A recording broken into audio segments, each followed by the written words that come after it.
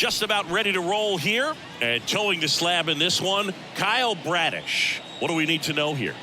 Well, he comes at hitters with a 5-pitch mix, so for him, it's always interesting to see how he utilizes those weapons. He may lean on 1 or 2 pitches depending on how things are going and how things are working, but if he can control 4 or even 5 of those offerings, look out, hitters. It's going to be a tough day. He's really going to be able to keep those guys off balance. Okay, all set to go. Here's Alex Verdugo. And the right-hander deals. Bradish, he has a reputation, I don't know, maybe a knack for working himself out of tough situations that he finds himself in. You know, you like that in a relief pitcher, but when you have it for a starting pitcher, a guy that can get out of a tight spot, that is pretty valuable.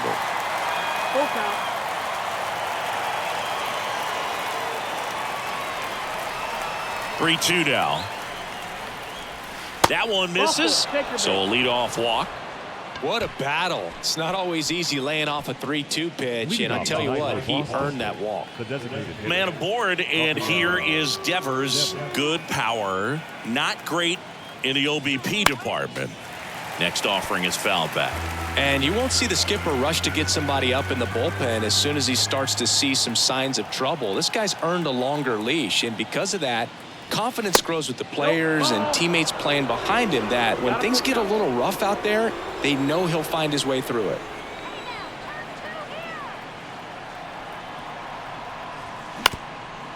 On the ground, a short could be 2. To second, there's 1. How about that double play? Got what he was looking for on the mound right there, and his infielders took care of business. Pretty textbook execution between short and second to turn that into 2 outs. How much of the ability to do that in a tight spot is the mental approach? I think it's very much being able to have a sets him down on strikes. Called strike 3 and a fastball up in the zone. Sox nothing. O's coming to bat. It's Major League Baseball on the show.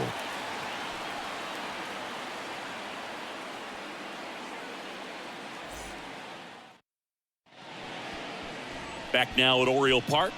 And starting this one is Corey Kluber. What do you have on him, Chris? Been a very solid pitcher throughout his career. ERA around 3.5. What I like is he competes, he stays in the game, and he gives his team an opportunity to win. And into the box for Baltimore, Cedric Mullins. For the Orioles, the center fielder, Cedric Mullins. Hit on the ground to the right side. He'll do it himself. 1 up, 1 down.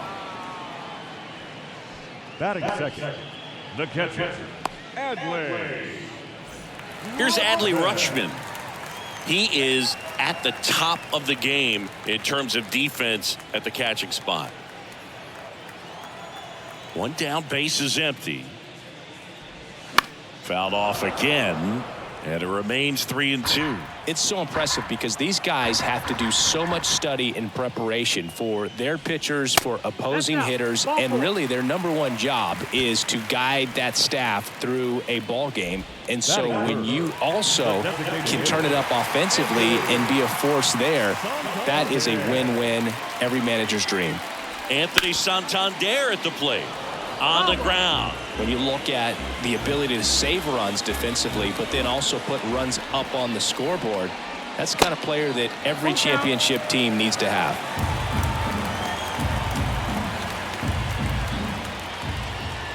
And the pitch. Swings through it, and that's a strikeout. Here's Ryan Mountcastle. 2 outs. Outside. 2-2.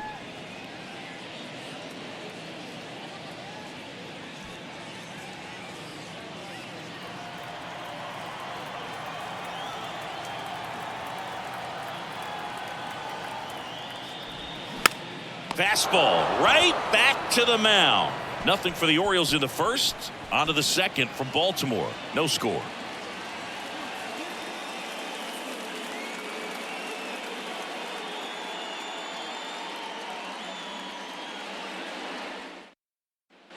Top of the second, so stepping in for Boston, Masataka Yoshida. Masataka Yoshida.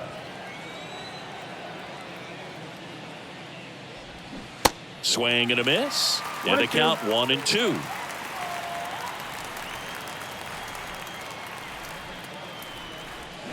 That's foul off to the right side. Keeps the AB going.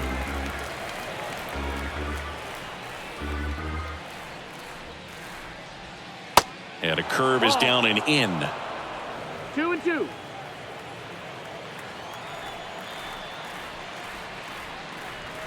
Swings and misses. Gassed it right by him. I'm not sure that was the exact location the pitcher wanted, but it worked. He got the swing and miss, and I'm sure a bit of sigh of relief after seeing that one go through the zone. Here's Kike Hernandez. Check swing, and he held up.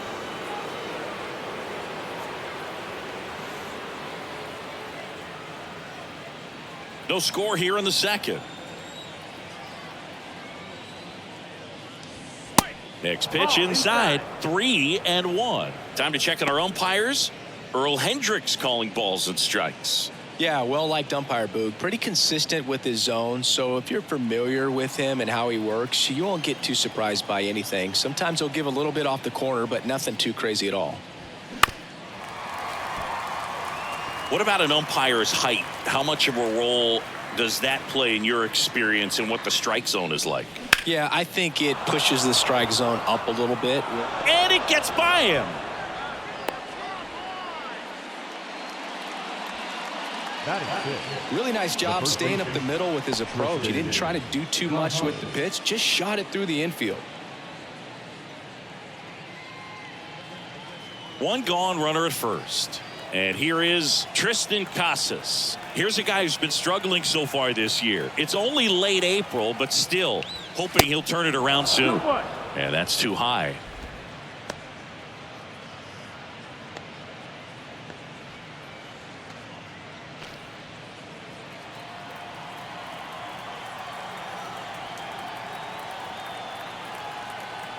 Forget it, guys. Double him up right here.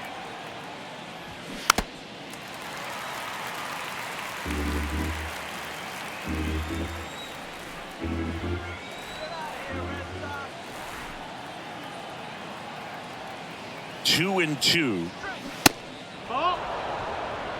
Full count.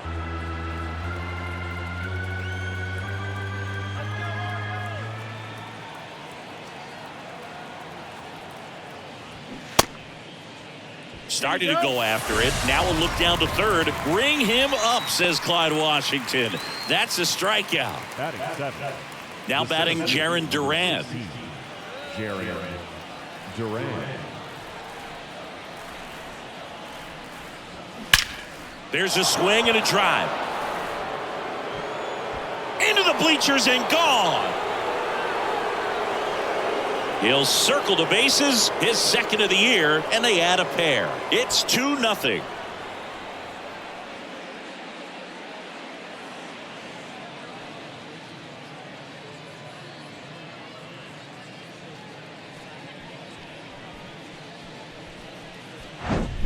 Knew what pitch he wanted to hit, spit on some other pitches in this at bat, was very patient, and it paid off.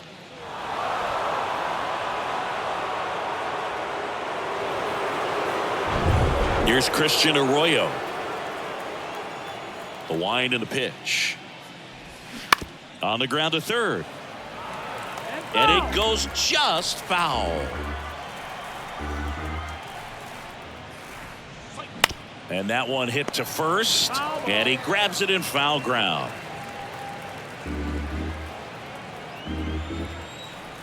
And the righty deals.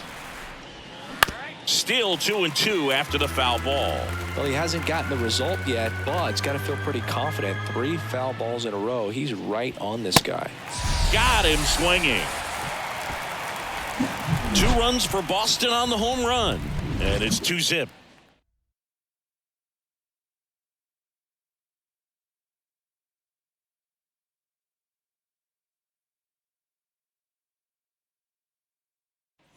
Bottom half of inning number 2. Here's the rookie third baseman, Gunnar Henderson. A wide to kick the pitch. Popped up. Hernandez has it sized up. Hauls it in for the out. Batting sixth, the second baseman, Ramon. Now it's the second baseman, Ramon Urias. He's someone that really beats up on right-handed pitching. The lefties, however, give him a little bit more trouble. The pitch. Hit softly on the ground to third. Turner to first. Already 2 out here in the home half of inning number 2. Batting seventh, the right fielder, Adam Frazier. Here's Adam Frazier.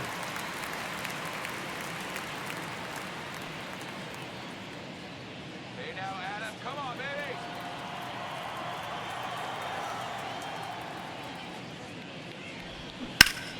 Yeah, the 2-1 hammered but foul. The pitch. Foul ball left side. He'll see another.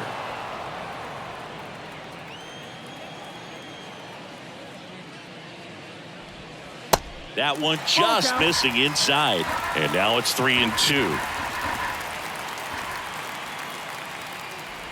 The 3-2 is off the outside edge, and that is ball 4. One of the things about that 2-out walk, the base runner over at first base is going to have a very aggressive secondary lead. So a ball down the line or into the gap will produce a 2-out RBI, and those are the best.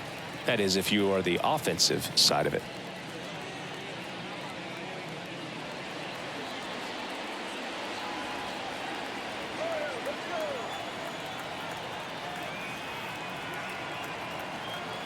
The 1-1. Swing and a miss as he was out front.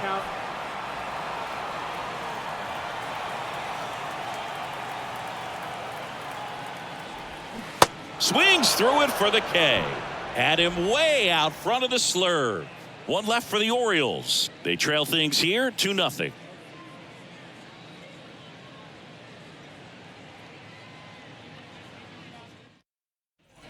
Top half of the third inning, and now it's the catcher for the Red Sox, Reese McGuire. Reese McGuire. The 1-1. Good eye right there. 2 balls, 1 strike.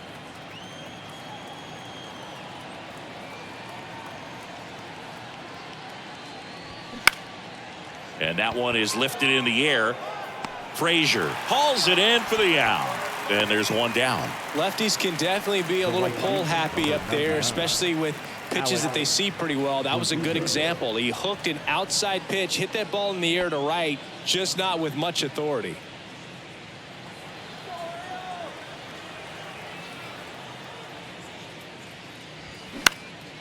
Puts it in the air out towards left center. Hayes has it sized up. He makes the grab, and there's 2 down. Now batting, designated hitter, Devers now. Devers, the baby-faced assassin. Not only can he hit the cover off the ball, he's got a great eye as well.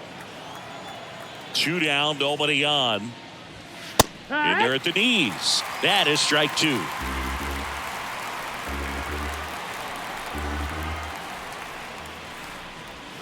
And now 2-2. Definitely a swing and miss slider down and in. He finished that really well.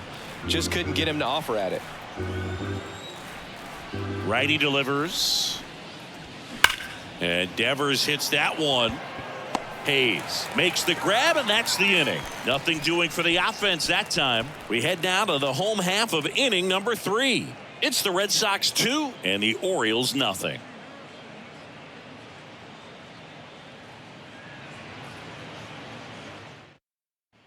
Bottom of the inning, Jorge Mateo now. For the Orioles, the shortstop, Jorge Mateo.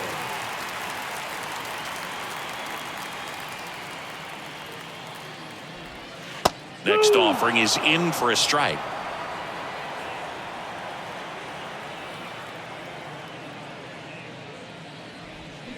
Got him swinging. Had him way out front of the slur. Very frustrating right there as a speedy potential base runner when with 2 strikes you just struggle to put the ball in play. You don't even have to get a hit at that point. You can help your team just by reaching on an error. But some way, you got to find a way to shorten up the swing and put the ball in play next time. 1-1 now. Just off the outside part of the plate.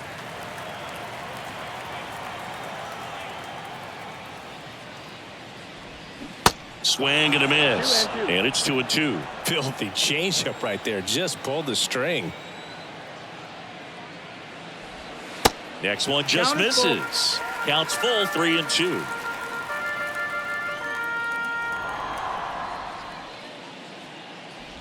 And there's ball four. Ball four. Well, he opted to go with the off-speed stuff on that 3-2 with the bases empty. Close pitch. But now he's got to work out of the stretch. Stepping in, Adley Rutschman, known for his rocket arm behind the plate.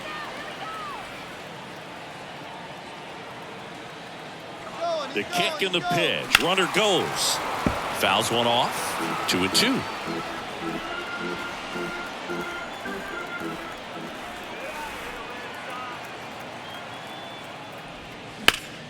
Battling here as he fouls it away.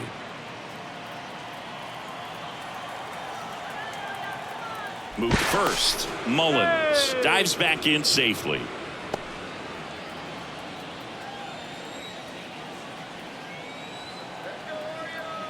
At the belt and fires. And that's a little bit high. Full count, 3-2.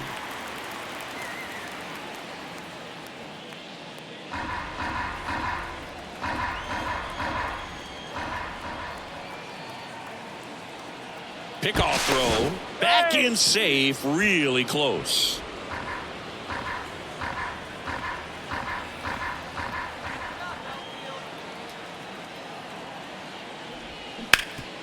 Ground ball up the middle.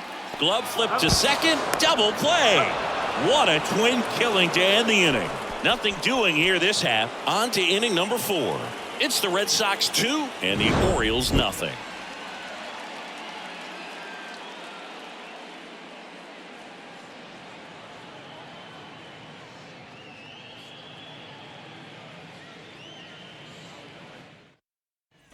Back here at the ballpark, Justin Turner now.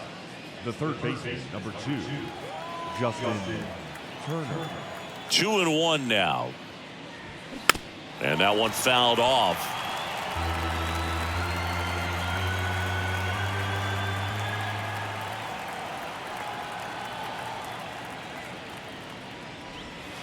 Next offering is down low.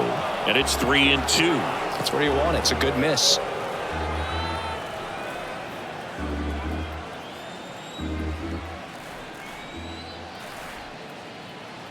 Kicks and fires. Tried to check his swing there. Now an appeal to first. And he held up just enough. That's ball 4. Oh, looking for a swing and miss right there, or for the ump to help him out and make a call with that last pitch, but neither happened. Close pitch, but a good take to earn that walk.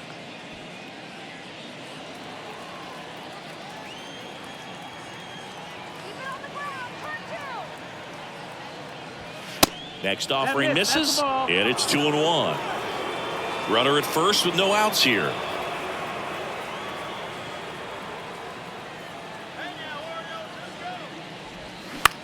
Popped in the air, left side. He's there. He's got it. And there's one down.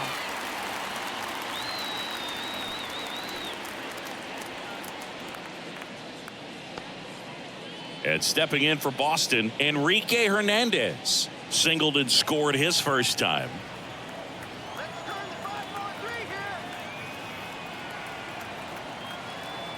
The 1-1. Pulls that one foul.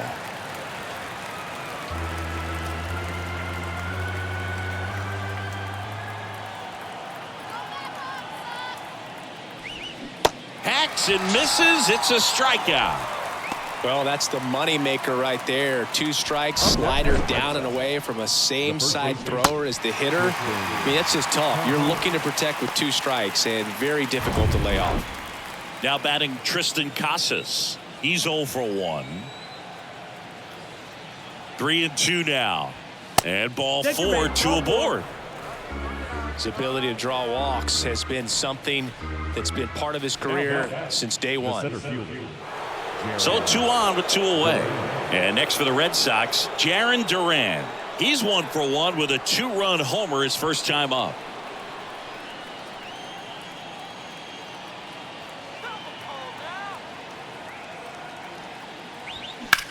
Ripped on a line to center. He dives, but he can't make the catch. Just so sound in his mechanics. Hits against a firm front side, and the hands just continue to carry through the middle of the field.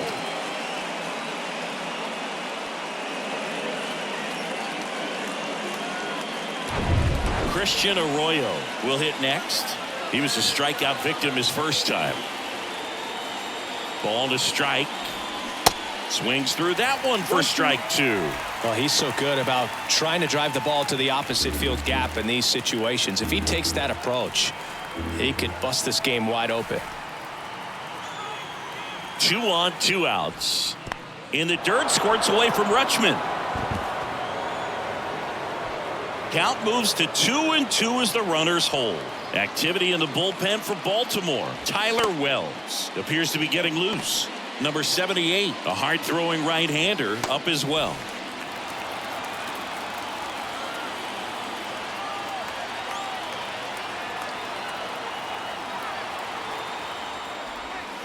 Foul ball, another 2-2 upcoming.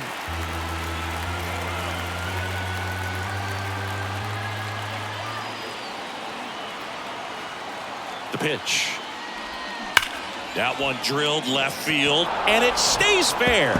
And that rolls into the corner. 1 run across, now 2 runs score. It's 5-0. And he's safe at second with a 2-run double. Gotta love the resiliency he showed in that at bat, battling with 2 strikes. Ripped that one down the line and kept it fair. And even when you hit it that far out front, you still have to keep your hands tight to your body so you don't hook around that baseball and put it in foul territory. And that right there was perfect. Manager out of the dugout, and he's going to make a change. Kyle Bradish will depart, and he's not going to be happy with himself. New pitcher on the mound in a moment.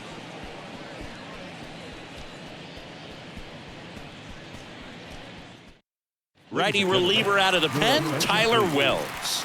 He's having a ton of success facing left-handed hitters this season, so this seems like a smart move to turn to him with a lefty at the plate.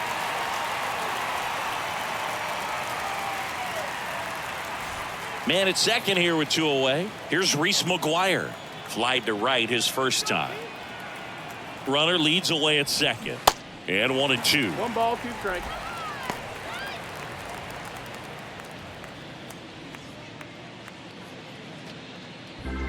Two outs and 1 in scoring position.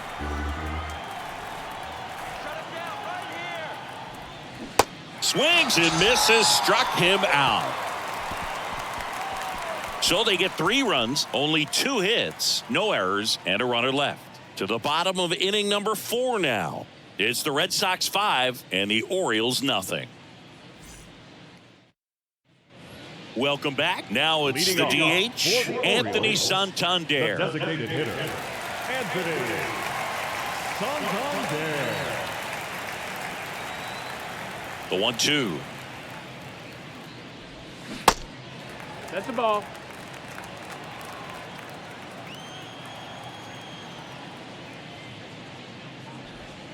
And now it's filled up.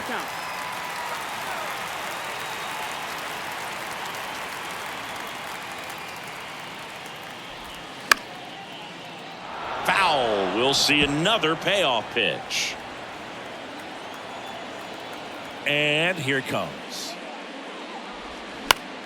Foul ball, and it remains a full count.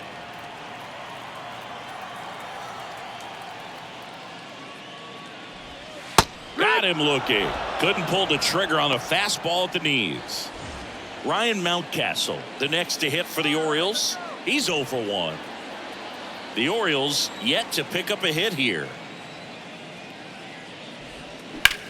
Swing and a line drive slicing into right field. And there are 2 outs. Now batting, The third baseman. 2 outs, base is empty.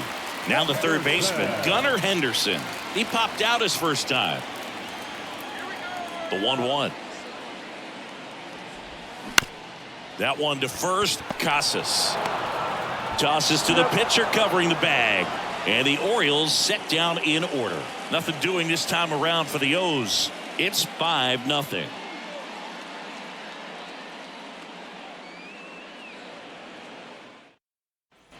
New inning getting started. Now here's the Red Sox leadoff hitter, Alex Verdugo. Alex Verdugo. And a pitch. That one down the line. Henderson over to first in time. And the leadoff man set down in their half of the fifth. The batter, the designated hitter, Rafael. And here is Devers. Chris, you played here in 2002. What are the memories that stand out as to being a member of the Baltimore Orioles? For me, it was just pulling into the parking lot and having those that were there with an encouraging smile or a pat on the back, regardless of how things were going. It made it a lot easier to come to the ballpark, whether you were doing well or you were struggling. And then the way that they treated your family. I mean, this is a great place to play, and I'd say it's got to be one of the top places in all of baseball.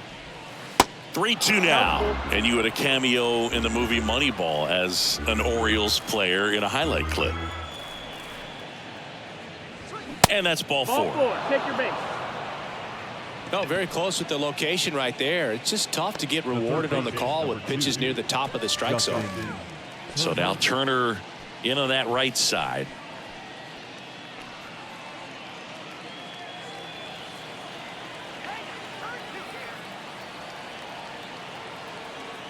The pitch.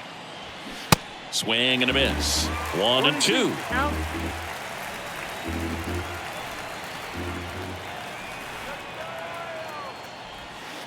That's a little bit low.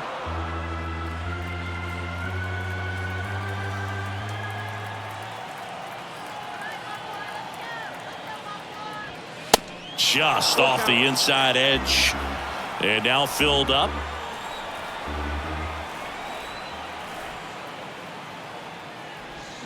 Swing and a miss, struck him out. Well, I'm not sure what he was waiting on right there. He got the changeup and still late on it. You rarely see that. It almost makes you think that he was trying to set the pitcher up. I mean, if you can't catch up to the off-speed stuff, there's no way you're going to touch a fastball. The count 2-1. And strike two.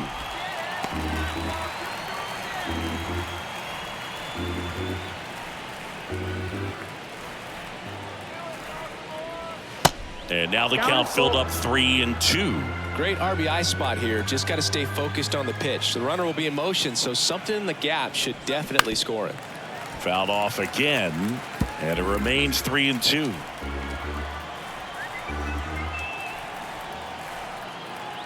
And the pitch. Strike three. Got him looking on the changeup. One left for the Red Sox as they are unable to add to their 5-0 lead.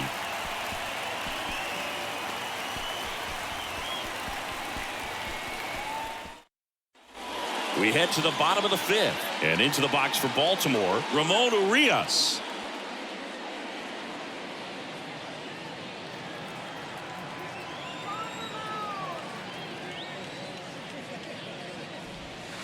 Next offering way off the plate. Meanwhile, activity in the bullpen. Garrett Whitlock, the young right-hander, up and throwing.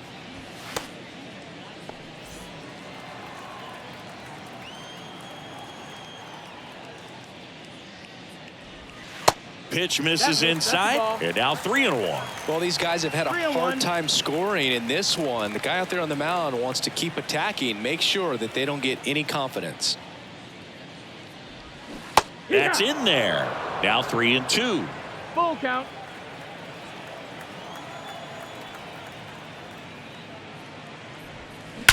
In the air, right field, pretty well struck. That one back there. If one hops off the wall, should be extra bases.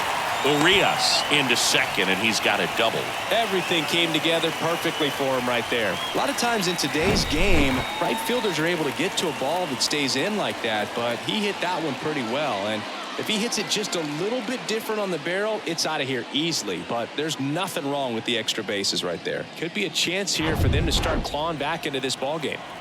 And now, Adam Frazier. Man at second. Just That's off the inside inside ball. edge.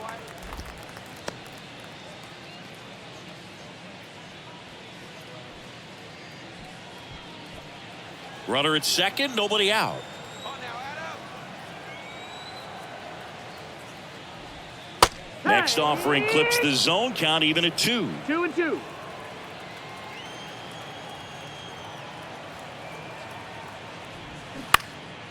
Swung on, popped up on the infield. Casas makes the grab, 1 down. Now batting, the left fielder, Austin. And now Alex Cora is out of the dugout, and he will make a move for the bullpen. Corey Kluber gives way, and he's responsible for the runner on second, so the book isn't closed on him yet. We'll be right back.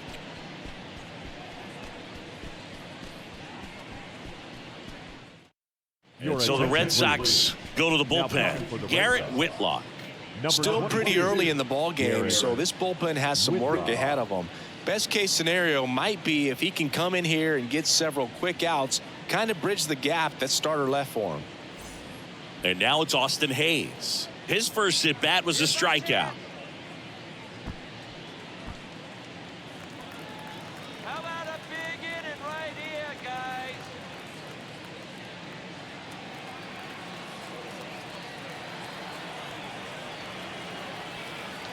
Here's a 1-1. And a swing and a line drive at a right field. He's got it, and there's 2 away. The batter, number 3, shortstop, Jorge Mateo. Jorge Mateo getting ready to hit. 0 for 1. He struck out swinging last time.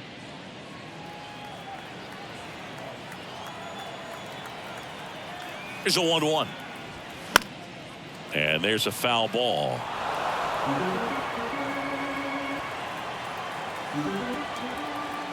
One and 2 now. Gets a piece and stays alive.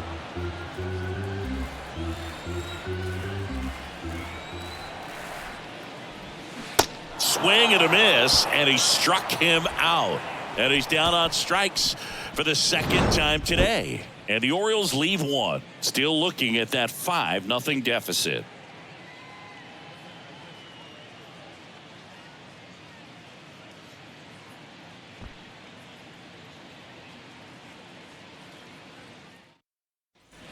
Back here in Baltimore, and now the shortstop, Enrique Hernandez. Sing, you talk about a guy that has all the skills. The range is really good, but the arm just stands out, and he makes all the plays. Ground ball to the right side. The flip to the pitcher covering. Leadoff man retired in the 6th. Up next for the Red Sox, the first baseman, Tristan Casas up next for the Red Sox. And because of that big power arm, he's able to play a little bit deeper, make throws from the outfield grass all the way across the diamond, and still get a pretty good runner. That's impressive. Left-hand hitter waits. Ball high. You see how the catcher wanted that pitch up and in. Want to try to tie him up. That's the one thing we're seeing, that high fastball. You have to get it up there because of how hitters have changed their swings.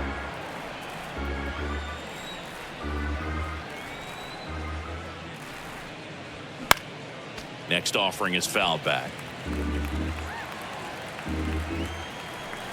The pitch. Knocks that one away, and we'll do it again.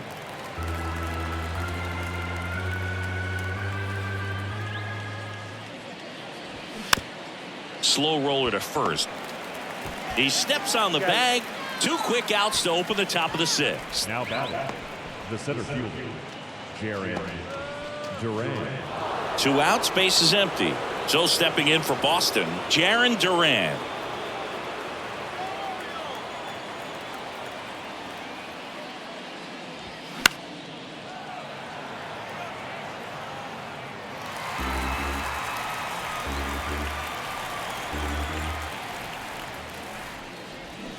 Got him swinging. He chased the changeup, and good work there as he gets a 1-2-3. I think the key is arm action on the changeup. When you can sell it like a fastball, you drop the velocity, you get the swing and miss, and you walk off the field.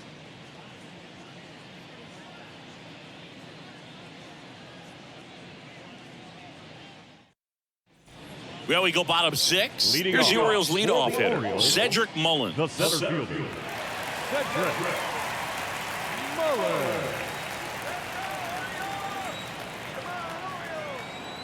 And a pitch. Next offering is outside.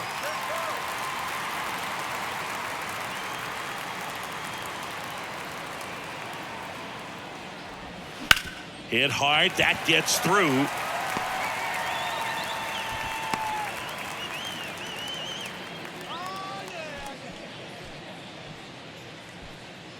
So, man aboard. Adley Rutschman digs in now. And now it's even up. Well, here's a good opportunity in this inning to get on the scoreboard after that leadoff hit, and hard the order coming up right behind them. This is where they need to get going.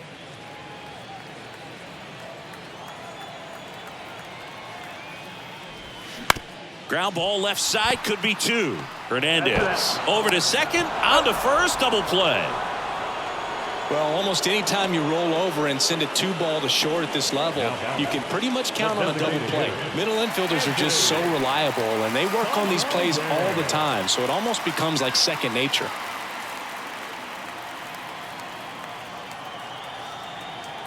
And he deals. Swings and misses at the pitch off the plate. Good late sink on that fastball. Out of the hand, looks so good, and then by the time he gets in the... Swing and a miss, and he is down on strikes for the 3rd straight at bat.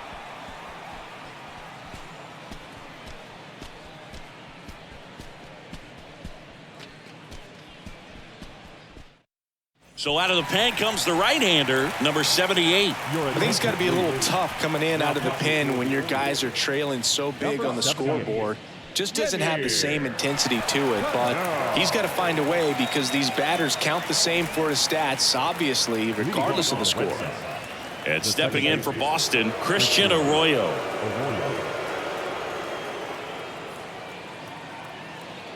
Right-hander kicks, deals. So a foul ball makes it 1-2. You know, these Red Sox, simply put, are producing a lot of quality swings. They've hit 7 line drives already, and even though some of them have been for outs, there's nothing wrong with delivering consistent, hard contact. That's almost always going to lead to positive results. Got it by him for the K. The catcher, number 3. Reese McGuire up next for the Red Sox. McGuire.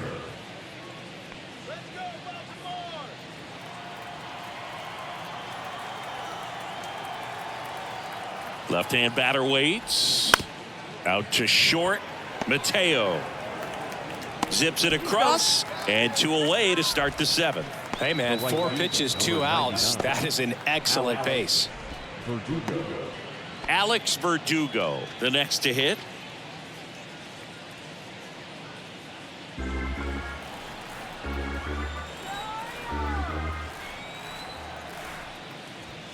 Next one is off the plate. It's 2-2. 2 balls, 2 strikes.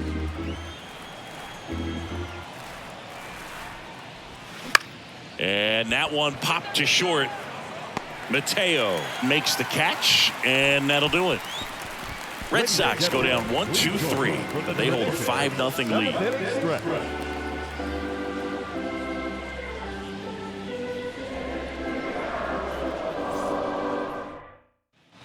And welcome back. And here's the first baseman, Ryan Mountcastle. The first baseman, Ryan Mountcastle. Here comes a pitch. And a foul ball.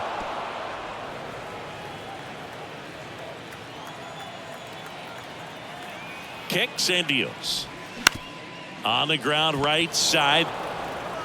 Arroyo whips it to first. And they get the leadoff hitter in the 7th. Third baseman, number 2, Gunnar Henderson will hit next.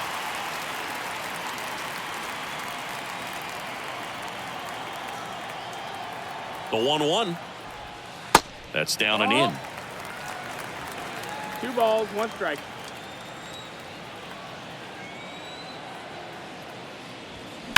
To third, Turner. Jump throw. Throw, save. And that was close. Boom, that's staying within his game right there. I mean, this speedster gets the infield single, and now he's on base to possibly do some damage. I love seeing what guys like this can do to disrupt the game once they get in a position to do so. 1 down. Here's the second baseman, Ramon Urias. Here's a 1-1. Swing and a miss as he was late that time.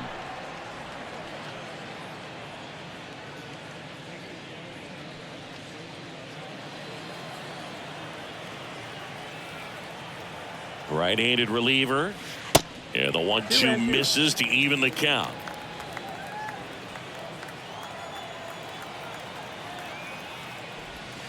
And delivers outside.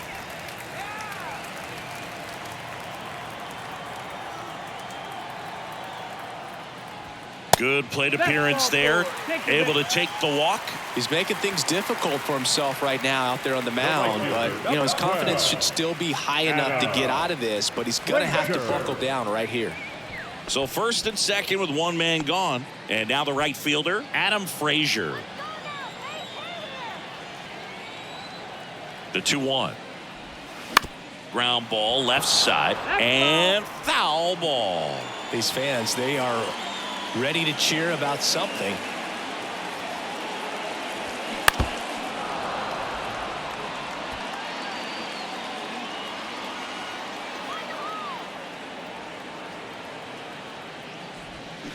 Ground ball right side, could be 2. To second, there's 1. Double play.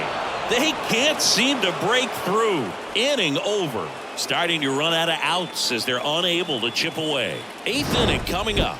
It's the Red Sox 5 and the Orioles nothing.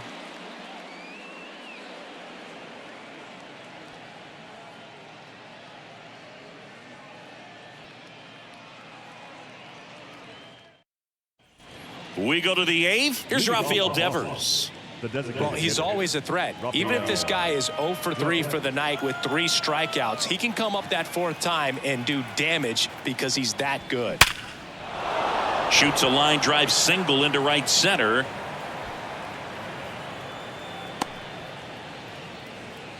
He was all over that one. Absolutely smoked that baseball. What a swing. Sent it out way faster than it came in, of course. 113 off the bat, and no matter where you hit it at that speed, it's tough to make a play on. Man at first. Here's Turner now.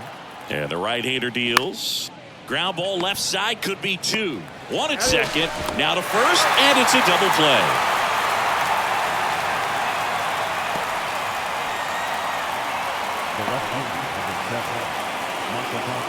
And now here is Masataka Yoshida.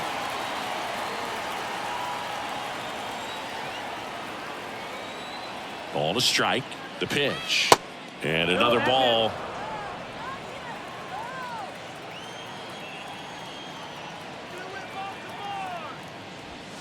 And there's a ball. No, that missed. That's a ball. 3-1. 2 outs. 3-1, and he couldn't come up with it. Looked like a questionable call in that spot. He even seemed a little surprised it went his way at the plate, but as a hitter, you'll take that all day. So 2 down, and next for the Red Sox, Enrique Hernandez.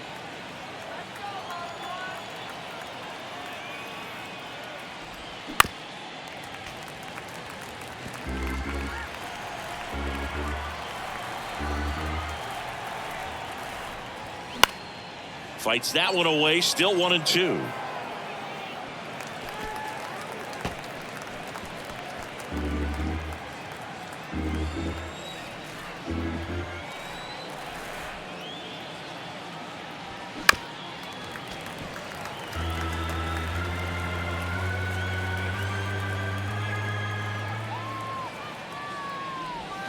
Swings and misses. It's a strikeout. Slider got him for strike 3. They get a leadoff single but leave him stranded. Last half of the 8th coming up. It's the Red Sox 5 and the Orioles nothing.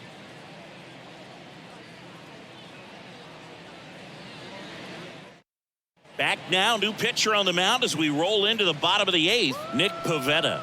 And he's had his struggles so far this year, as you can see the inflated ERA. Looking to bring that down a little bit right here. Number 37, Nick.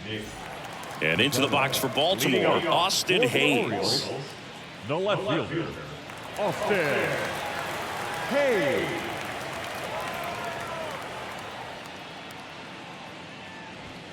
Way high with that one. And that's ball 2. Action in the pen down there. Richard Blyer, the southpaw, is throwing and getting that sinker dialed in. 2-2 now. Hard ground ball, base knock.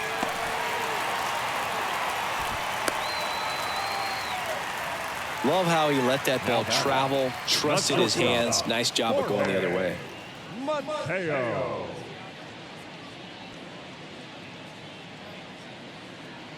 So a man aboard. Now it's the shortstop, Jorge Mateo. Good contact guy, good defender, and the righty deals. Well, the leadoff man gets on. You want to minimize the threat by playing sound defense. Hopefully the pitcher can get a ball on the ground and they can roll him up for 2. Nobody out, runner at first.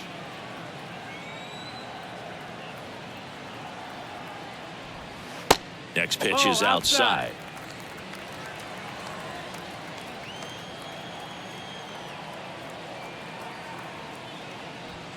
That one is upstairs. Full count.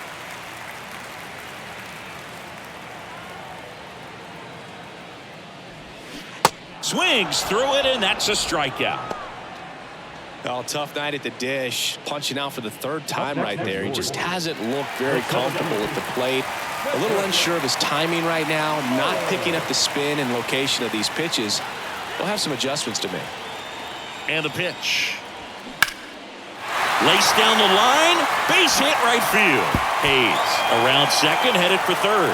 Lead runner holds at 3rd, so 2 runners in scoring position and just 1 out. A couple of hits in a row for him here. Just a really nice job of turning on that pitch and smoking it down the line. And there's no one playing there, so once it drops in fair, you're on your way to extra bases. And next for the Orioles, Adley Rutschman. The next offering misses, and the count is 3-1.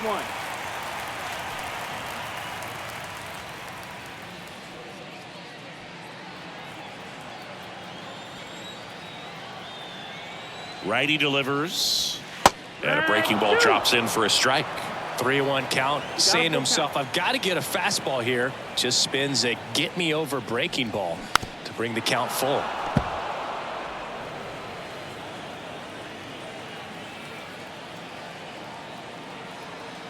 3-2 now. Swing and a pop-up. Foul territory for the catcher. Rutschman retired. 2 away. Man, it's so frustrating. You got a couple of runners on. You want to try to drive in at least 1 run. Maybe you get a little too big with the swing. Pops out right there, and I tell you what, nobody's more frustrated with that at bat than him. And next is the designated hitter, Anthony Santander. Little base in here. Come on, that's all.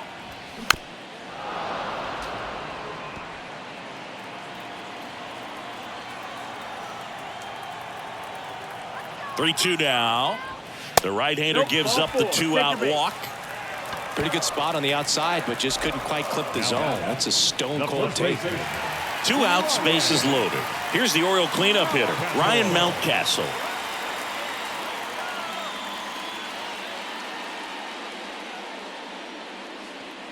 Just get the base hit.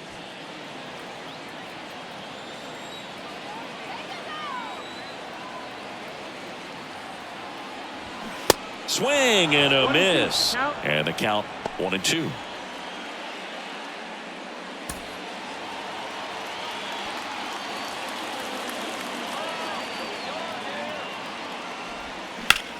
High fly ball, right field. Verdugo gets under it. And that will end the inning.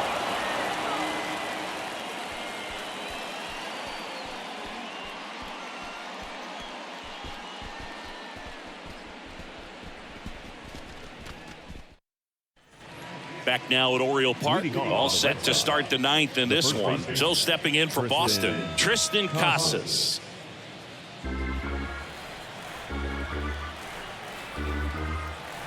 And a 1-2. Gets a piece there. We'll do it again.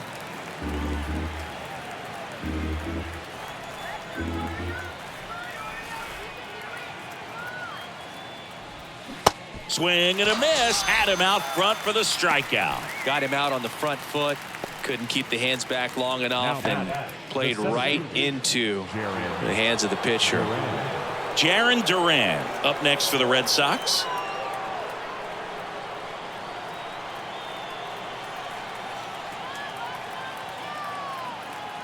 One now. Back up the. Oh, that got him.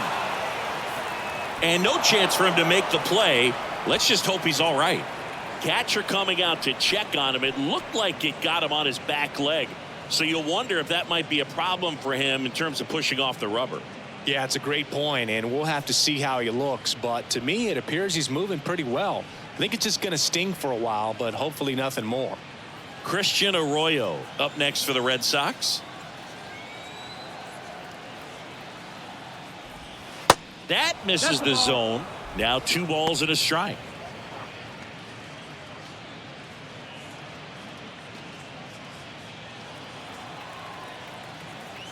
Let's get 2 here.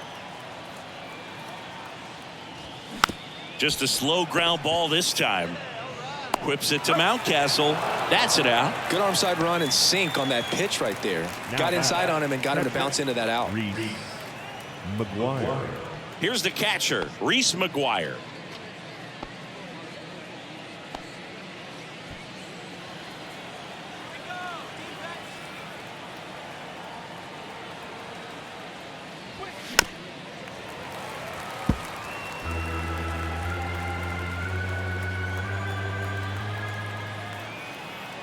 At the belt and fires. To the right side, and that one handled. Gathers and throws to first. And that is that. No runs, 1 hit, no errors, and a man left. 5, 6, and 7 will lead things off in the bottom of the 9th. It's the Red Sox 5 and the Orioles nothing. Richard Blyer comes on now. And you know, bullpen guys can struggle sometimes when they're called upon with big leads because it just doesn't have the same intensity as a tight game. So we'll see how sharp he is. Your mental toughness matters in situations like this as well. And into the box for Baltimore, Gunnar Henderson. The third baseman, Gunnar Henderson.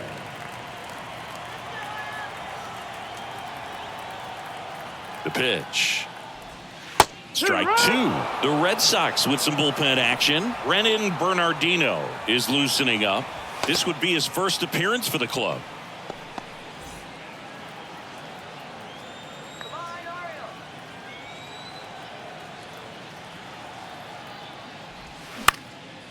In the air, left field, and he can't quite get there. It's a foul ball. And here it comes. Good eye right there.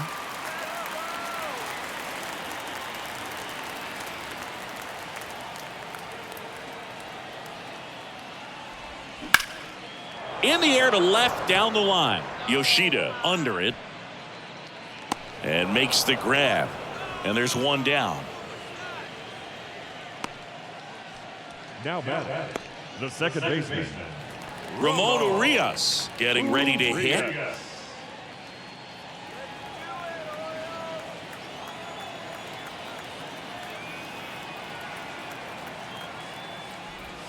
The next pitch misses, and it's 2-1.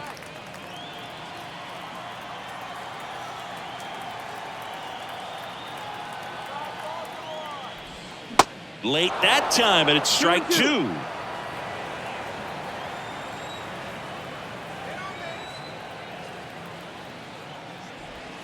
Got him swinging. Well, that at bat seemed to be over as soon as it started. 3-pitch strikeout. You've got to be better at the plate right there, at least to foul something off, extend that at bat. Orioles down to their final out. So next to hit for Baltimore, Adam Frazier. And a 1-1. They're down to their final strike.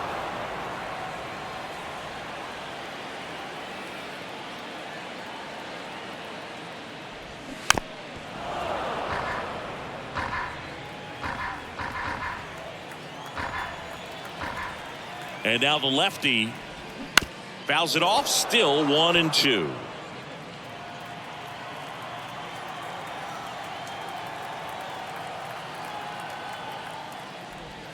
That one missing inside.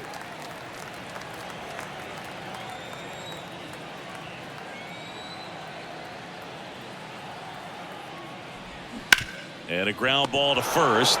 Steps on the bag himself. Ball game.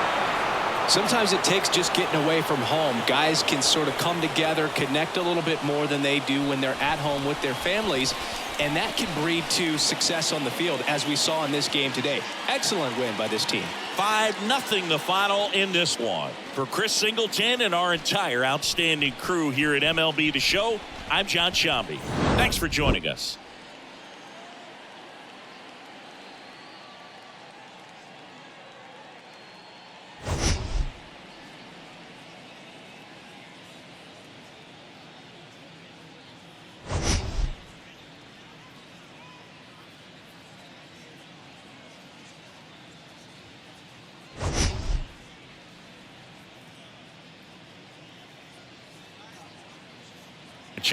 It's the Boston Red Sox taking on the Baltimore Orioles.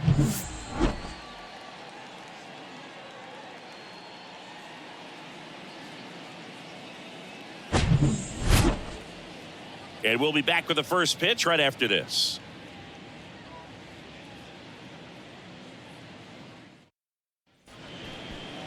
Just about set to go now. And on the hill, Dean Kremer. Well, he's not a rookie, but still very young in this game, learning his craft. I think the key is getting consistent reps and the opportunity to develop his stuff. Looking forward to watching him pitch in this one. And stepping in for Boston, Alex Verdugo. The right fielder, number 99, Alex Verdugo.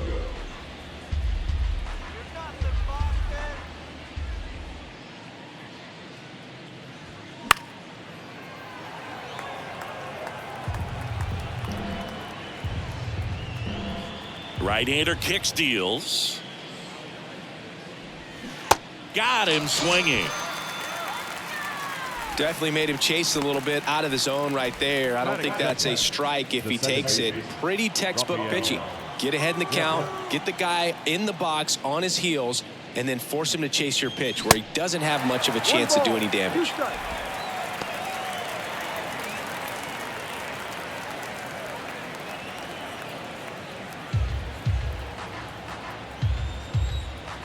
The wind, the kick, and the 1-2.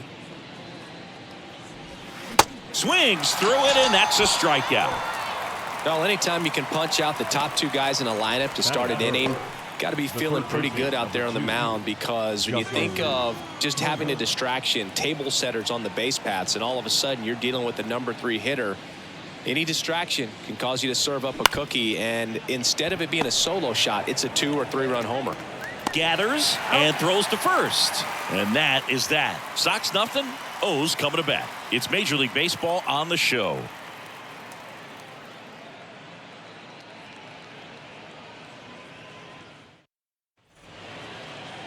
Back here at the ballpark, and starting this one, Chris Sale. Chris, what are you looking for from him? He's racked up over 2,000 strikeouts in his career. He's such a competitor out on the mound. So fun to watch him work. I'm excited for this one. And into the box for Baltimore, Austin Hayes. Singy, the Red Sox won the World Series in 2018 in 5 games. And Chris Sale, normally a starter, ended up coming out of the bullpen. He recorded the final 3 outs. He struck out the side to finish things off. You and I called that game together. Yes, we did. It was a whole lot of fun. Top of the zone for a called strike. 2 balls, 2 strikes.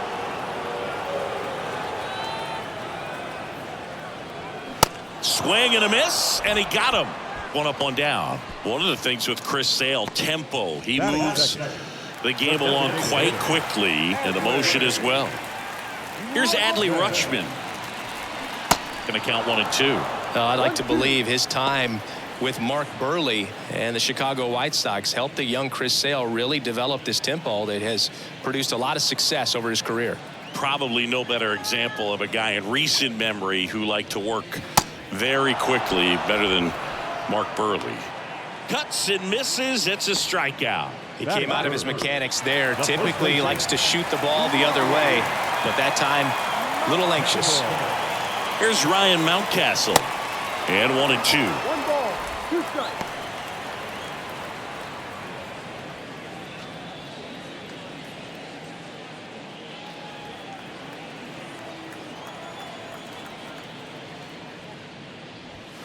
Next one misses. The count now 2-2. First 2 hitters get punched out on strikes. Take some notes from the dugout. Got him. Strikes out the side to begin the game. What a start. Impeccable command in that one. 3 batters, 3 strikeouts. That's electric stuff out there on the mound.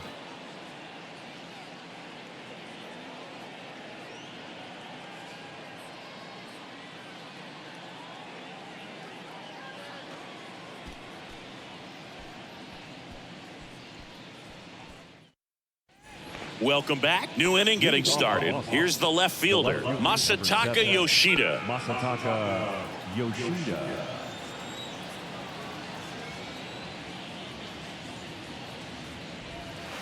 That misses. 2-1. This hitter's looking for a fastball, but I'm not sure he's going to get one. Pitcher doesn't have to challenge him. If he feels better about his off-speed secondary stuff, then stay with it. That one in for a strike. 2-2. Woody Keller making the calls behind home for us today. And Boog, something to keep an eye on is how pitchers utilize the top part of the strike zone. We see a lot more of that in today's game with guys going up there with hard stuff. Keller, definitely an umpire that isn't afraid to call strikes up in that part of the strike zone. And down on strikes. And there's one down. Well, that at bat seemed to be over as soon as it started. 3-pitch strikeout. You've got to be better at the plate right there, at least to foul something off, extend that at bat. Here's Kike Hernandez. Here's a guy who's been struggling so far this year. It's only late April, but still hoping he'll turn it around soon.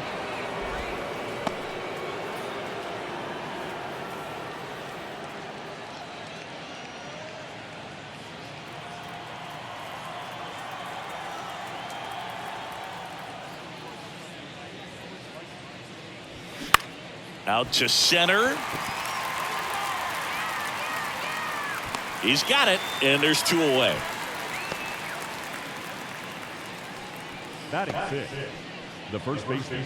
Now batting Tristan Casas. Second inning here, no score.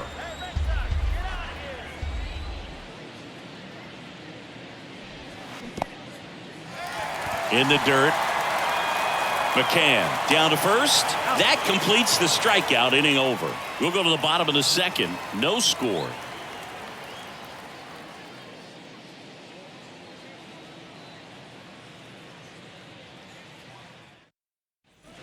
Back now at Oriole Park. Bottom of the second. Anthony Santander at the plate.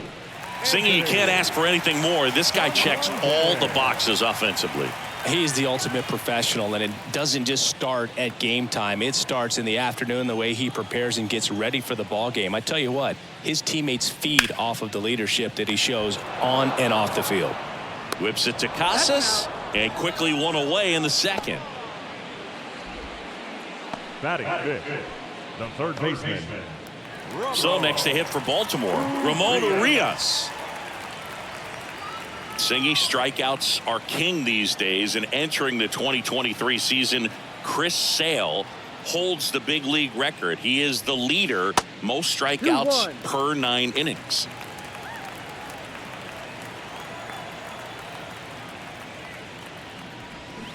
Next pitch downstairs, 3-1. Well, the one thing about Chris Sale is he's got such a devastating slider, and it doesn't matter if you're a left-hander or a right-hander. If you're a lefty, it's going away from you. If you're a righty, it's coming at that back right foot. Well, he tried to nibble right there and just missed his spot. Hitter didn't offer at it. Now he has somebody to worry about over at first. One down. James McCann in now. A guy who's turned himself into a good framer. He was originally drafted by the Tigers. Second-round pick in 11.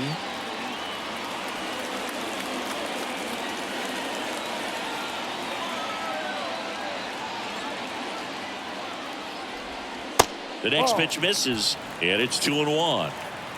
Urias, the base runner at first with one out.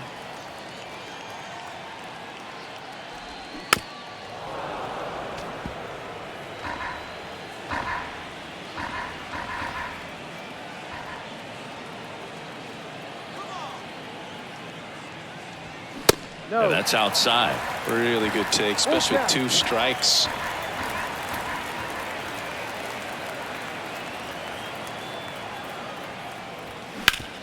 Maybe a 2-ball. 5, 4, 3. It's a double play, and that'll do it for the inning. So they go quietly there. We head on down to the top of the third. We're tied 0-0.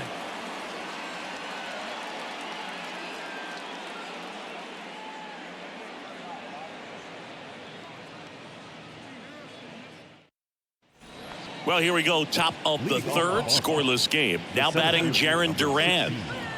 Jarren Duran. The 2-1. He swings and fouls one off. Kicks and deals. Look out.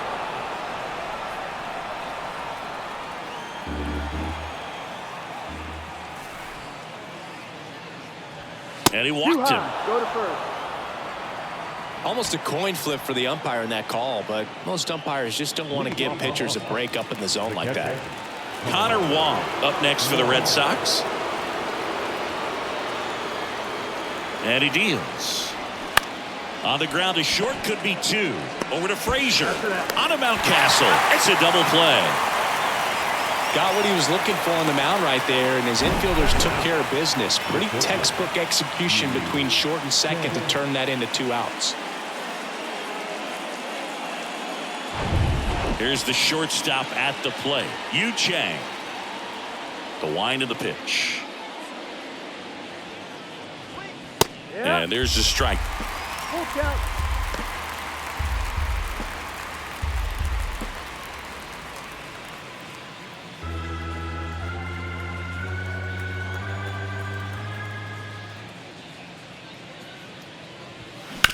And he hits a ground ball right side into the outfield. Base hit.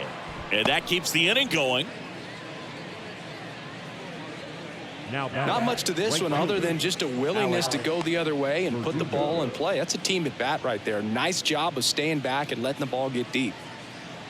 So the batting order turns over. Now it's the right fielder, Alex Verdugo. He was a strikeout victim his first time. 1-2 now. Upstairs.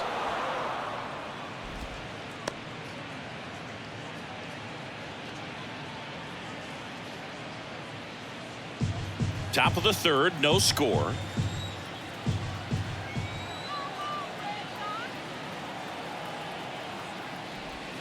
Next offering is downstairs. 3-2, 2 out, runner on first. A lot of movement in the infield. Hitters got to stay focused on the pitch. Rafael Devers would be next. Big bat with a potentially huge opportunity.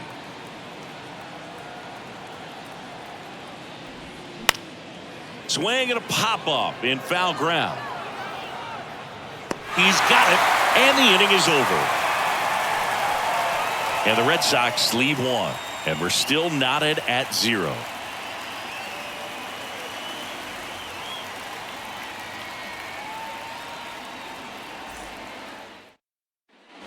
Ready to go for the last half of the inning. Here's the center fielder, Cedric Mullins.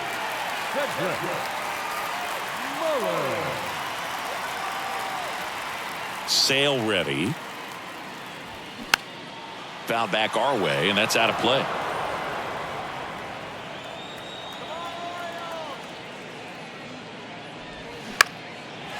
that one lifted in the air center field, and it drops in. Man aboard on the leadoff single. Look, I don't think that pitch would have been called a strike, but he did such a nice job of pulling his hands tight to the body and just getting enough of the barrel on it to be hard enough back up the middle for a knock. Jorge Mateo now. Good contact guy, good defender. That misses. 2 balls, 2 strikes.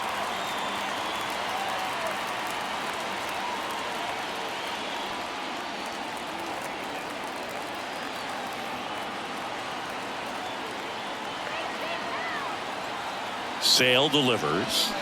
And a swing and a miss. And that's the first out. Oh, there's a small sigh of relief right there. I mean, just to keep that speed off the base paths. It's not just the pitcher. It's other guys that have to think about it. From your infielders, have to think about that runner potentially stealing, but also be in position to make a play. As an outfielder, you're thinking about a base hit to the outfield. I got to get to it quickly to try to keep this guy from taking an extra base. So I think everyone just a little more relaxed that he didn't reach base. Well, interesting. He's looking very comfortable out of the stretch after giving up the leadoff single. Back-to-back strikeouts. So they haven't been able to move that runner up, get him into scoring position, and try to have a better chance of scoring. I tell you, good job so far on the mound. He just needs one more out. And now it's Austin Hayes. Kind of a throwback. No batting gloves. And Sale deals. That one is absolutely belted. That's back. And that one is off the wall. And they'll score first. It's 1-0. Mission accomplished there as he picks up the RBI to give him the lead. Absolutely blasted that one into the gap, but just didn't have quite enough to clear the wall out there. Maybe a little more elevation under it and it carries over, but that's a swing you'll be happy with every time. Adley Rutschman getting ready to hit. He struck out swinging at his first at bat. The 1-1. 2-1.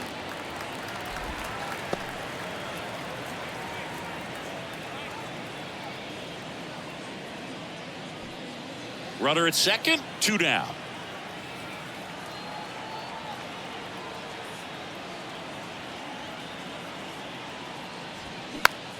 Swing and a ball popped up. And that is that. But a run will score in the inning on this RBI double. It's now 1-0.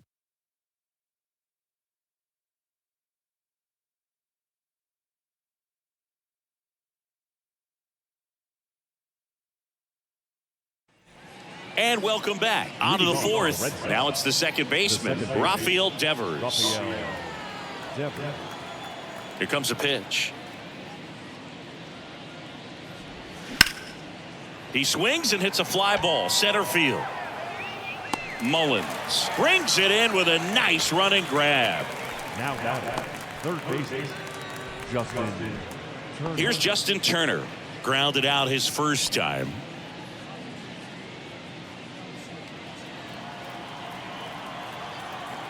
The wind of the pitch. 2-1.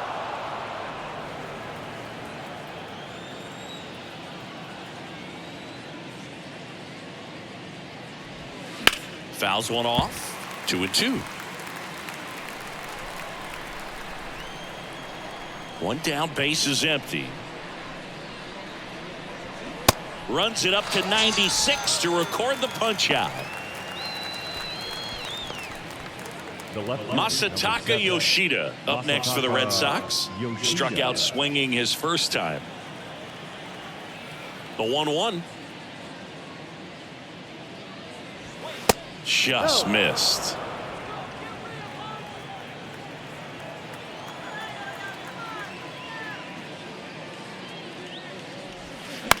Ground ball left side. Zips it across. That ends the frame. Red Sox go down quietly. They trail here 1-0.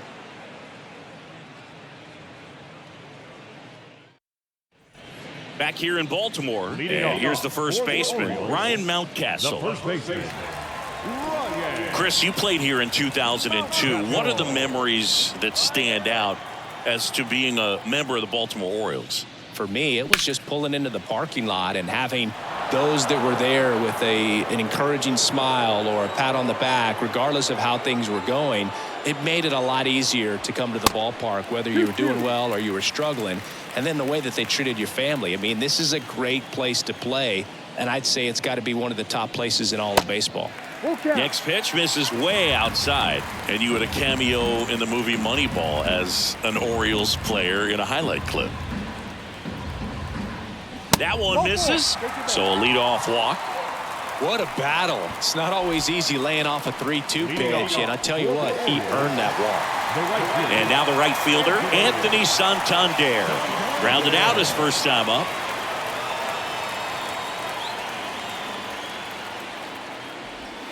Next pitch misses, and a count 2-1. 2 balls, 1 strike.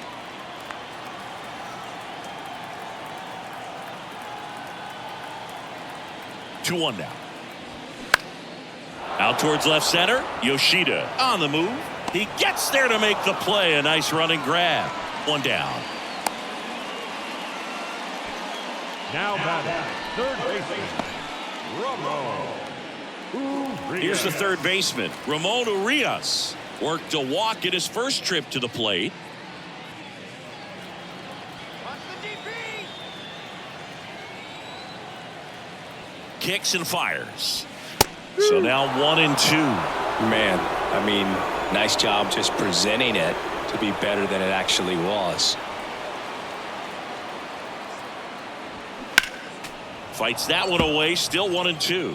The idea was right, looking to locate that fastball up and in. He just missed his spot a little bit. 1-2 now, Sale. And a foul ball, he stays alive. Mountcastle stands at first with 1 out.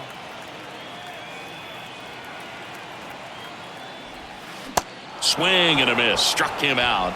And now 2 gone. Well, kind of a weird pitch and a weird swing on that strikeout. It's just a slider that caught a lot of the plate. I'd say a very hittable location.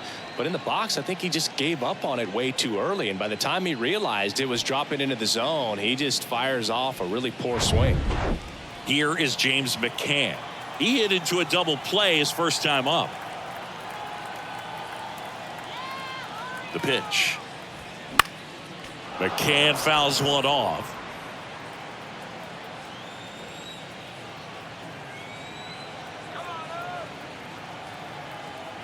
Two 2 now. Gets a piece and stays alive.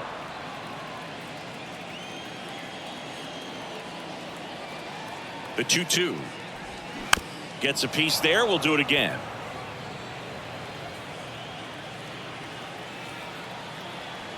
Knock it out of here. 2-2.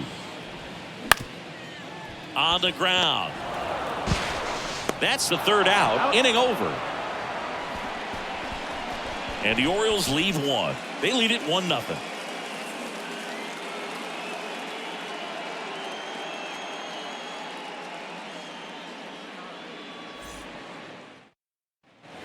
Back here at the ballpark, we go to the top of the 5th. Now it's the DH, Enrique Hernandez.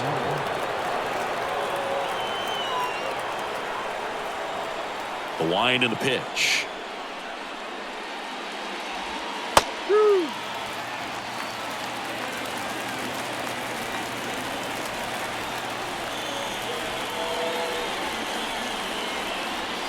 Got him swinging. It's a strikeout.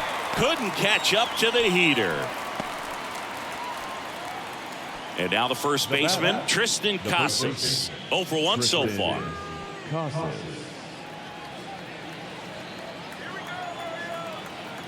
Here's a 1-1. There's a strike.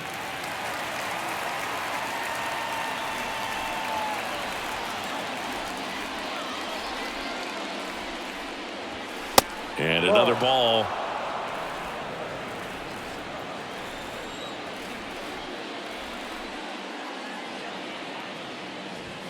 Right through there, got him. And there's 2 away. Well, just couldn't pull the trigger on the fastball right there, and I don't think he was taking it, thinking it might be a called ball or anything. I just think he was flat out frozen. Did not expect that location, in my opinion. The 1-1. Lifted in the air, out to left. He's got it. And that is out number 3.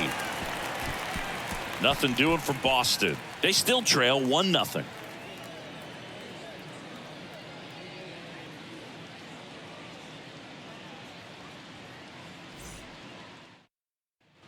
Welcome back. We head to the bottom of the fifth. And into the box for Baltimore, Cedric Mullins. Well, on paper, it's favorable to have a fairly quick inning here with 2 of the 3 hitters he's set to face batting from the left side, same side he throws from. And a bunt towards third.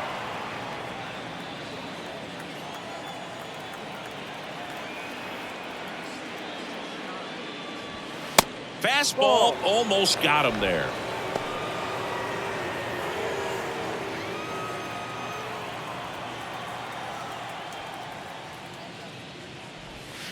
The next offering misses, and it's 3-2.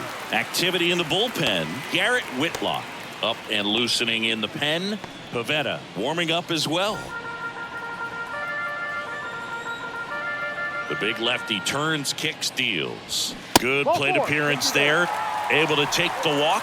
Oh, looking for a swing and miss right there, or for the ump to help him out and make a call with that last pitch, but neither happened. Close pitch, but a good take to earn that walk. And next for the Orioles, Jorge Mateo. 0 for 1. He struck out swinging last time.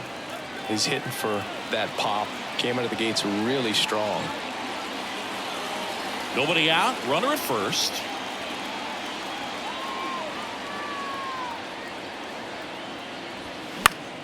That one out to right. Makes the catch, and there's one gone. Now batting, the second baseman, Adam Frazier. Here's Adam Frazier.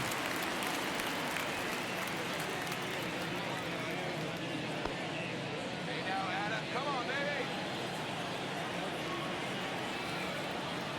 Let's keep it going. First offering. Runner goes. In the air, right field. And it stays fair. Lead runner touches second, heading for third. And the throw's offline, safe at third. He went up there and got it. With 2 strikes, I'm not going to leave this in the umpire's hands. I'm going to be aggressive. It was in a location where he could get those arms extended that he loves to do. So nice job right there, coming back in that at-bat. Manager out of the dugout now, and he'll make a move to dip into the Red Sox bullpen. That does it for Chris Sale as the lefty makes way, and he leaves in a 1-run game. New pitcher coming on. We'll be back in a minute.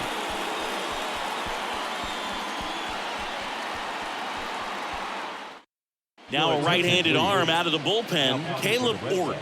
He pitched yesterday, and we'll see him once again.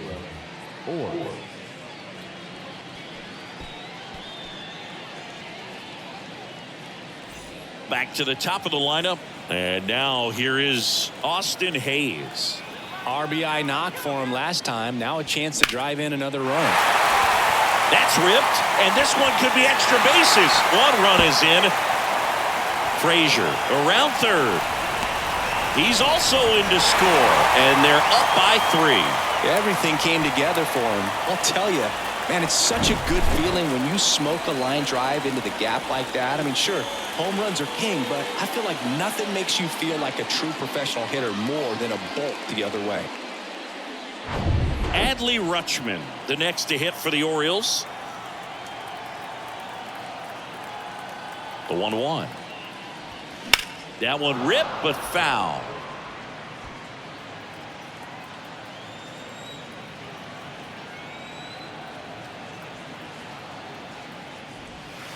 And now the count is even.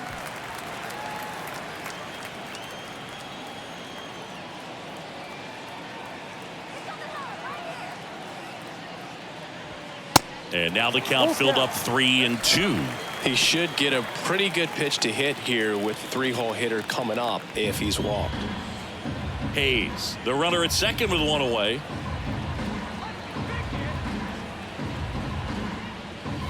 Swings and misses, struck him out.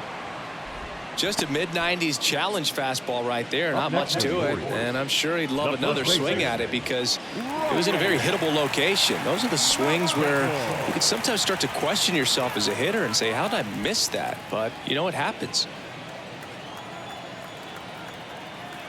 Ball to strike. Just off the inside edge.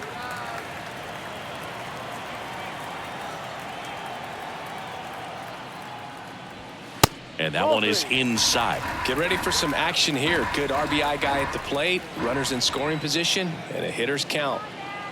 Man on second, 2 down. Late that time, and it's strike 2. I think he was sitting off speed there.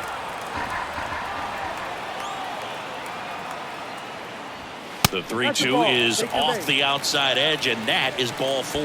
Second walk of the game for him, and he's been really patient at the plate. A game plan that he's sticking to. He's just not going outside of what he's looking for up there.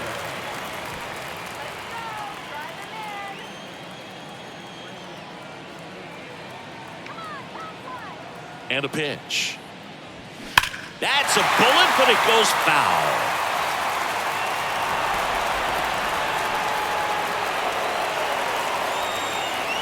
And the righty deals. Just missed the inside corner. 2 balls, 2 strikes to count with 2 outs.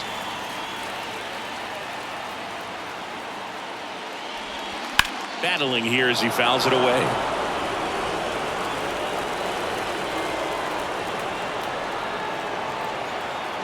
The 2-2. And misses inside. Ramon Urias waiting for a turn at the plate.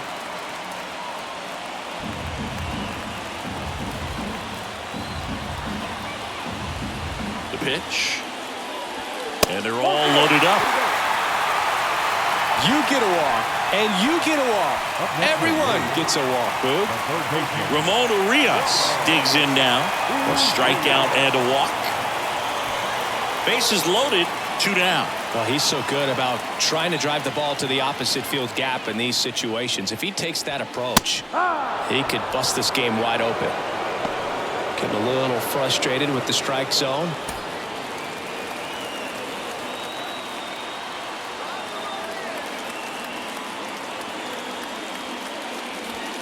Swing and a miss. Struck him out. Chased the fastball up the ladder for strike 3. But they'll pick up a couple runs here, both coming on this 2-run double. It's now 3-0.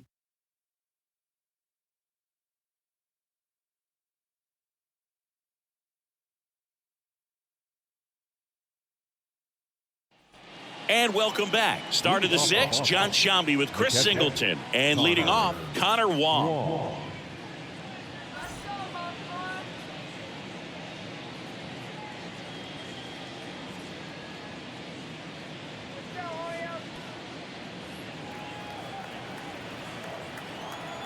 And the right-hander deals. That misses the zone. 2 balls and a strike. Well, the offense has gotten going, and a pitcher wants to go out there, have a real quick inning, get those guys back into the dugout so those bats can stay hot. Righty delivers. And that one fouled off. You know, these Red Sox being a little too patient at the plate in this game. They found themselves behind in the count quite a bit. They're trying to be patient, but it's mostly resulting in outs, not base runners. And you could argue it's making things more difficult at the plate.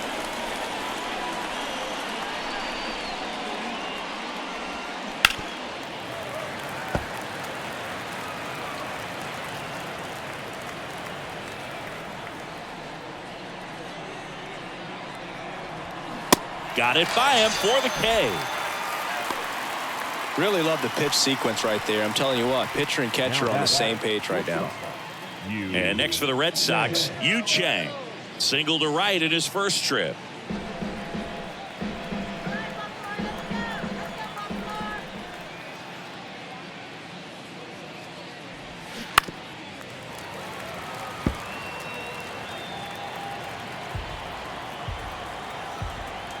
The pitch. Swing and a ball popped up. Frazier pulls it down, and there's 2 gone. Now batting, the right fielder, Alex. So the lineup flips over. Here's Alex Verdugo.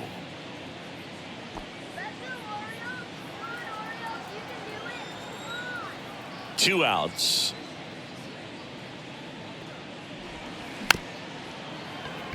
Just a slow ground ball this time. Whips it to Mountcastle. 3rd out. Make it 6 shutout innings for him out there now. 6, 7, 8 due in the bottom of the 6th. It's the Orioles 3 and the Red Sox nothing.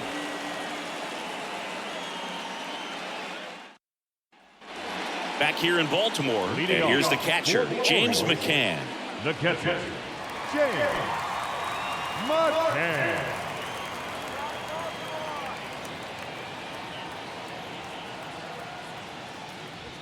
Hammers that one deep left field and forget it.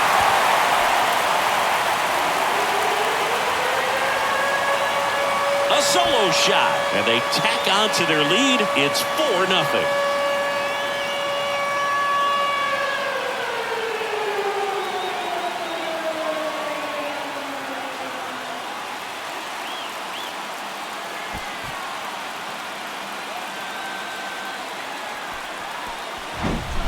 Knew what pitch he wanted to hit, spent on some other pitches in this at bat, was very patient, and it paid off.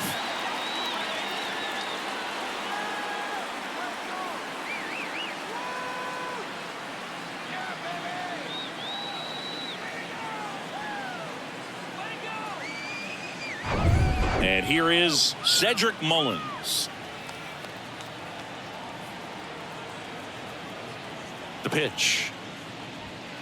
And that one missing low. Well, you just got to delete it. You give up that leadoff home run, go back to work, focus on this next batter.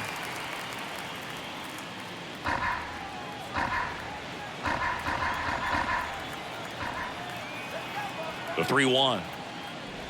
And there's Take the ball base. 4. Ball 4. Well, that's a really good take right there, and that's just mentally prepared, knowing that if it's not on a tee, you're going to take that pitch because you still have one more strike to work with. Not easy to lay off, but he did an excellent job in that plate appearance. Kicks and deals. And it's even up. 2 balls, 2 strikes.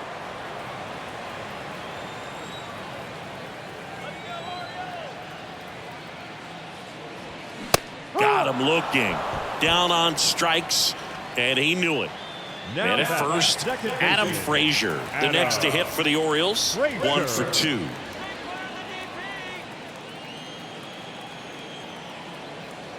Left-hand batter waits.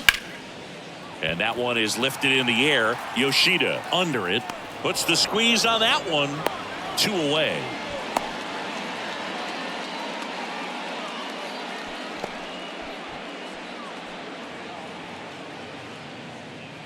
So next to hit for Baltimore, Austin Hayes. Really good piece of hitting last time, going to the opposite field. Or checks the runner, and he's back safely.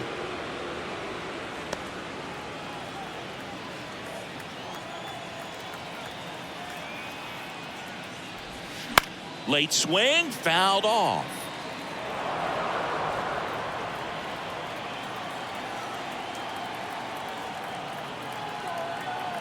Righty to the plate.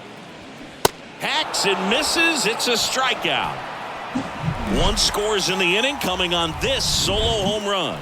It's now a 4-0 ball game. You're watching Major League Baseball on The Show.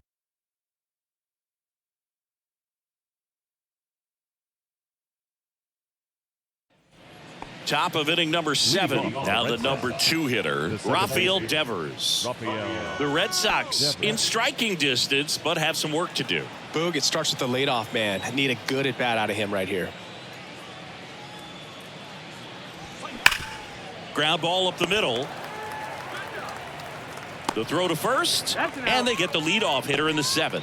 Well, he's doing a nice job of keeping the ball out of the air. Lets the defense work behind him with another ground ball. Good execution.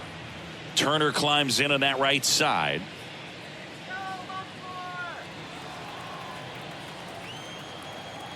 One now. And that drops in for a strike.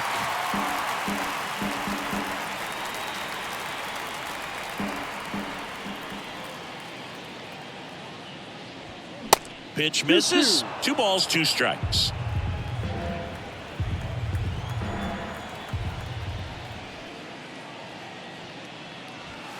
And now it's filled up.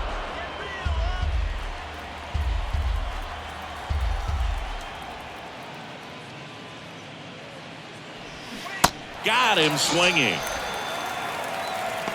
Got him out on the front foot. Couldn't keep the hands back long enough and played right into the hands of the pitcher. 2 outs, base is empty. Here's the Boston cleanup hitter, Masataka Yoshida.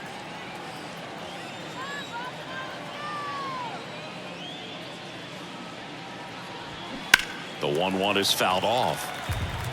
A little early on that fastball. I'm sure the pitcher taking a note. Look for an off-speed pitch on this next one. Out towards right center field. Mullins in pursuit. He's got it, and that'll end the inning. Still in total command on the mound with 7 shutout innings. 7th inning stretch time. It's the Orioles 4 and the Red Sox nothing.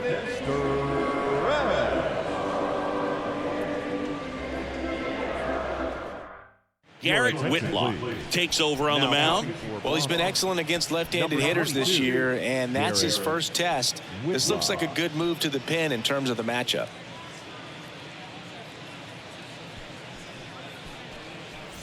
And now the DH, Adley Rutschman. He's a catcher by trade, but the DH here in this one. The 1-1. And downstairs.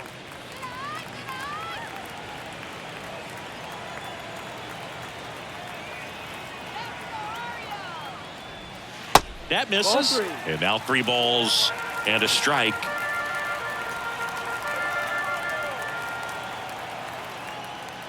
And that's ball 4.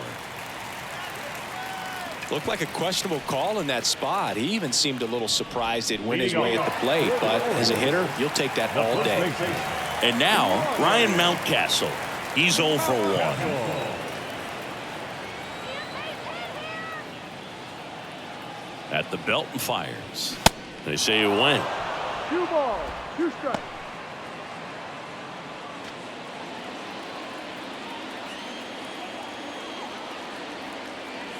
Two now. Foul ball left side. He'll see another.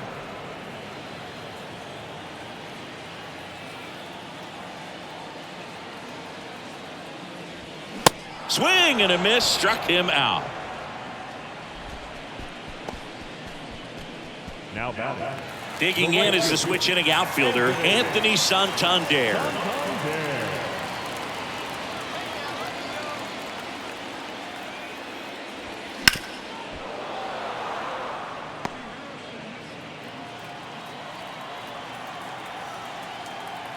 And a 1-2. Goes down looking. 2 strikes. Many times hitters looking out over the plate. When you're looking out over the plate, you're also going to let the ball travel a little bit longer. And a fastball zipped on the inside corner just locks you up. Rutschman, the runner at first with 2 gone.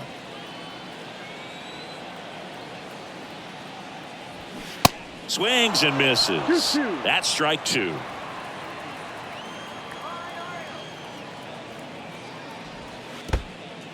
In the dirt, blocked.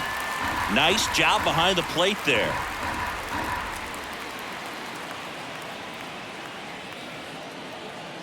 And a pitch. And ball 4, 2 aboard.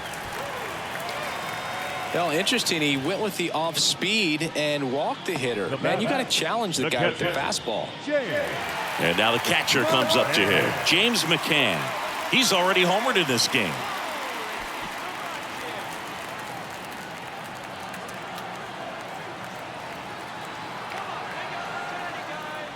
And he walked him. Well, the stage has been set for this offense, Boo. It's all about creating opportunities, and this is one of them right here. Cedric Mullins, the next to hit for the Orioles. He's been such a good hitter with runners in scoring position. Some guys just take it to another level. For him right now at the plate, it's like everyone else is in slow motion, and he's in full speed. Swing and a miss. And the count 1-2.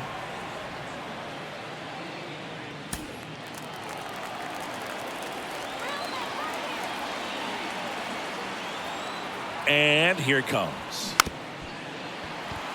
Here's a high chopper.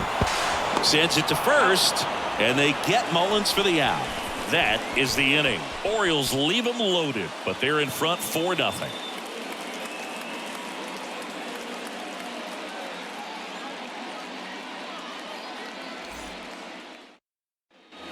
Back now at Oriole Park, all set for the start of the inning. Now it's the DH, Enrique Hernandez. Kremer still out there to pitch the 8th and working with a big lead. He's been excellent, really on his game in this one, and at this point, he wants to finish what he started.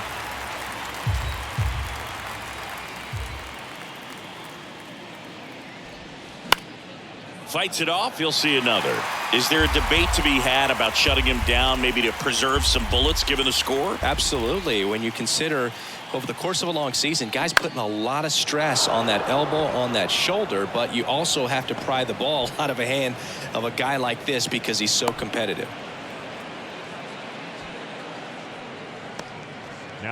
Only 2 hits allowed so far tonight, Boog, so I don't think that one will disrupt his momentum all that much. You know, he's really been on top of his game, commanding his pitches all night long. Brandon Hyde out of the dugout now, and he's ready to make a move to the bullpen. Dean Kremer done for the night. Great effort out of him as he exits in line for the win. We'll tell you about the new pitcher when we get back.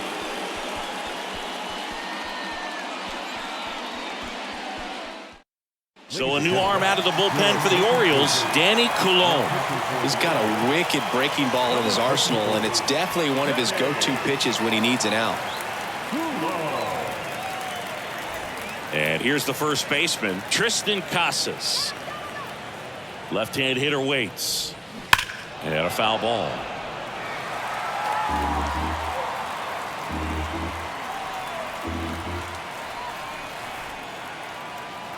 The pitch.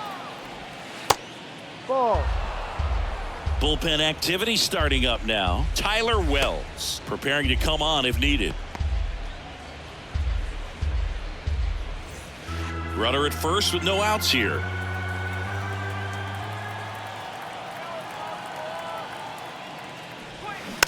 Tapped softly on the ground, and he grabs it in foul ground. Well, the leadoff man gets on. You want to minimize the threat by playing sound defense. Hopefully the pitcher can get a ball on the ground and they can roll him up for 2. Next offering misses, and the count's full.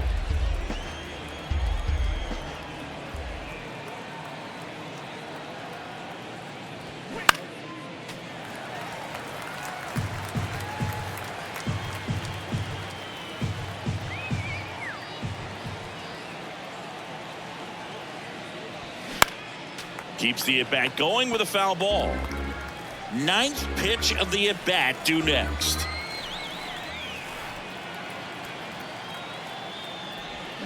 Swing and a miss, struck him out. Slider got him for strike 3. Oh, tough night at the dish. Punching out for the 3rd time right there. He just hasn't looked very comfortable at the plate. A little unsure of his timing right now. Not picking up the spin and location of these pitches. He'll have some adjustments to make. And now the lefty. That one down the line. Urias over to second. Double play. They can't seem to break through.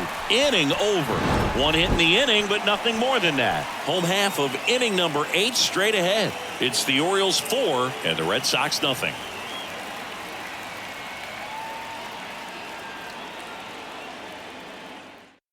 So they turn things over to the righty, Nick Pivetta. This is his 5th appearance of the year. Nick Pivetta.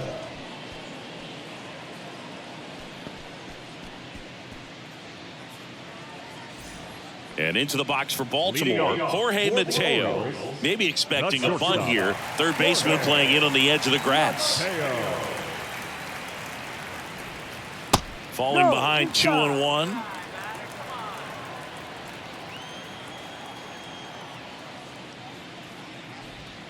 Swing and a miss. Now all even up. Up the middle. On the run. Sends it over to first. Low throw, and he can't pick it. Boom, that's staying within his game right there. I mean, this speedster gets the infield single, and now he's on base to possibly do some damage. I love seeing what guys like this can do to disrupt the game once they get in a position to do so. So man aboard, and next for the Orioles, Adam Frazier. And the pitch. And that one is in for a strike.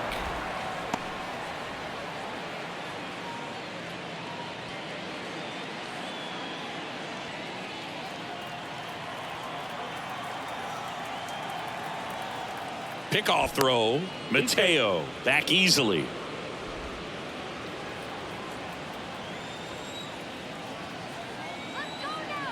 2-2 now. Full count. Boston's bullpen with some activity. Josh Winkowski up and throwing.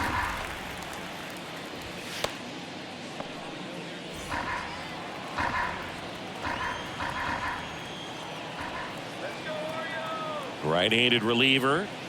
Swing and a miss. Struck him out. Couldn't catch up to the heater. Just couldn't catch up on the low 90s fastball right there. And that's a result of a good job of changing speeds. Off-speed pitch on the one before, then sped him up. Pitchers that don't throw real hard have to rely on location and mixing up the speeds. That wasn't the best location with the fastball, but clearly that wasn't the pitch he was looking for at the plate either. The 2-2 on the way. Fair ball.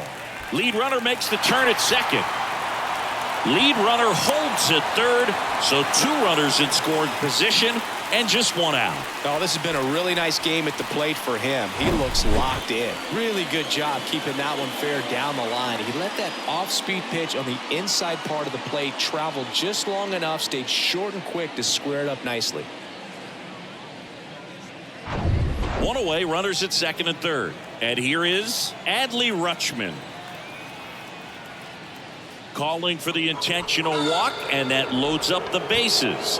And the force play is now in order. So next to hit for Baltimore, Ryan Mountcastle. Hitter's got some good opposite field power. What I like about something being hit to the right side into the outfield is that the base runner at second has a very good read and can determine whether or not he can score on that base hit. Next pitch is outside. 2-1. Mateo, the runner at third. Hayes at second. Rutschman over at first with 1 away. Gets the call, and the count's even at 2.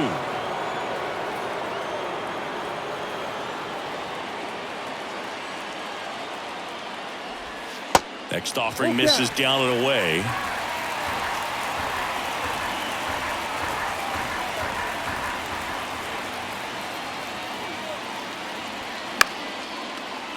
That's foul off to the right side, keeps the AB going.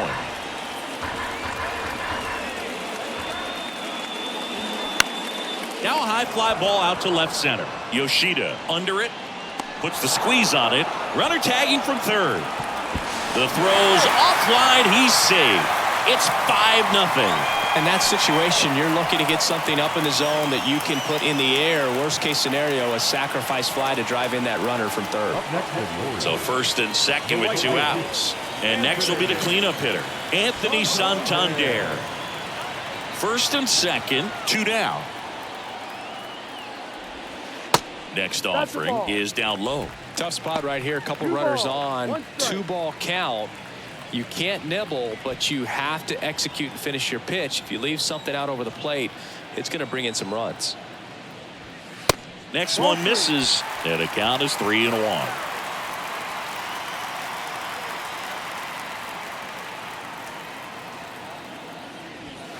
And strike 2.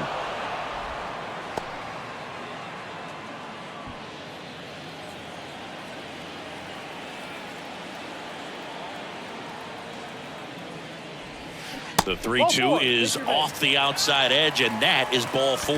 Oh, you know this guy wants to swing it, but he's showing some good patience in this one. It's the second time he's taken ball 4. So 2 down. Now the third baseman, Ramon Urias.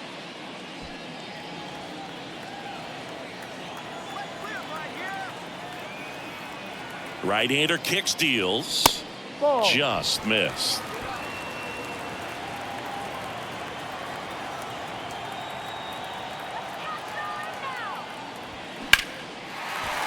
Base hit and a run in to score.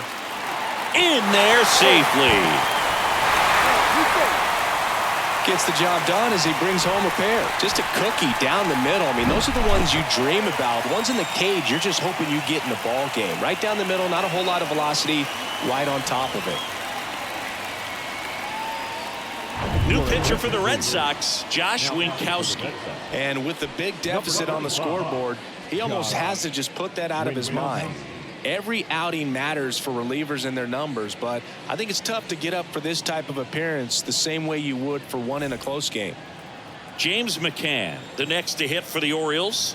He's already homered here in this one. 1-1 to McCann. And McCann fouls it off.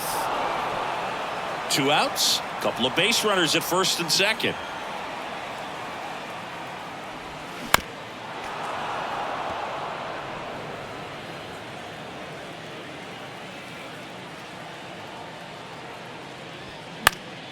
Spoils the 2-strike pitch, and he'll see another.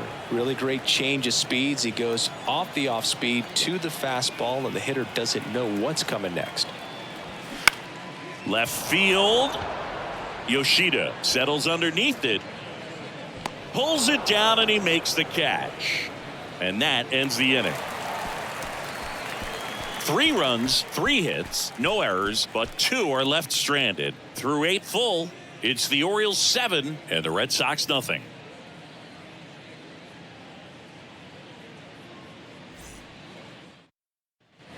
Welcome back. We go to the 9th. Digging in, Connor Wong. Connor Wong.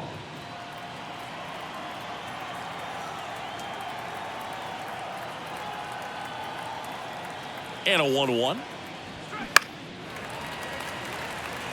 Hayes ranging after it. Flashes the leather on the running catch. And a quick out, number 1. Just pulled off of it a little bit right there. That front shoulder coming open instead of staying closed. If he does that, he's going to be able to go up the middle the other way with some authority instead of a fly out to left.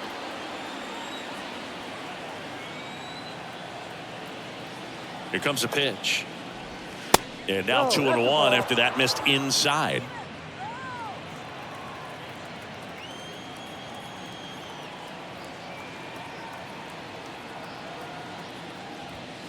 Next offering is outside.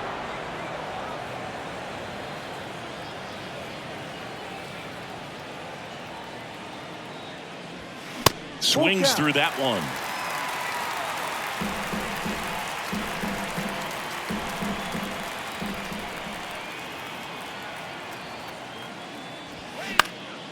In the air, left side. Hayes has it sized up. He's got it, and there's 2 away. Good pitch. He just kind of had him out in front on that pitch away and wasn't able to stay closed.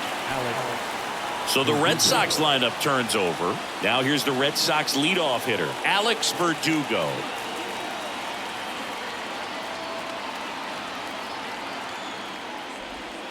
Next pitch misses, and that's ball 2.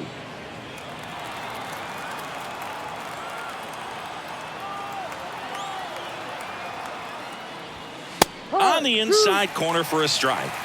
2 balls, 2 strikes.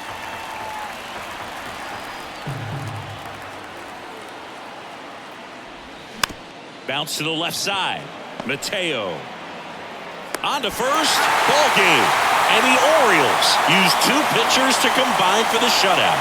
The number 7 is such a cool and sort of lucky number. Well, this team has been playing really well, but to win 7 games in a row, there's been some luck and there's been some really good play. I think you get to this point, you start to look at, can we double that?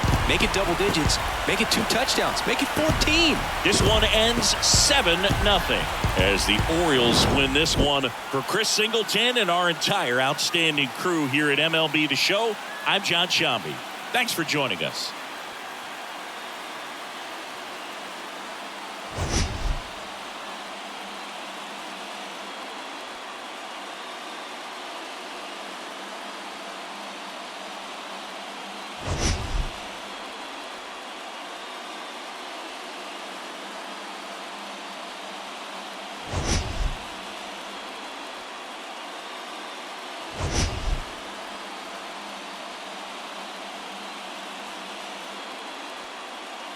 Head on the show.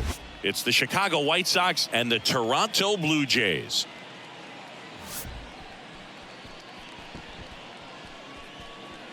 First pitch coming your way next.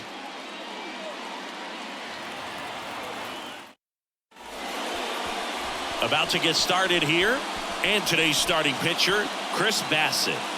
Well, that 12-6 curveball explodes out of the hand, and because he's able to throw the high fastball at the top of the strike zone for a strike, hitters commit to that pitch, and before they know it, they're swinging over the top of that curveball. All right, ready to get underway. And the batter now, Luis Robert. Center fielder, Luis Robert.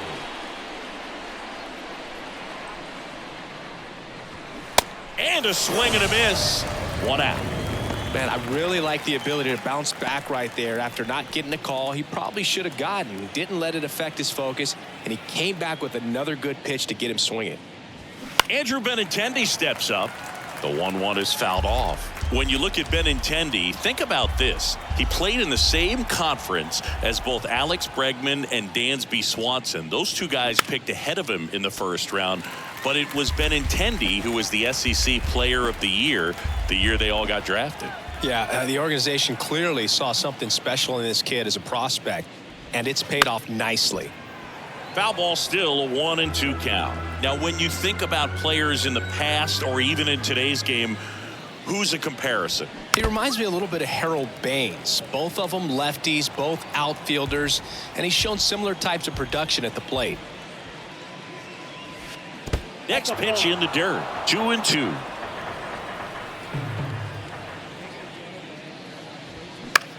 This one in the air, center field. Kiermaier makes the catch, and there are 2 down. Batting third, the first baseman, number 25, Andrew Vaughn now.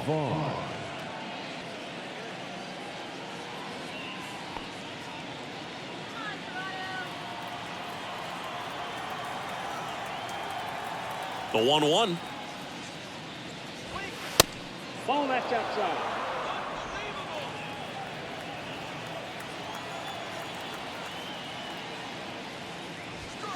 Swings through that one for strike 2. Good late sink on that fastball. Out of the hand looks so good, and then by the time it gets in the hitting zone, hard to get the barrel to it. Swing and a ball lifted left field. Varsho moving under it. And that is the 3rd out of the inning. 1-2-3 go the White Sox. And now the Blue Jays will get their initial shot. No score. Major League Baseball is on the show.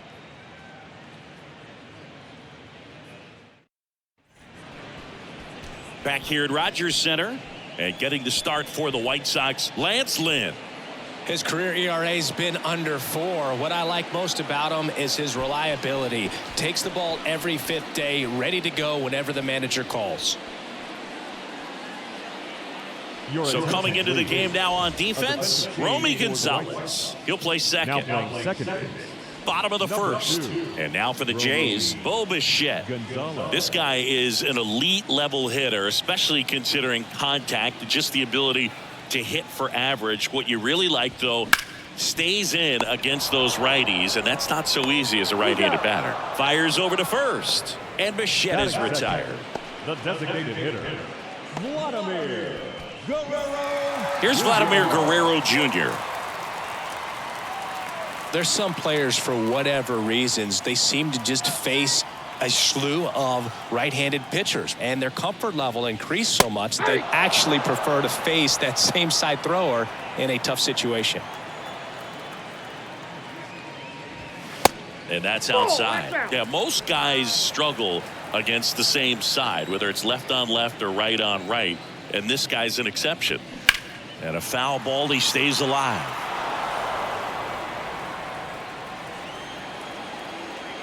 One down, base is empty. In the air, right field. He can't get there. It's a base hit.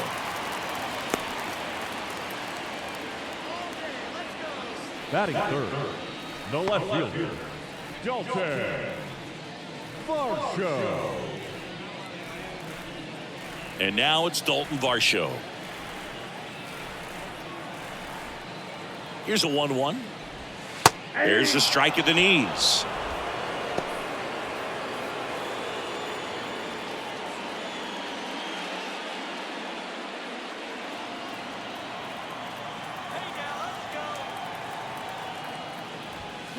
Fights that one away. Still 1-2. Guerrero at first, one gone.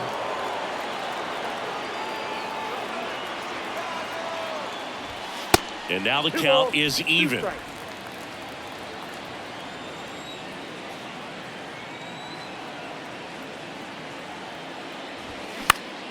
Knocks that one away, and we'll do it again.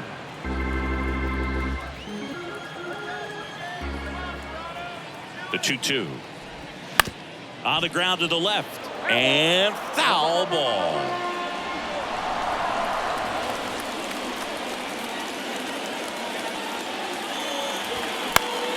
Next offering is fouled back.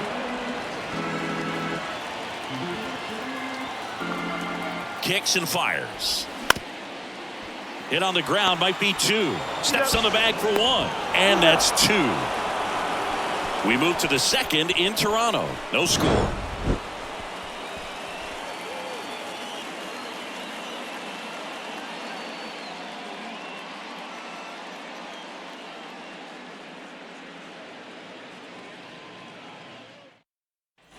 Back now in Toronto. All set for the start of the inning. Here's the cleanup hitter for the Sox, Eloy Jimenez. Go back to Chicago. The pitch. And there's a foul ball.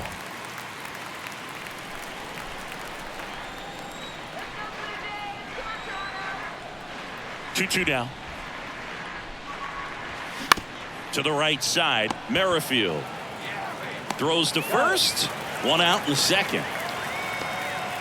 That is it. The catcher, Yasmani Grandal. Yasmani Grandal up to hit.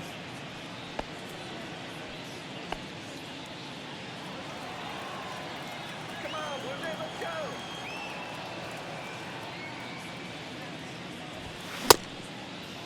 Started to go at the 1-2. A check on it to third. And yes, he did. That's a swing, according to Gary Simmons.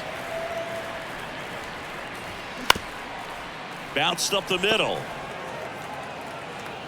Tosses to first. 2 up, 2 down in the top of the second. Batting 6, the designated hitter, Jake Berger. And here is Jake Berger. Good power, not great in the OBP department. Here's a 1-1. And that one fouled off.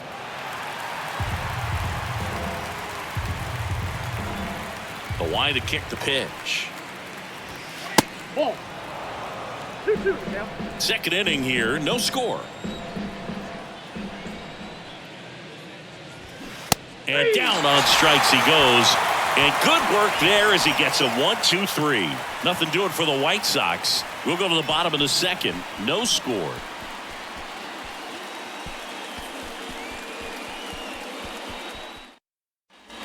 Bottom of the second. Matt Chapman up to the plate now. It's interesting he plays kind of a power spot defensively, but runs pretty well. So when you're looking at that position, you're not expecting someone that has maybe above average speed, but he does. And I think that skill set really upgrades the position because when you have that kind of speed, it makes the whole team that much better. 2-1 pitch is in there, and the count is even. What about him playing another position on defense, one that would require a little more range? Absolutely, and I think if push came to shove where they had to make a move during a game, it'd surprise a lot of people. You might even be able to put him in center field. Swings and misses, struck him out. Batting 5th, Alejandro Kirk, the next to hit. The wind of the pitch. And a foul ball. Kicks and deals. And a good eye there. It's a good take. Patrick Johnson calling the balls and strikes. Pretty standard zone for Johnson. Sometimes he might get a little jumpy, a little excited and expand the zone, but usually you at least feel like the guy on the mound is earning it, and that's important because you got to make guys earn it. That ball foul. Righty delivers. Hard hit, right side. He handles it himself. Already 2 out here in the home half of inning number 2. the first baseman, Brandon Belt. Up to the plate is Brandon Belt.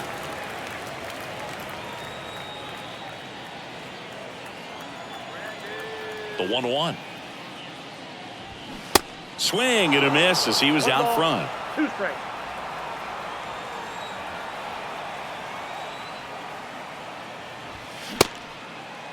Bell checks his swing. Appeal to third. No swing. Gary Simmons with the call. 2-2 now. And now it's filled up.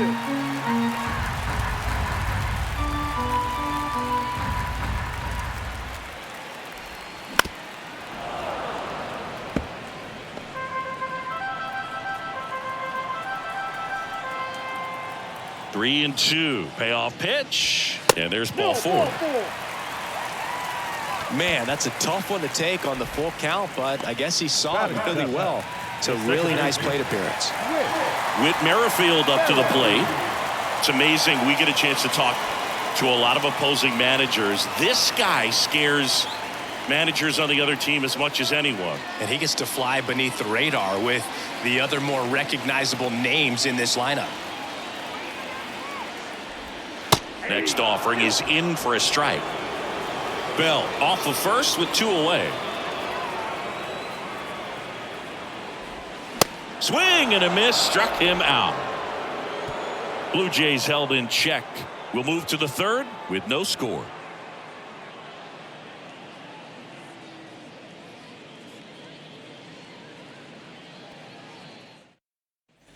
Welcome back. Here's the rookie right fielder, number 22. The right fielder, Oscar Colas.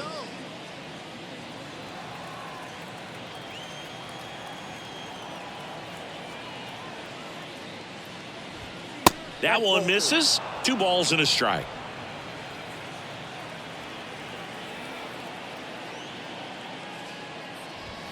That's inside. 1 strike. And a pitch. And that is cut on and missed. 3 and 2 now.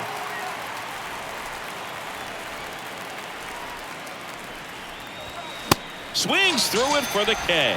Couldn't catch up to the heater.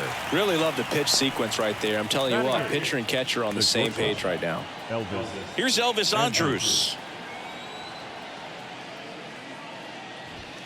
That one missing inside.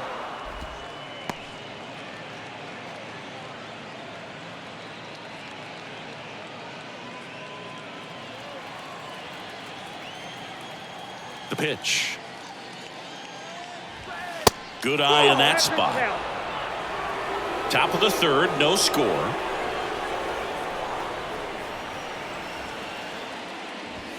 The 3-1 in for a strike, full count.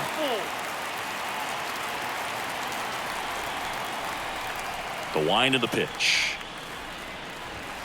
Swings through it, and that's a strikeout. Back-to-back strikeouts to start the frame, and that's now 3 in a row. Yeah, he's really settling in and getting a feel for his pitches, throwing them where he wants to right now. So we'll see how long he can keep this streak going.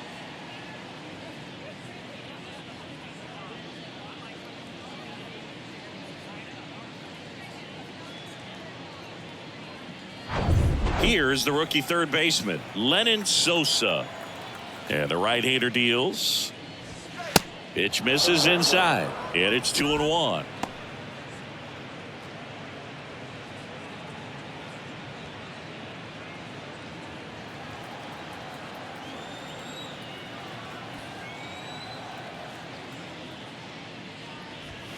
And that's in for a strike.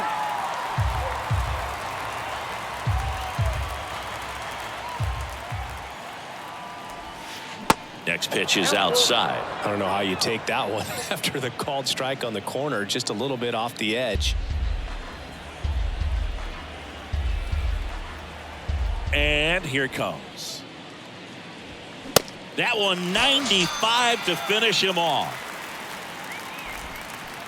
Impeccable command in that one. 3 batters, 3 strikeouts. That's electric stuff out there on the mound.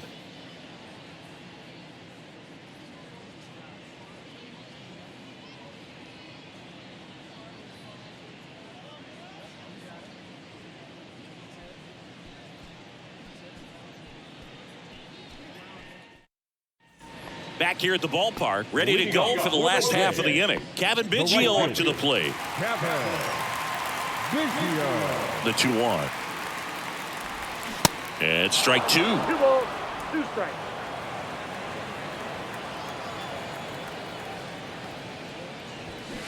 Got him swinging. And that's the first out. Here's Kiermaier now. Pretty amazing, going way back. Possibly the best center fielder I've ever seen. Nope. Next that's the offering ball. upstairs. 2-1.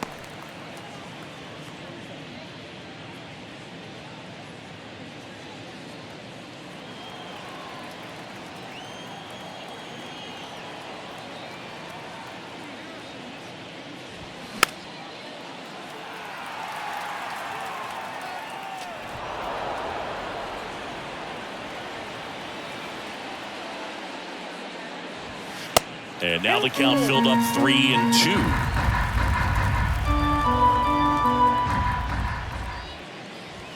Drilled in the air, right field, way back there, and that is out of here. An absolutely majestic shot, and just like that, they're out front. It's 1-0. That was blasted. Absolutely, no doubt off the bat.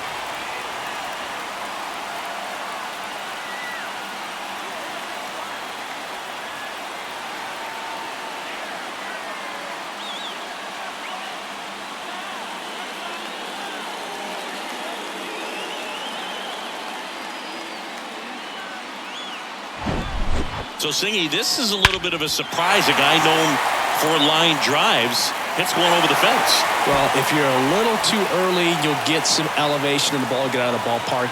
For him, it's kind of a mistake. But you know what? When you have such a good approach, every now and then you're going to run into one. Bo Bichette up to the dish. Grounded out his first time. That's ball 3. Next one misses. 3-1 3 now. balls, 1 strike.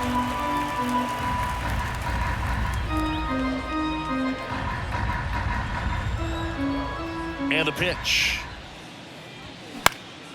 Popped up right side.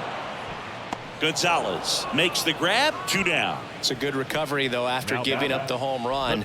Not allowing it to stay in the head, but going to work at the next hitter, and a tough one at that. Vladimir Guerrero Jr. now 1 for 1 with a single so far. And 1-2. 1 ball, 2 strikes.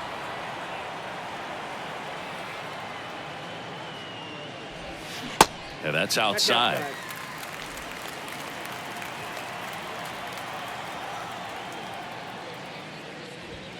Swings and misses. It's a strikeout. Couldn't catch up to the heater. Jays open it up with a solo homer. It's now 1-0. You're dialed into the show.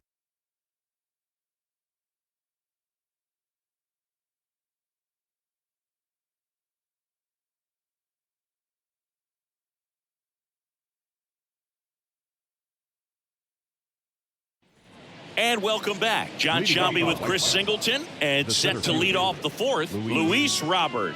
Go back to Chicago.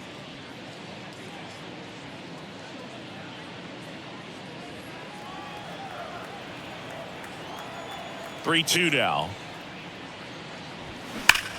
Swing, and that ball smashed on a line.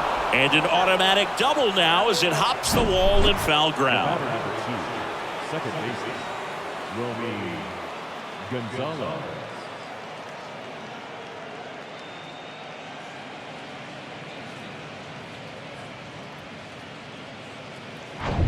So up next for Chicago, Romy Gonzalez. Entered the game on defense, so this is his first trip to the plate in this one. Out to short. Bichette whips it to first. That's the first out in the top of the fourth. The first baseman is number 25, Andrew Vaughn. And next to hit for the Sox, Andrew Vaughn. Fly to left his first time up. As a pitcher, you know the runner on second is ready to push things with this speed. A base hit's probably going to be a big run, so you really have to. Runner takes off for third. Now he can't squeeze it behind the plate. No throw. He steals third easily. A wild pitch, and the tying run is now 90 feet away. Right-hander kicks, deals. Slider clips the zone. I think ultimately you want to tie him up, get the ball in on the plate so that he can't get the barrel to it and hit it to the outfield. Foul ball, another 2-2 upcoming.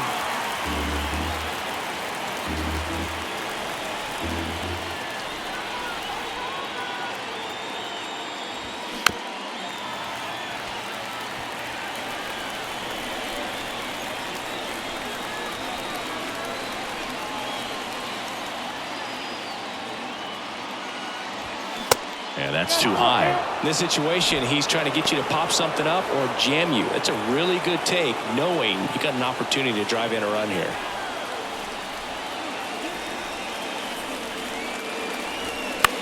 Popped up. Drops into the glove, and there's 2 down. The left fielder,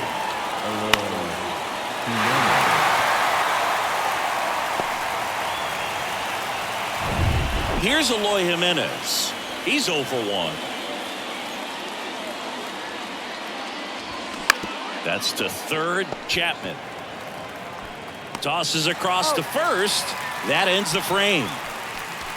So a man left for the White Sox, still behind by a count of 1-0. Bottom 4, and now for the Jays, Dalton Varsho. the left fielder, Dalton Varsho.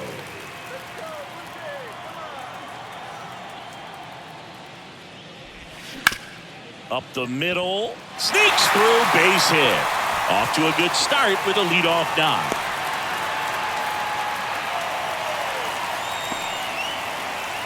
Now batting. Just a cookie down the middle. I mean, those are the ones you dream about. The ones in the cage, you're just hoping you get in the ball game. Right down the middle, not a whole lot of velocity, right on top of it. Now it's Matt Chapman. He struck out swinging at his first at bat. Comebacker to the mound. Steps on the bag for one. On to Vaughn. 2. That taking yourself double play can be a little tough sometimes because you got to get to the bag, you got to avoid the runner sliding in, but that second baseman did an outstanding job. He's really smooth with it, and he actually made it look pretty easy. And now Alejandro Kirk. The 1-1.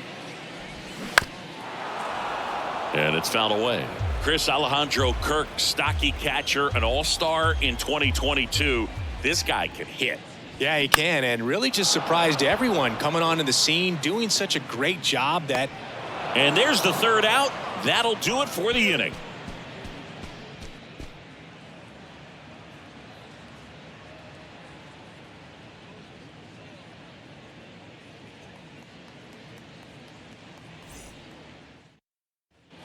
New inning getting started. And now up to the plate, Yasmani Grandal.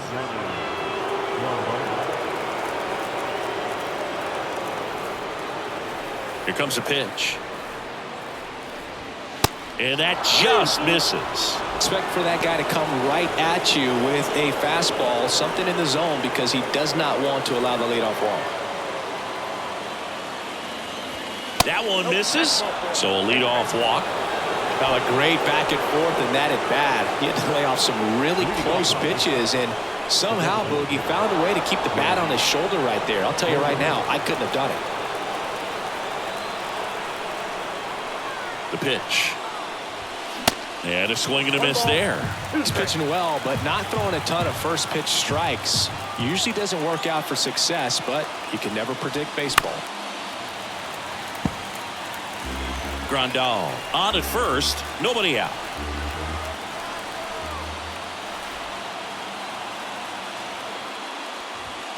Swing and a miss, struck him out, and one out now. Thought it was a pretty good pitch, top of the strike zone. We're seeing more fastballs in that location. Hitters, especially with 2 strikes, have to be ready to pull the trigger.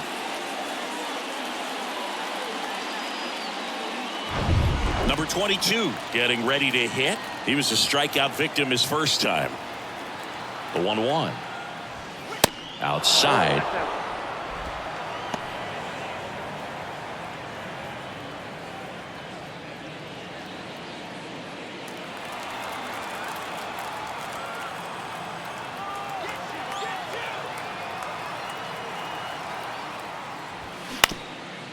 Swing and a ground ball up the middle. That's a base hit. They get it in quickly. So first and second, now one out. Really nice job staying up the middle with his approach. He didn't try to do too much with the pitch, just shot it through the infield. Now a pretty big at bat coming up with a chance to even this ball game up. 2 on, 1 out. Elvis Andrus will hit next. Struck out swinging his first time. He's looking for a ground ball to get a double play and out of this jam. 1-2 here. Line drive, base hit. Right past his coach, headed for the plate. The throw in, but it's offline. He will score. We're tied at 1. 2 consecutive base hits for these guys here. Just a really nice approach to shoot that line drive to the opposite field. There's a lot of hard work and discipline that goes into getting a result like that at the plate. Doesn't come naturally for most hitters. And up next for Chicago, Lenyn Sosa went down on strikes his first time through. And the righty deals. And the count 1-2.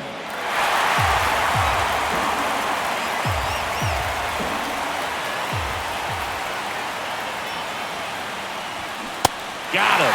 2 out. Boog gets talked about a lot, but a good high fastball in a 2-strike situation, it's just become such a problem for hitters in more recent years. But with all of the emphasis by pitchers on developing that spin rate, having a good grip on the baseball, those high fastballs, they kind of look like to the hitter that they're rising, even though they're not, but they're not decreasing in velocity and spin rate. So very difficult to get the barrel on. First and second, 2 down. Swing and a miss. And he's down on strikes. Good job at damage control right there. He's in a tough spot, had to make a great pitch, did it, got the strikeout, gets out of the jam. Clearly, he's happy with those results.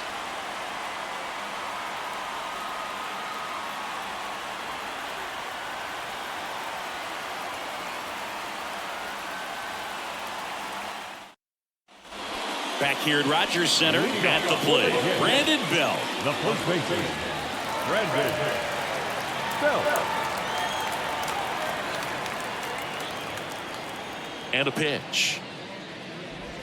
Called strike right there. Well, these Blue Jays just aren't putting great swings on the baseball in this one. Just 1 extra base hit for them, so they haven't exactly been hitting the ball gap to gap or out of the park.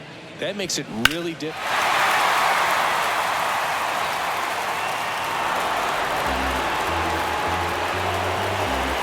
The 2-2. And a swing and a miss. And the leadoff man set down in their half of the 5th. Whit Merrifield next up for the Blue Jays. 0 for 1. He struck out swinging last time. Ball to strike. And he lays down a bunt. And that's just foul. The pitch. Merrifield tries to hold up, appeal to first, and he went, says Larry Bullard. And now the right fielder, Kevin Biggio. He's 0 for 1.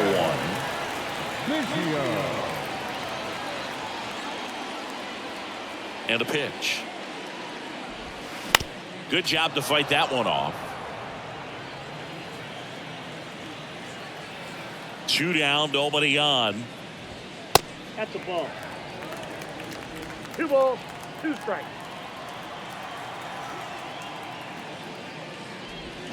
Stays alive.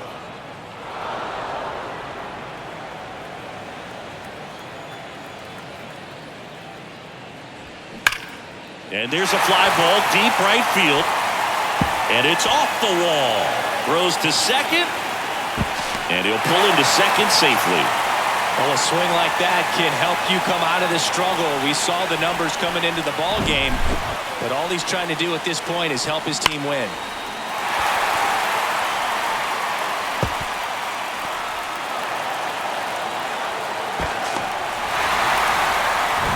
Man in scoring position with 2 away. Here's Kevin Kiermaier. 1 for 1 so far today with a solo homer in his first at bat. and the count 1-2. He's pitching well, but not throwing a ton of first pitch strikes. Usually doesn't work out for success, but you can never predict baseball.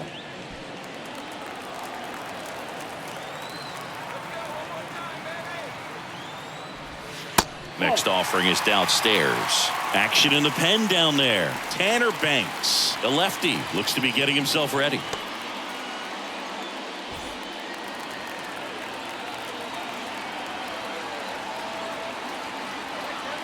Left-hand batter waits. Out to short. Andrews whips it to first in time. And that will end the inning. One left for Toronto. Still tied 1-1.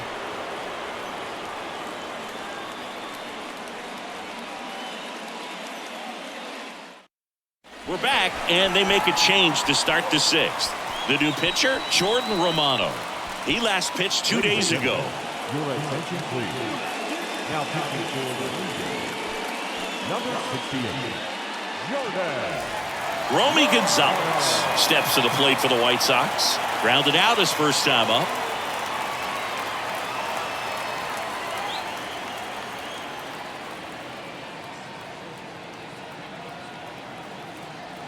At the belt and fires. That misses the zone, and it's 2-1. You know, these White Sox putting together some really good at-bats in this game. There's been a lot to like with how they're approaching their chances at the plate. They really made that opposing starter work in this one. Ran his pitch count up, and now they've got an opportunity to continue making things difficult on the bullpen. The 2-1. Late swing fouled off. And no, they haven't broken through in a big way in the runs column, but with the way they're grinding out at bats, it definitely feels like there's potential for more coming. Got him looking. Down on strikes, and he knew it. Well, this is no secret. That slider is going to be his go-to pitch. Everyone in the ballpark knows it. It's a massive part of his arsenal, and he'll throw it a lot and in pretty much any count, any situation, and he's going to look to punch guys out as well. I tell you what, the effectiveness of that slider is always a big key for him. Right-handed reliever. Struck him out without a swing. Not sure about that call. Pitcher might have gotten a friendly strike 3. Wow, that's a tough call for the hitter, but the pitcher will take that all day long. Not quite in the strike zone, but he found a spot that the umpire is going to, at least for now, allow him to get that call. So hitters are going to have to make an adjustment, but pitchers are going to learn from those things and really try to exploit them if they can. Fouls one away, and now 3-2.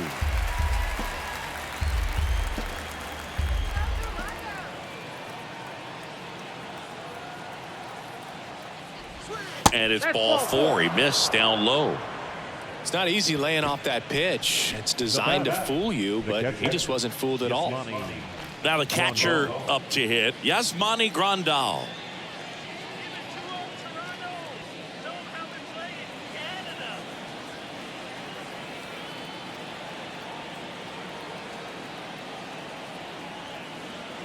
The pitch.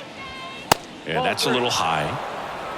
Jake Berger, the kind of bat that can make a big impact if they can keep it going here.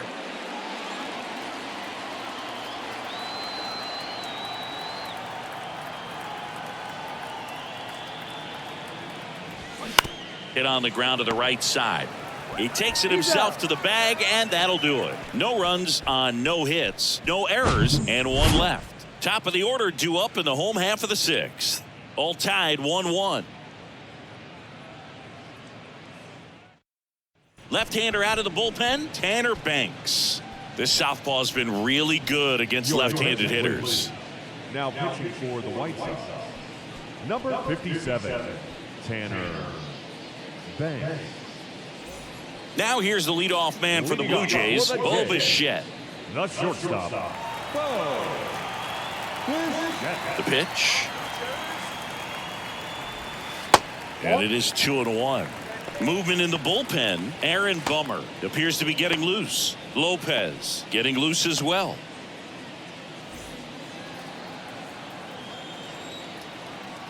The 2-1. Swings through that.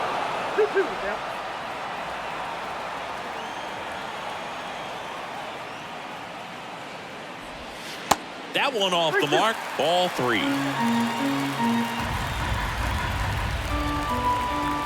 The wind of the pitch. In the air, fairly deep to right field.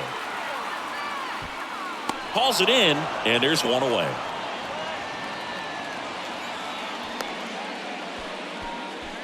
Now that's the designated hitter. Vladimir Guerrero Jr. next up for the Blue Jays. 1 for 2.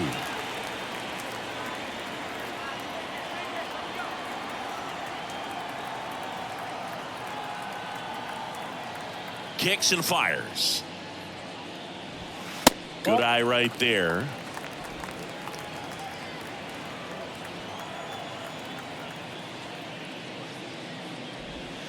That one missed. 3 balls, 1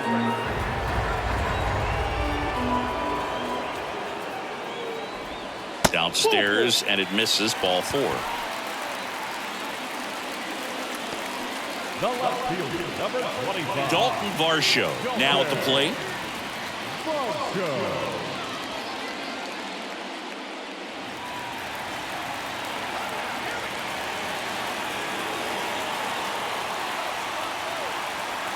Guerrero, the runner at first with 1 gone in the inning.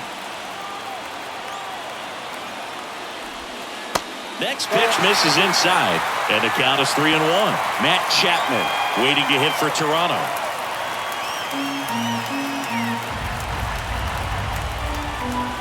And a 3-1 on the way. On the ground left side, 6, 4, 3 double play, and the inning is over. They made it look easy, but it started with a nice feed to the second baseman from the shortstop. Perfect turn, and they're out of this jam.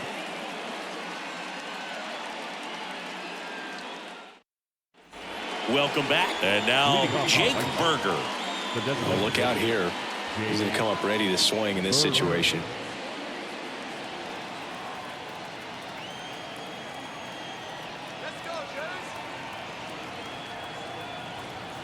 Righty delivers. He swings and fouls one off.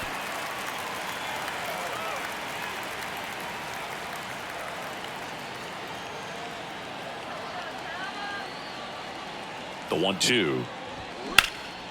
Now this is in the air down the line. Biggio drifts towards it. Makes the grab, and there's one down. Now down, right fielder. Number 22 digs in now.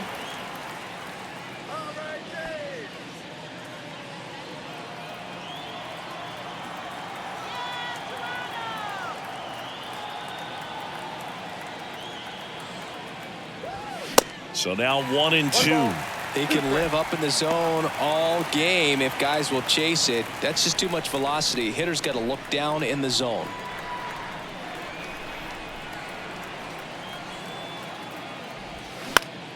Swing and a pop up in foul ground. Chapman racing over to make the catch.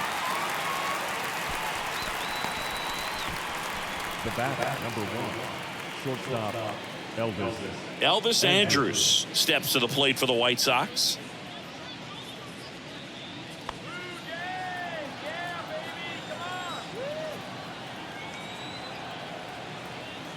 The 1-1. Next offering misses down and away.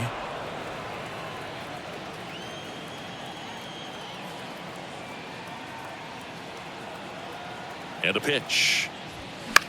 That one hit to right. Biggio moves towards it.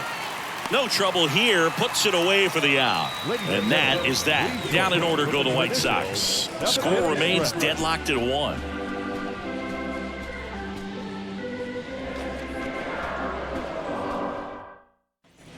Set for the last half of the 7th. Here's the third baseman, Matt Chapman. Matt Chapman. That one in there across the letters.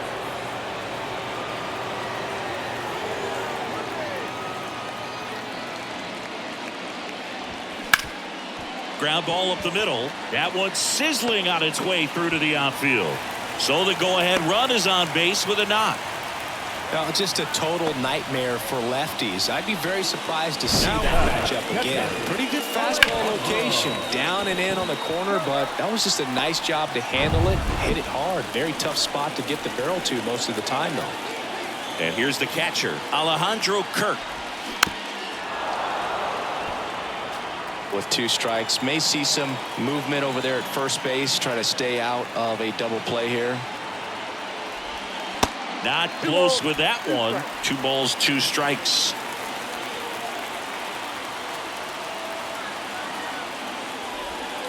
Cuts and misses. It's a strikeout.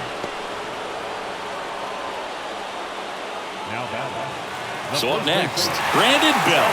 A strikeout and a walk.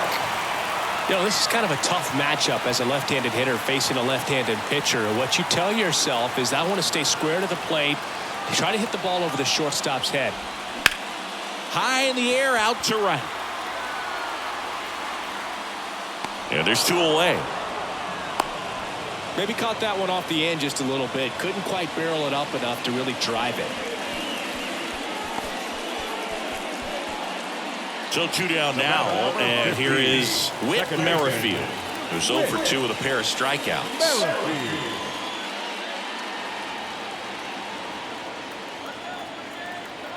The pitch. That one misses. 3-1. Kevin Biggio on deck for the Blue Jays.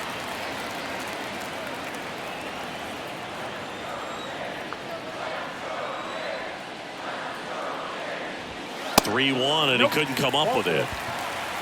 Oh, that could be a big walk in this ball game. Moves the go-ahead run into scoring position. So some pressure pitches coming up in this next AB. So 2 down. Kevin Biggio with a chance to hit.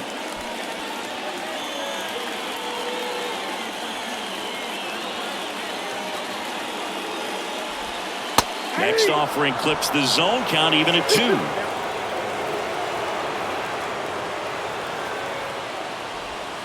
And there's a ball.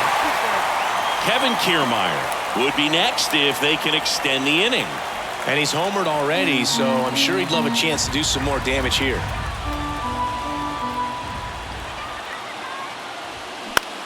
Hit in the air, right field.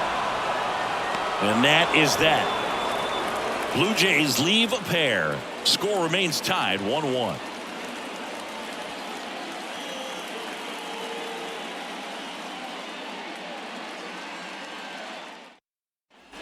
Back here at the ballpark, we go to the 8th. Now here is Lenyn Sosa.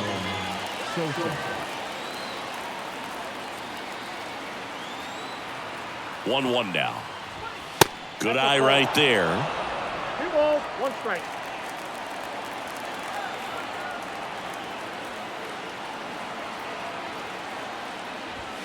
Just off the outside part of the plate. Luis Robert in the on-deck circle for the White Sox.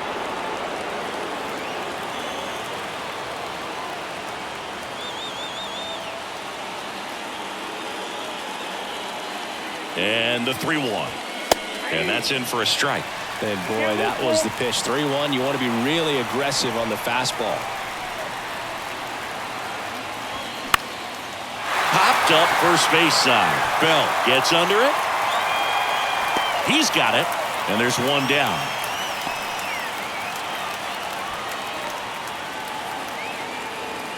Up next for the White Sox. Luis Robert now. Outfield playing very deep, not wanting anything over their heads.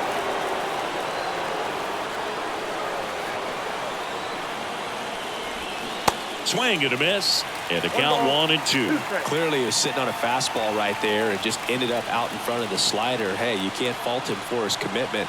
Now he's just going to have to battle with 2 strikes. And that one is lifted in the air. Makes the catch for the out.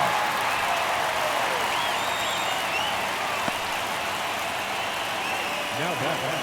The second baseman. So up next for Chicago, Romy Gonzalez. Now this guy, a player that if he gets on base has the ability to really be aggressive getting around the base paths. And a swing and a miss. And that's that.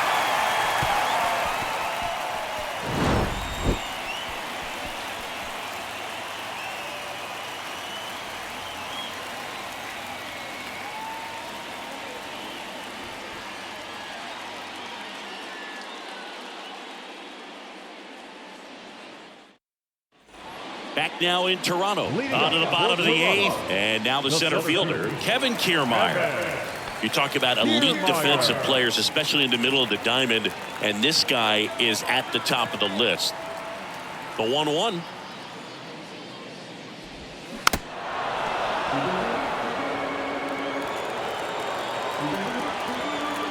1-2 now. Gets a piece and stays alive. Another 1-2. Swings and misses. Struck him out. Slider got him for strike 3. Oh, there's a small sigh of relief right there. I mean, just to keep that speed off the base paths. It's not just the pitcher. It's other guys that have to think about it. From your infielders, have to think about that runner potentially stealing, but also be in position to make a play. As an outfielder, you're thinking about a base hit to the outfield. I got to get to it quickly to try to keep this guy from taking an extra base. So I think everyone just a little more relaxed that he didn't reach base.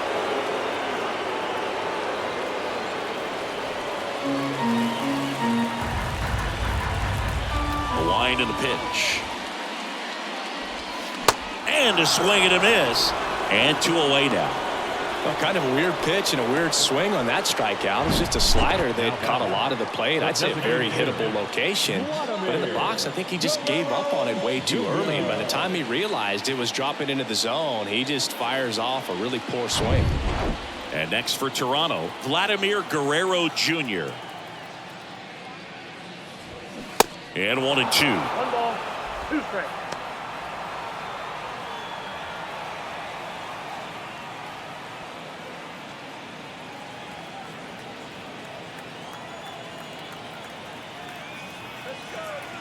The wind to kick the pitch.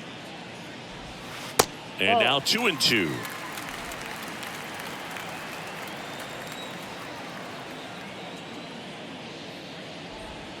Off the outside edge with that one, and now it's filled up. In this situation, as the number 2 hitter, 2 out, nobody on, you want to be a table setter. Work the at-bat, get deep, whatever it takes, get on first base. The 3-2 is off the outside edge, and that is ball 4. One of the things about that 2-out walk, the base runner over at first base is going to have a very aggressive secondary lead. So a ball down the line or into the gap will produce a 2-out RBI, and those are the best. That is, if you are the offensive side of it. Swing and a miss. It's a ball and 2 strikes. Well, a come and get me fastball right there. He didn't look ready for the velocity. I think it'd be a mistake to throw him anything off speed right here. 2 outs. Caught him looking for the K. So it's no runs, no base hits, no errors, and 1 left on. 9th inning coming up. All tied 1-1.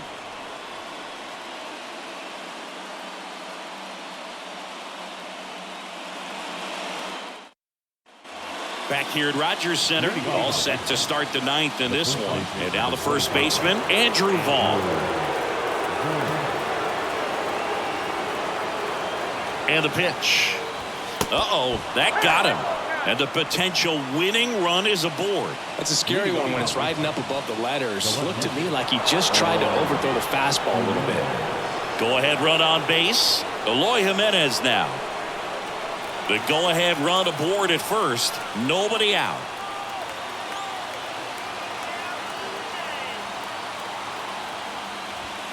Very high with that one.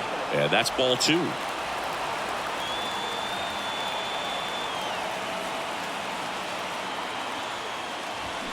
There's the swing and a miss.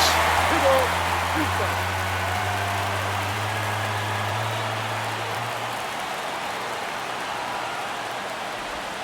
Next offering way off the plate. Well, in this count, runner not known for his speed, but I think you got to put him in motion. Try to avoid a double play here, Boo.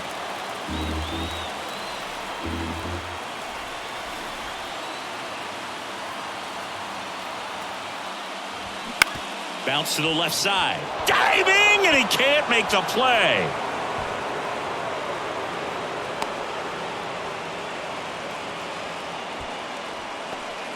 Well, a big swing of the bat right there. Just one of those seeing eye base hits through the infield. He just kind of rolled over on it a little bit, but sometimes those can find a hole and get you a knock. Really important at bat coming up now.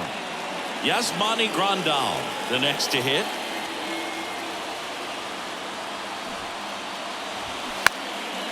And that bunted towards third. Throws it away. Around third. He'll score easily. It's 2-1. Oh, this has been a good, tight game so far, but now that error looms pretty large. I got to think that's going to weigh on him for a little while, unless somehow they can come back and win this thing.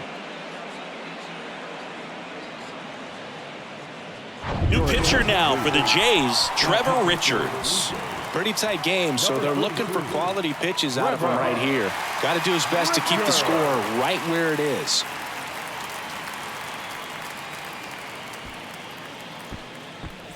First and second, no outs. Now it's the DH, Jake Berger.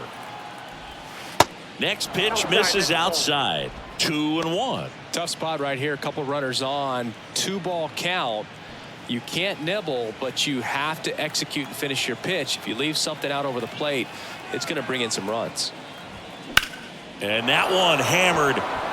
Biggio ranging back. Back some more. Makes the catch up against the wall. Runner tags at second, and he moves up 90 feet. Runners at the corners now. One away. Man, I love that route. The ball was smoked. He knew he had to get back to the track right away. Turned his back on the infield. Got to the spot, turned around, and made a nice catch. Swing and a miss. In the infield at the corners. Don't be surprised to see them come home first and prevent that run from scoring. Next offering is down low. Bullpen activity starting up now. Yimi Garcia up and loosening in the pen.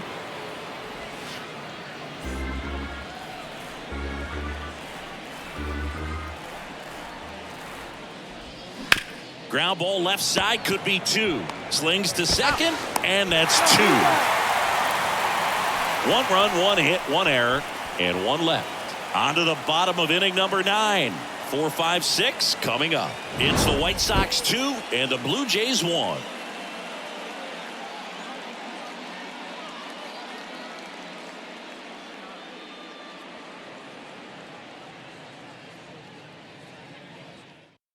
White Sox going with a new arm, Jake Diekman.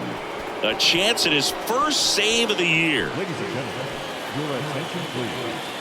Now pitching for Chicago, number 35, J.J.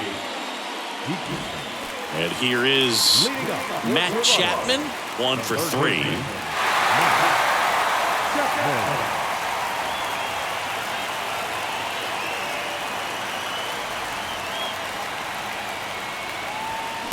Line drive, fair ball, and that'll kick off the base of the wall.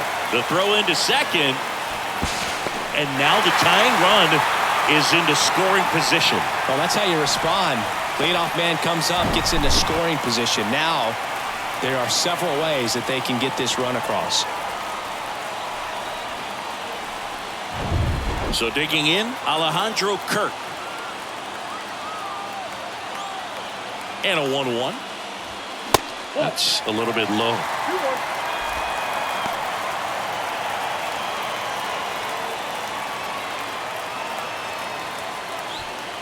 Bottom of the ninth, down a run and tying run on second base. That misses the zone, and that's ball 3. Brandon Bell waiting to hit for Toronto.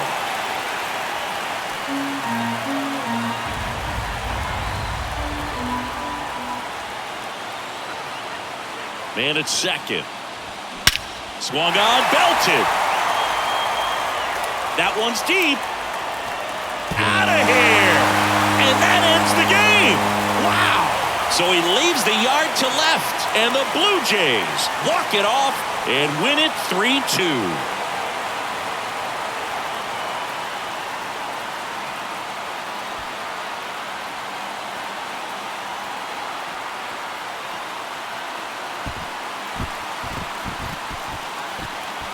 Hitting a walk-off homer is the kind of thing you dream about growing up. You're in the backyard, you're creating the most pressure-packed scenario, and what do? You come through with the big swing. Well, he was living a childhood moment right there. Nice swing of the bat, nice win for the team.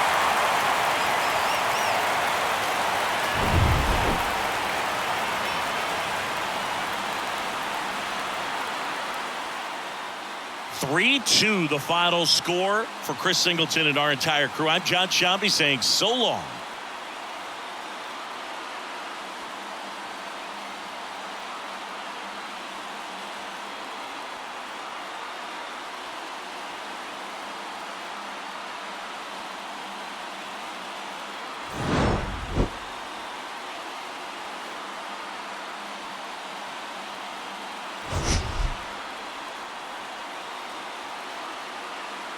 Interleague Baseball on MLB The Show.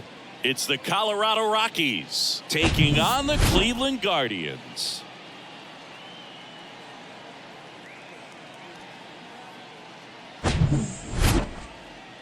All right, we'll be back to get this one started after this.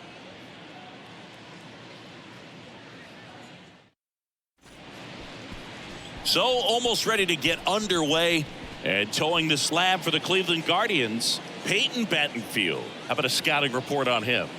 It's a tough veteran lineup on the other side, but I'm excited to see what this rookie can do in this one. Ready to go now? And now here's the veteran DH, Charlie Blackmon. Designated hitter, Charlie Blackmon. And a 2-1 on the way. Lifted in the air, right center field. Brennan has this one sized up. And it's caught for the out. Batting second, the left fielder, number 10. Now batting Jurickson Profar.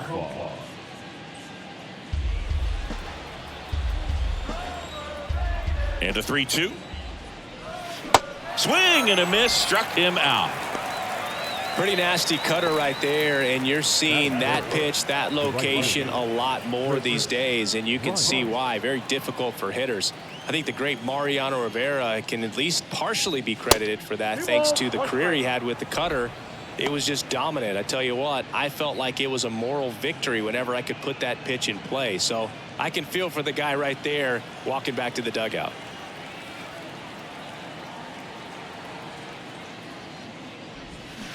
That one in for a strike, 2-2.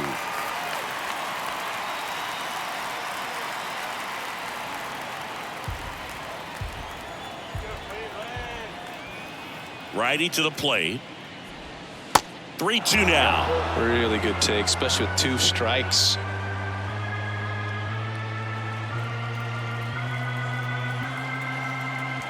And a pitch.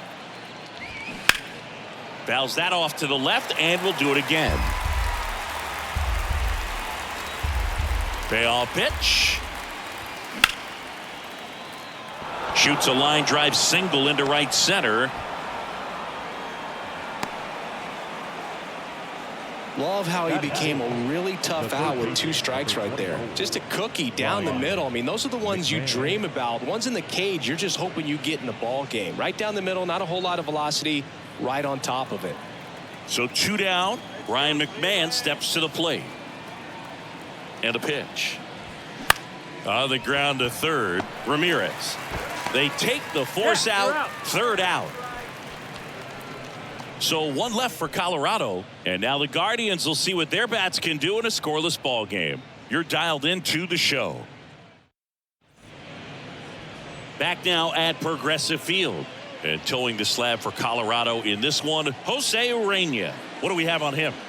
Well, the key for him usually centers around his ability to command all 4 of his pitches. I mean, he can get by with 3 if one isn't working, but it becomes a little tougher to keep hitters guessing, especially when you start to get through the 2nd and 3rd time through the order. So we'll see how he incorporates all of his stuff into this one. Steven Kwan is making a name for himself. He won the College World Series playing at Oregon State. He played along with Adley Rutschman and Nick Madrigal, and he took home a Gold Glove his first year in the majors, 2022. We're going to talk about a guy who makes great contact. Hard to throw it past him. He does not swing and miss very often. And now it's Ahmed Rosario.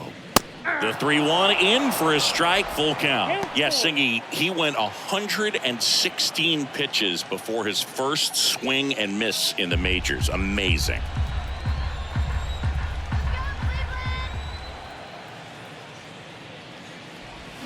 Fights it off. He'll see another.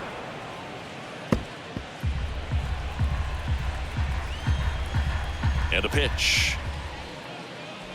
And he walked him. Now, this was a story we were paying attention to before the game. We've seen him give up walks in the past, and it's an issue once again early on. Here's Jose Ramirez. Next pitch misses. Now 3-1.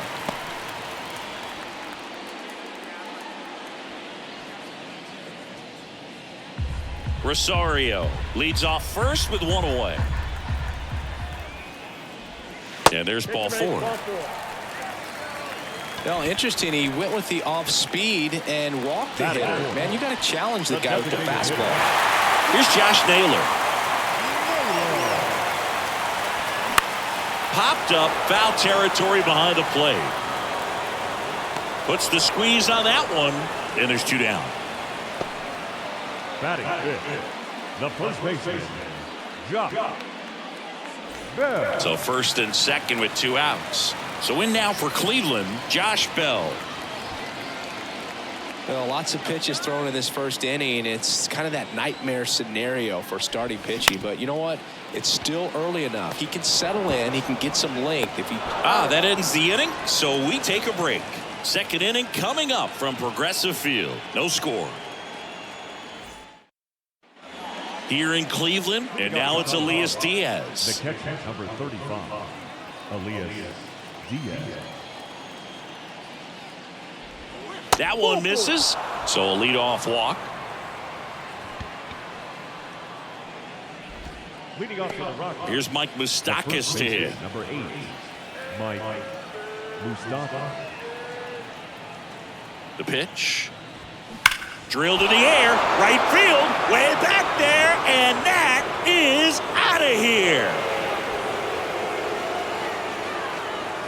His second of the year, and the Rockies jump in front. It's 2-0.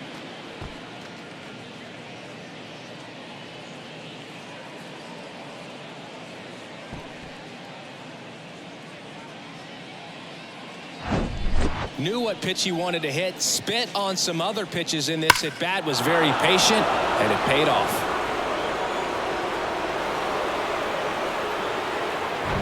Alan Trejo digging in for the Rockies. The line to kick the pitch. So a foul ball makes it 1-2. It can be tough to bounce back after a big home run, but nobody on, nobody out. You just have to treat it as a fresh inning. Next pitch is outside. Gary Simmons, our plate umpire today, sort of has a reputation as a pitcher's umpire. Yeah, a little bit of a wider zone than most, I'd say. And a wide zone can be tough to deal with as a hitter because you have to start expanding what you're looking for, covering both sides. And with the stuff guys have today, you're just not going to have a lot of success. Got him. And that's the first out. Nice recovery after giving up the homer. Brenton Doyle.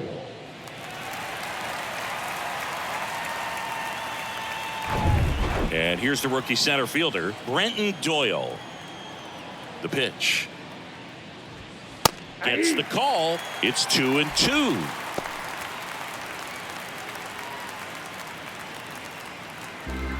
Still only one out here in the inning.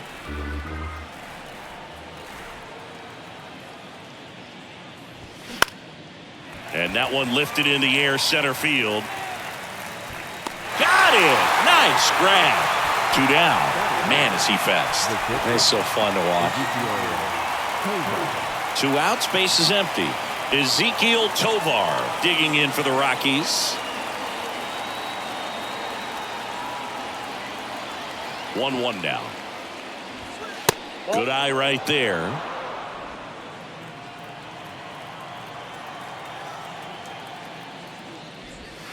And that's a little bit high. 3 balls, 1 strike. The 3-1. And that's ball 4. Ball. Take the base. Well, he tried to nibble right there and just missed his spot. Hitter didn't offer at it. Now he has somebody to worry about over at first. So the Rockies lineup turns over. There's Chuck Nasty. Flied out his first time. Tovar off of first with 2 away.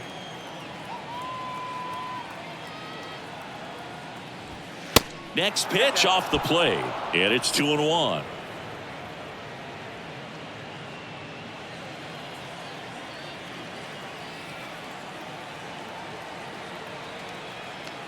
And here it comes.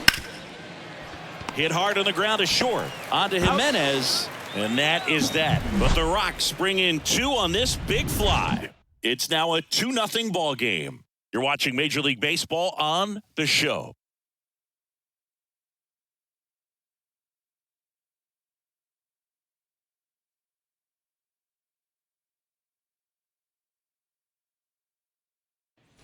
We head to the bottom of the second. Stepping up for the Guardians, Andres Jimenez. The second baseman, Andres Jimenez.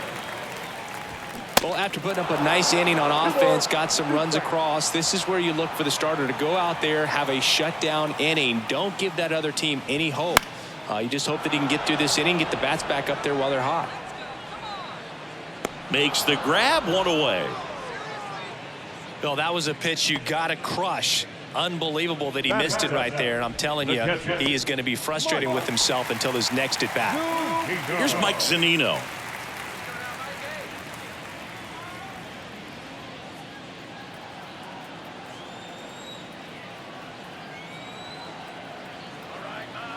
One down, base is empty. Gets him to chase after that one. Wow, no fair right there. I mean, that slider didn't move till the very last moment. Incredibly difficult to pick that up. Just kind of have to tip your cap on that pitch.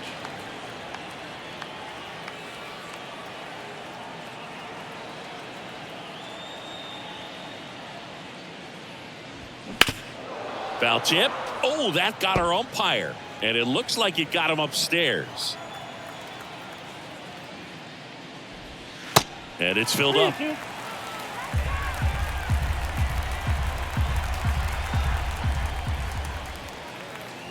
The 3-2 is off the outside edge, and that is ball 4.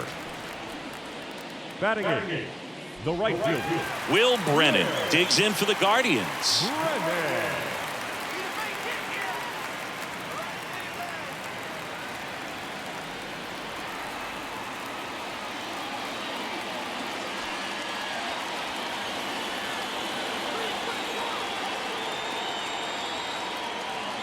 Here's a 1-1. Well struck right field. And that one is out of here. This place is absolutely loving it. And it ties it up. It's 2-2.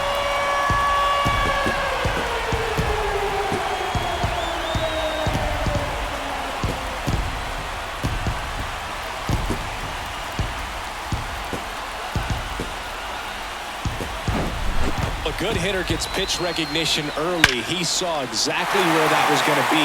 The challenge, not get over anxious and come out of your swing. He stayed on it and got all of it. Base is empty, 1 away. Digging in, it's the speedy outfielder, Miles Straw. The 1-1 is fouled off.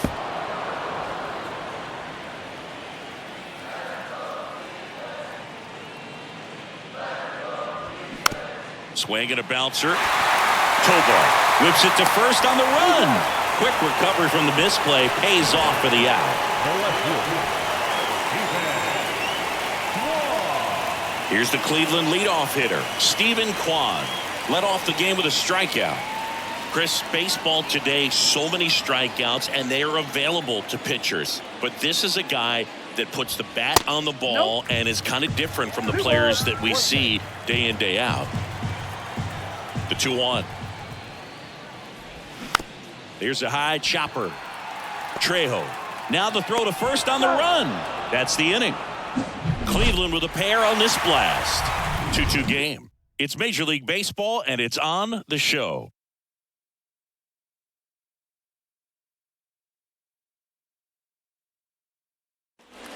New inning getting started. Digging in is the switch inning outfielder, Jurickson Profar.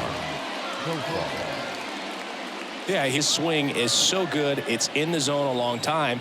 He gets the barrel to it a lot, and that produces more base hits. Off the plate, and it's 2-1. Singy, one of the things that's interesting is that guys really don't worry about swing and miss from an offensive standpoint anymore. So when you see somebody who contacts the ball like this, do you think of that as plus value?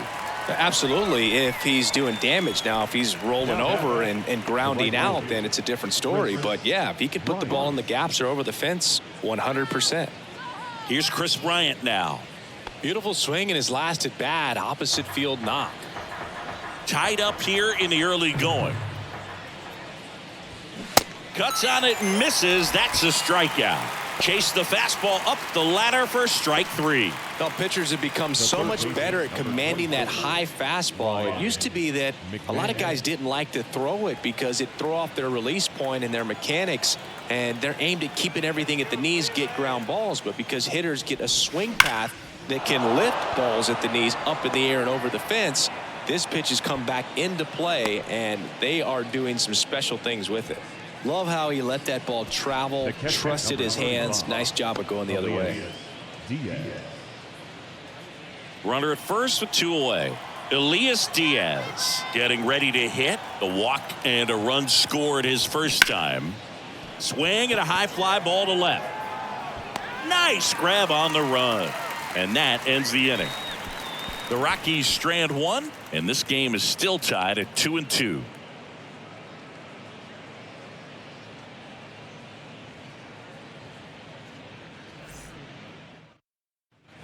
Set for the bottom of the 3rd. So in now for Cleveland, Ahmed Rosario. The shortstop, Ahmed Rosario. Rips one to right. No trouble here. Puts it away for the out. And there's one down.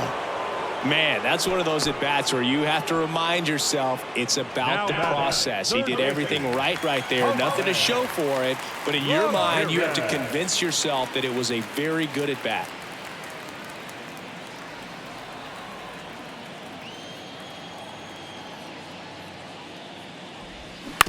To the right side, Trejo fires over to first, and 2 straight set down to begin the bottom of the 3rd. Good fade and sinking action of that changeup got that hitter to roll over. And now it's Josh Naylor. 0 for 1, popped out foul to the catcher his first time up. The wind, the kick, and the 1-2. Out to short. Whips it across. That ends the inning. So they go quietly there. 3 innings complete. We are tied 2-2.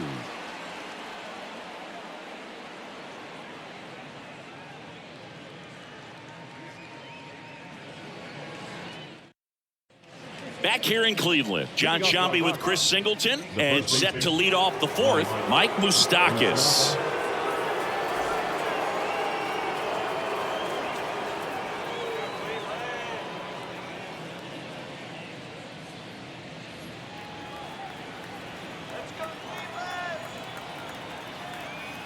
The 1-1.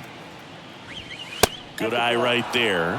Well, these Rockies showing great discipline at the plate, and patience definitely seems to be the name of their game in this one. They're doing a good job of working the pitch count, and they've been able to push a couple of runs across to score as well.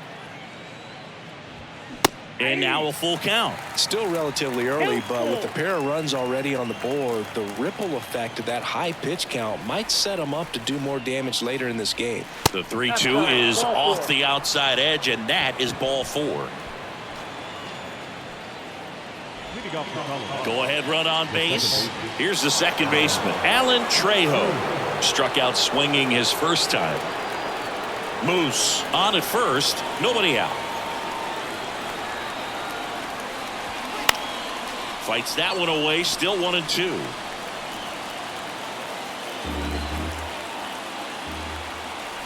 And the right-hander deals. Hit on the ground, might be 2. Quickly to second for 1. Plenty of time at first. That's a double play. I think there's always something pretty about watching a 5-4-3 double play get turned. I mean, just seeing the ball whipped around the diamond with quickness and accuracy, that was nice. Next for Colorado, Brenton Doyle. Flied out to center in his first at bat. Next offering is down low. And that's ball 3.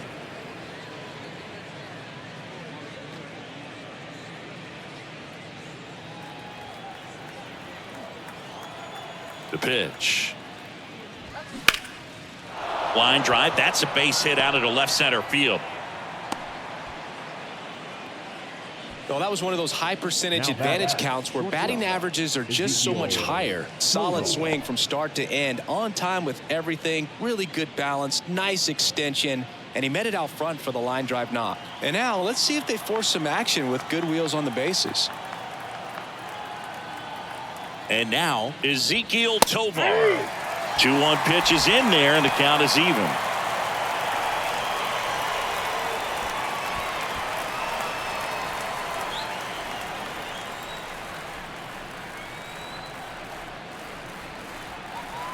Two outs. Lifted in the air out to left. Puts the squeeze on it, and that is the inning.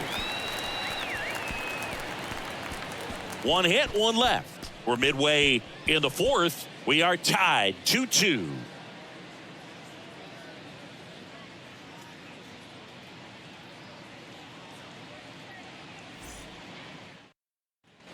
And welcome back. Bottom four, Josh Bell at the plate now. The first baseman, Josh Bell.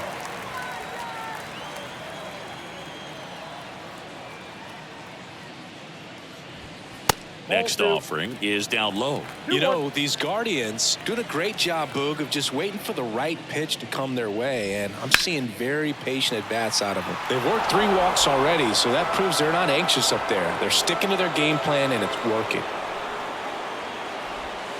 Way inside, gets out of the way.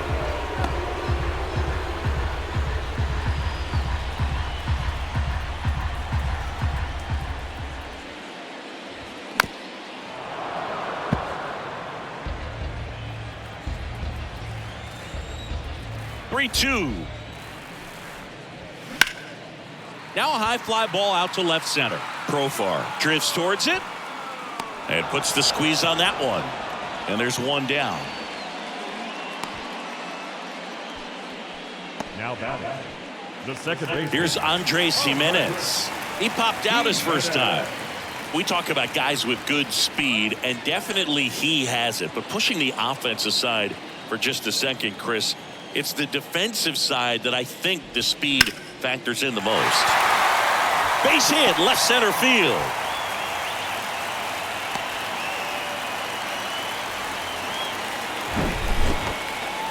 Couldn't have timed it up any better than that. I'll tell you, man, it's such a good feeling when you smoke a line drive into the gap like that. I mean, sure, home runs are king, but I feel like nothing makes you feel like a true professional hitter more than a bolt the other way. And now a chance to maybe get creative on offense with good speed on first. Well, he gets to balls that get by most people at that position. Just runner on the go. Pitch is low. Throw to second. Great jump. Well, he picked over once just before the pitch to check on him, but that didn't seem to slow up his jump on the pitch at all. I think that guy's been studying some video. Awesome job to be prepared, got the timing down, and he gets into scoring position. Runner at second here, one gone.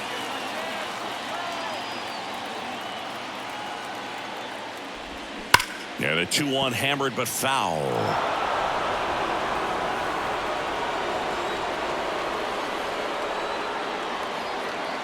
Urania picks over, and he's back in on a dive. Good wheels out there on second, and he's getting a pretty big lead right now. Definitely looking to score on any hit to the outfield. And the 2-2. High fly ball near the pole. That one is foul. Clearly hoping he could get a swing and miss on that, but doesn't fool the hitter with that breaking ball. Nice job, just couldn't keep it fair. Next pitch is downstairs. Will Brennan waits on deck.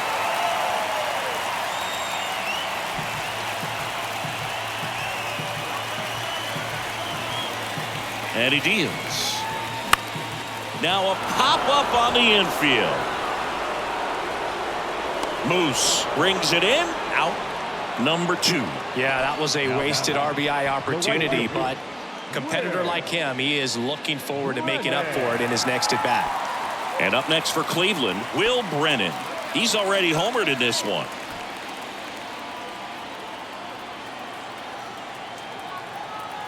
And a 1-1. Runner takes off.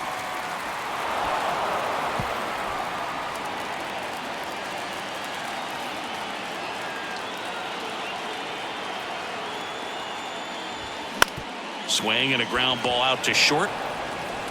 Out number 3. 1 left for the Guardians. Score remains 2-2.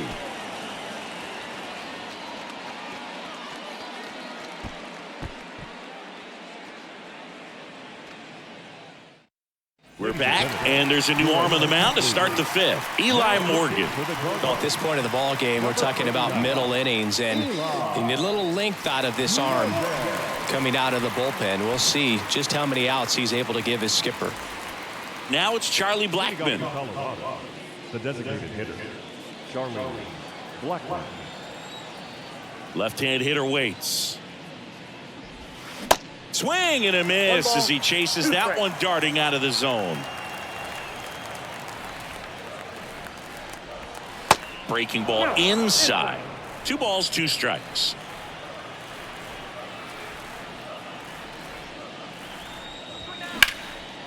Line drive, and that's a base hit out into center field.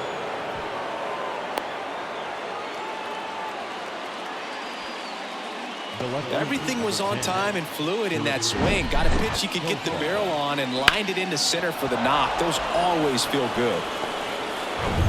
Now the number 2 hitter, Jurickson Profar.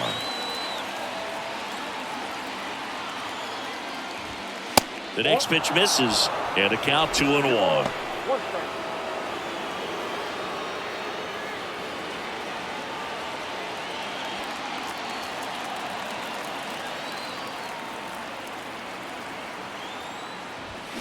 And he chases a high fastball there. Cleveland has some action going in their pen. Logan Allen up and throwing for Terry Francona.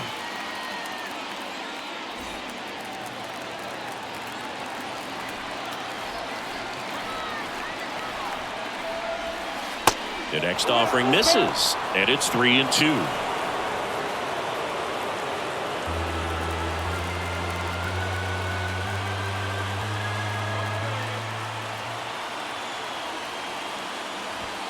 Swings through it, and that's a strikeout.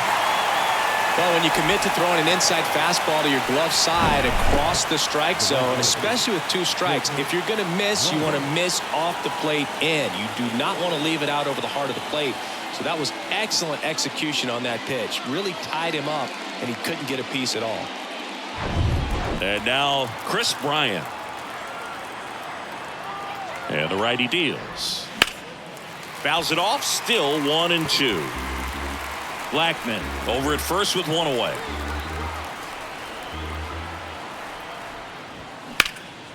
This one in the air, center field. Straw brings it in, and there are 2 down.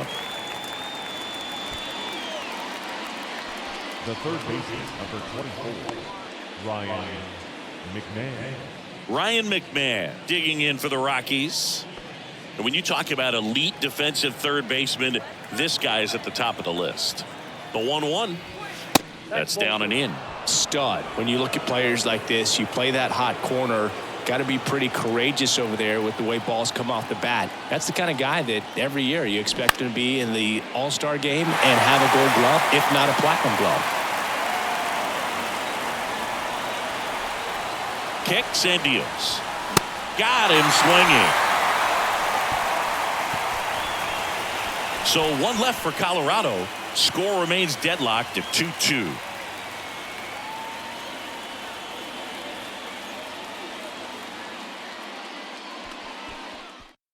Now on the bump, Brad Hand. And we all know about his slider. It's just filthy, man. And one of the better ones in the game, I'd say. Spin rate's very high, and it just breaks a ton.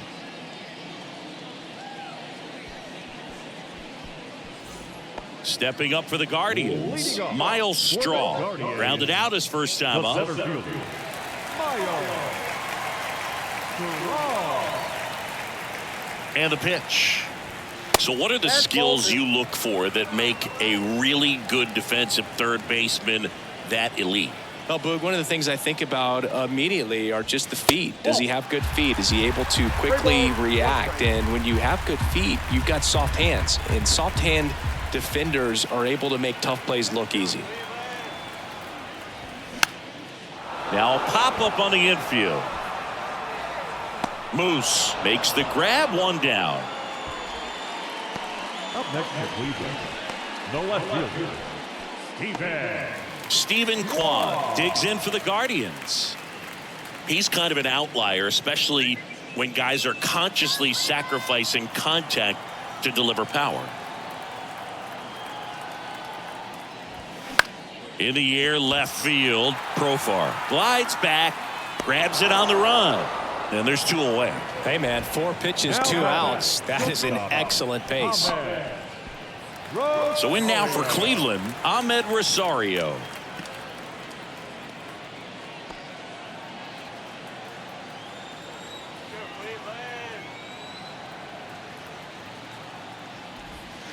Next pitch inside, 2-1. Bullpen activity starting up now. Ty Block getting ready to come on for Bud Black.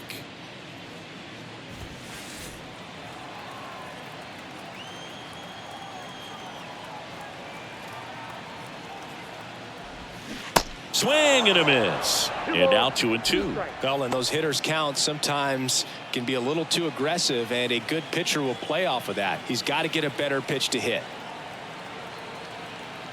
At the belt and fires. Swing and a ball popped up. Tries to make the play, but it's foul.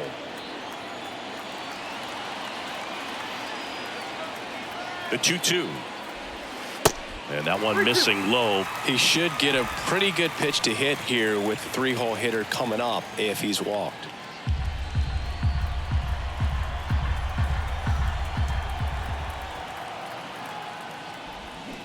Hacks and misses. It's a strikeout.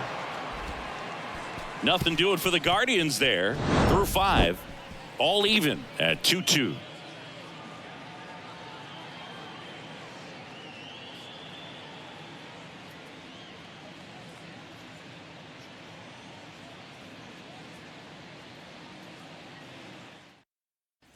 Back here at the ballpark, here's the catcher, Elias Diaz.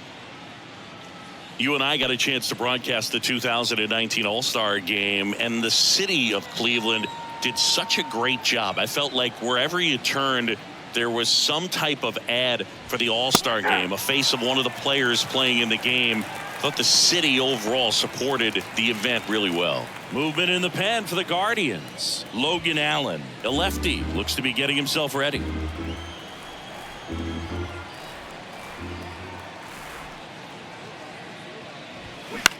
This one lifted in the air, left field. Kwan hauls it in, and there's one away. Just pulled off of it a little bit right there. That front shoulder coming open instead of staying closed. If he does that, he's going to be able to go up the middle the other way with some authority instead of a fly out to left.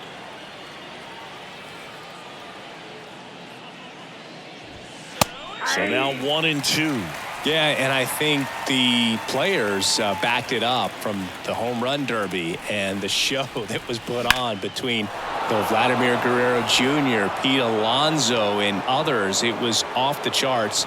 And then the game is always special. When you see the best in baseball, you remember how special this game is. And to be here at this ballpark, I think just was the icing on the cake.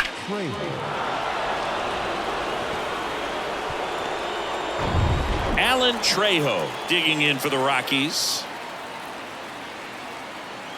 Ball to strike. The pitch. And that's down and away.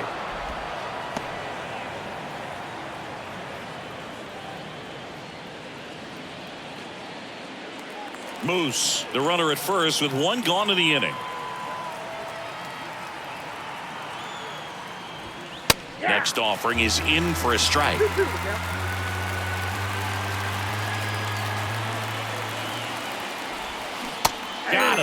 And he's down on strikes for the second time today.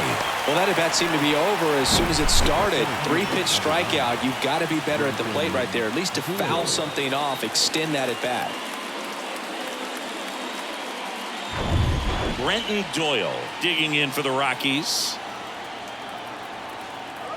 2-2 now. Got it by him for the K. No runs, 1 hit, no errors, and a man left.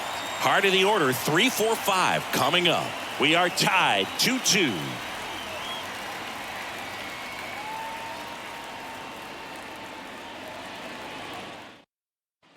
Welcome back. Bottom of the 6th inning. Now it's Jose Ramirez.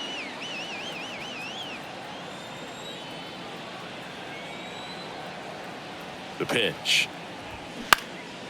Lifted in the air down the left side, and it falls. So a runner aboard to start the inning. Now batting. Hooked around that pitch on the outside, but he was still able to square it up pretty nicely, and that takes quick, strong wrist to pull that off. Josh Naylor will hit next.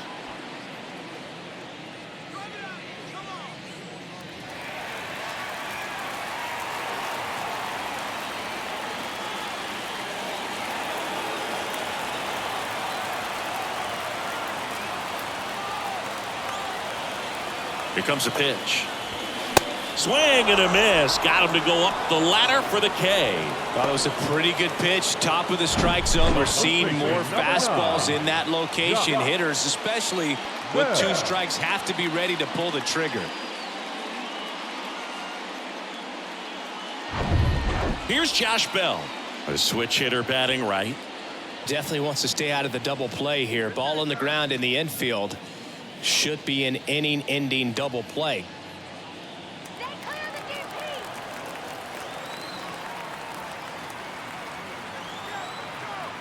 DP. Pan throws over. Ramirez back in on a dive.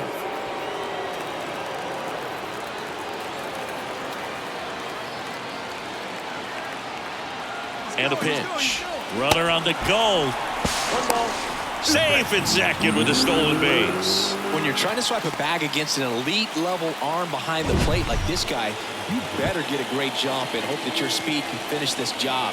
That was a great jump right there. Really nice steal at second base.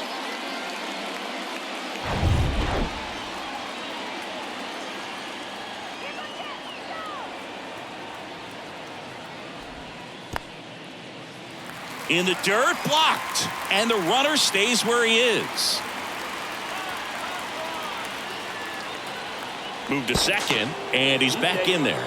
You know, Boog, if you're that base runner at second base, you want to be quiet out there. Not bouncing around, not distracting your teammate, the hitter. Make sure that he can clearly focus on that pitcher and that release play. And now it's 3-2. Hitter's got some good opposite field power. What I like about something being hit to the right side into the outfield is that the base runner at second has a very good read and can determine whether or not he can score on that base hit. Got him. Back-to-back strikeouts. Just indecisive in that at bat. He couldn't commit to the slider. Tried to sit in between. Just not able to put the bat on the ball.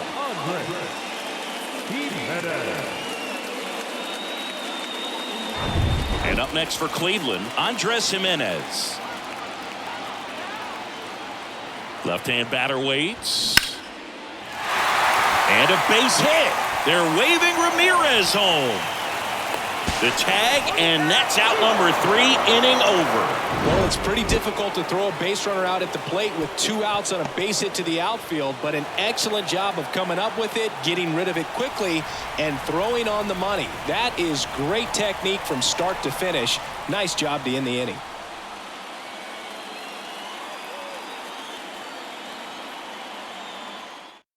Welcome back. We're in the 7th. We have a new pitcher on the mound, Trevor Stephan. He last pitched 2 days ago.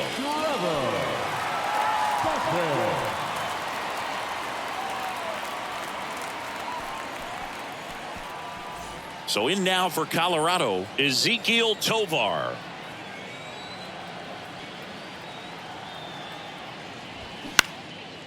That one lifted to left. Kwan settles underneath it. And out number 1 on the grab. Now batting, designated hitter. Here's Charlie Blackmon. Blackmon.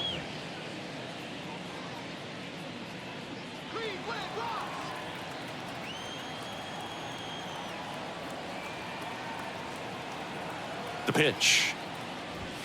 That's off the mark. 2 balls and a strike.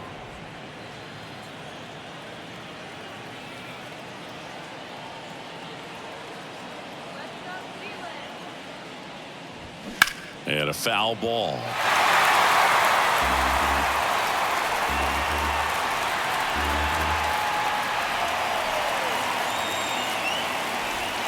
And down on strikes. That's the second out. Wow, that's a tough call for the hitter, but the pitcher will take that all day long. Not quite in the strike zone, but he found a spot that the umpire is going to, at least for now, allow him to get that call. So hitters are going to have to make an adjustment, but pitchers are going to learn from those things and really try to exploit them if they can. Next offering is fouled back.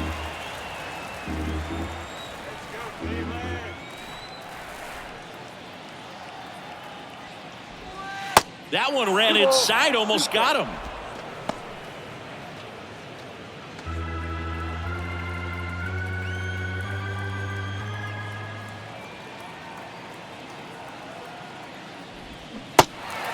In the dirt.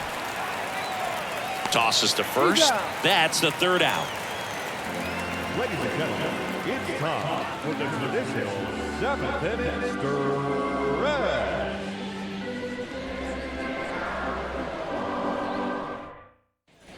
Here in Cleveland, and here's the catcher, Mike Zunino.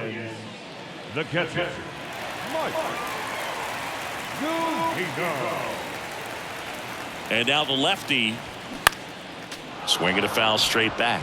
You know, these Guardians finding ways to get on base, but they still need help driving them home. They only have 1 hit with runners in scoring position, so a lot of squandered opportunities. It's tough because those are moments you just can't get back. Hauls it in, and there's one away. Now batting, the right fielder.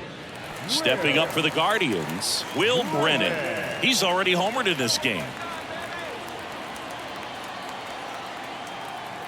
The pitch. Swing and a miss, struck him out. Wow, just great bite to that slider. Broke hard out of the zone, and he just couldn't hold up the swing. You know, as a hitter, that pitch is really hard to take, and there's just not much you can do with it. You know that, but you don't want to get rung up by the umpire.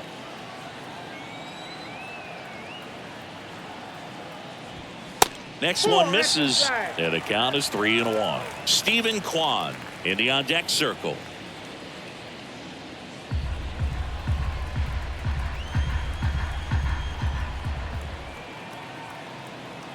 The pitch. 3-1, and he couldn't come up with it. And he's a guy that will certainly think about stealing a bag or two. Not the kind of speed you want to put on base in a tie game. Now the left fielder, Stephen Kwan. Well, with pretty good speed over there at first base, I think the pitcher's got to slow everything down. Hold the ball a little bit, step off, just try to break the rhythm and timing of a potential base stealer. If you're a base runner, you got to stay dialed in here. Look for anything in the dirt. Try your best to get into scoring position. Back over to first. The tag, and he's out at second. Bang, bang play, and the inning is over.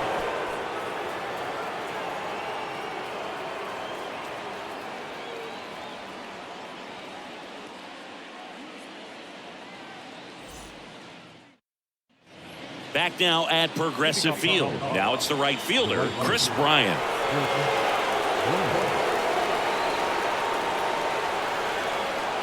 And a pitch. And that's downstairs and outside.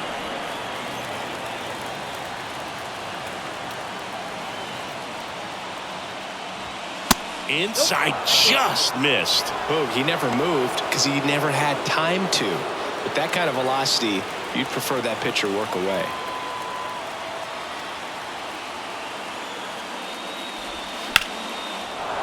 Ripped into center, base hit.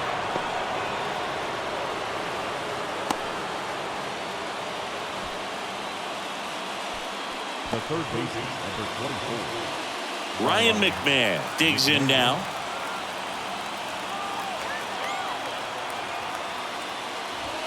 Swings and misses. And the count is 1-2.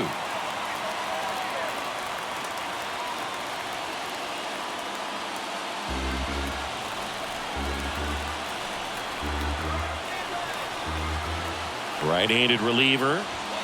Got him swinging for the strikeout. The high heat, too much on that one. Boog gets talked about a lot, but a good high fastball in a two-strike situation, it's just become such a problem for hitters in more recent years. But with all of the emphasis by pitchers on developing that spin rate, having a good grip on the baseball, those high fastballs, they kind of look like to the hitter that they're rising, even though they're not, but they're not decreasing in velocity and spin rate. So very difficult to get the barrel on it.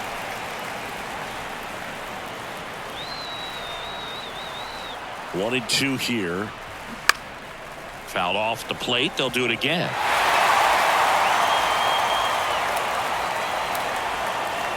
And a pitch.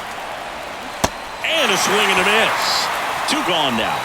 Well, interesting. He's looking very comfortable out of the stretch after giving up the leadoff single. Back-to-back strikeouts, so they haven't been able to move that runner up, get him into scoring position, and try to have a better chance of scoring. I tell you, good job so far on the mound. He just needs one more out.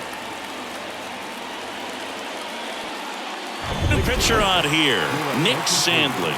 He pitched yesterday, and we'll see him once again. Number 52, Nick Sandlin.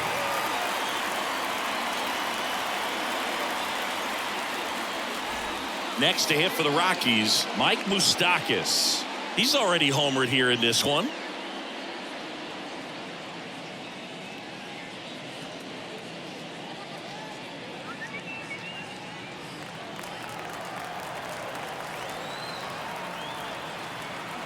Ball to strike.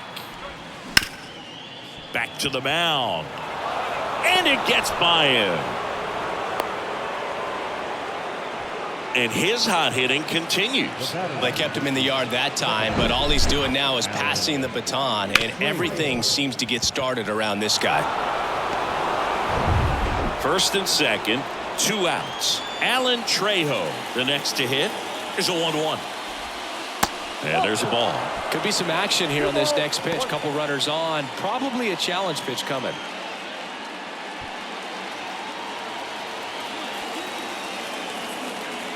Two and one now. Here's a high fly ball out to center. Straw has a beat on it. Makes the catch. And that'll do it.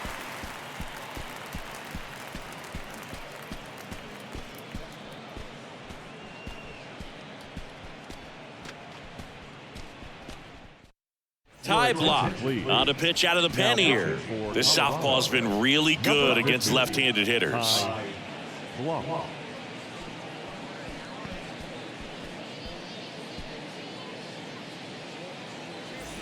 So digging in, Stephen Kwan. You know, this is kind of a tough matchup as a left-handed hitter facing a left-handed pitcher. What you tell yourself is, I want to stay square to the plate, try to hit the ball over the shortstop's head. That one in for a strike, 2-2. Definitely not a pitch location you're expecting up there as a hitter when you know the guy's got a good sinker ball. If you can get in that location, boy, you've got to look top to bottom, and that's going to make it very difficult to hit.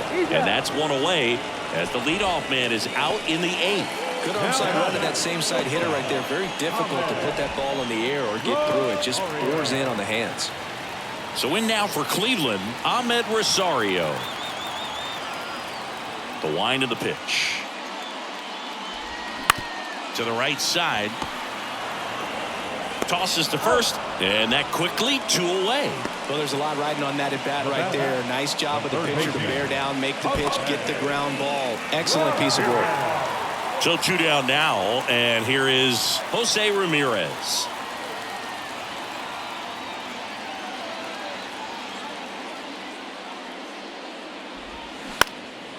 Popped up. Tovar brings it in for the 3rd out. Guardians go down 1-2-3. It's the 9th, and we are tied.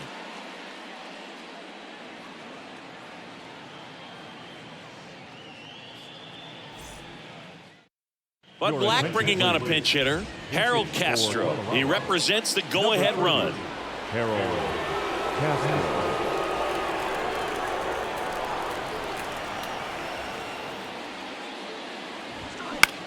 Swung on, popped up left side. Ramirez makes the catch, and there's one gone. Well, that's what he's looking for with the fastball above the zone. A swing and miss or weak contact. Now, Ezekiel Tovar.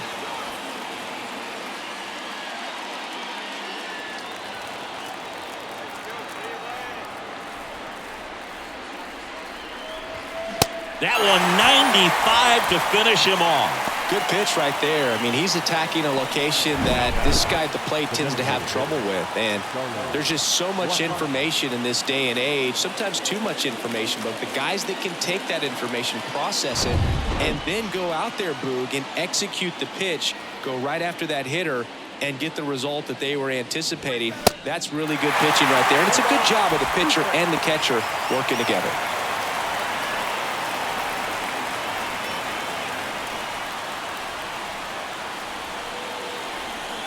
And here it comes. Foul ball, still a 1-2 count. 2 down, nobody on. In the air, left side. Kwan makes the play, and that is the third out of the inning.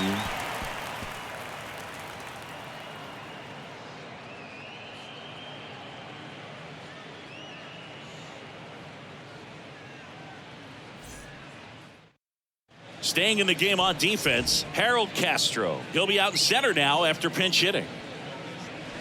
And now the DH, Josh Naylor. For the Guardians, the designated hitter. The line to kick the pitch. Misses off the plate, and it's 2-1. Stirring in the Colorado bullpen, Justin Lawrence. Up and loosening in the pen.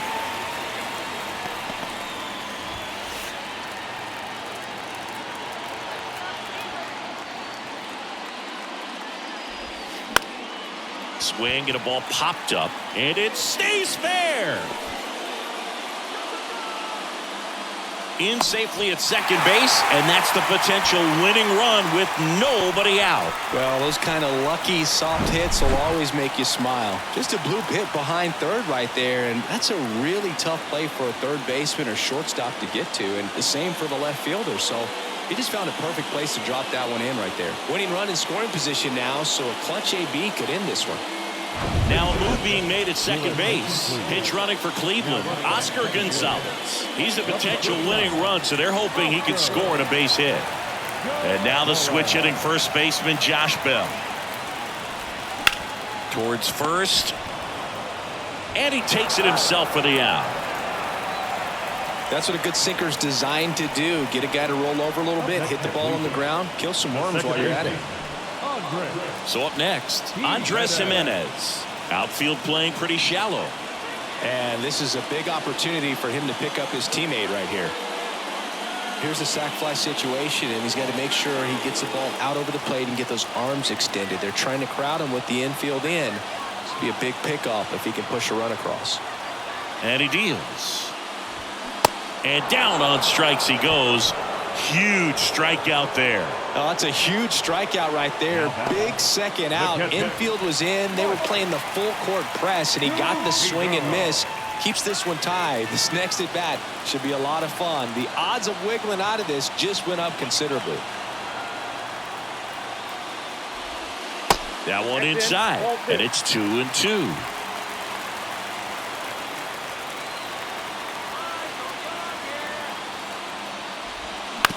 Ground ball right side. Moustakas whips it to first. Third out, and that ends the frame.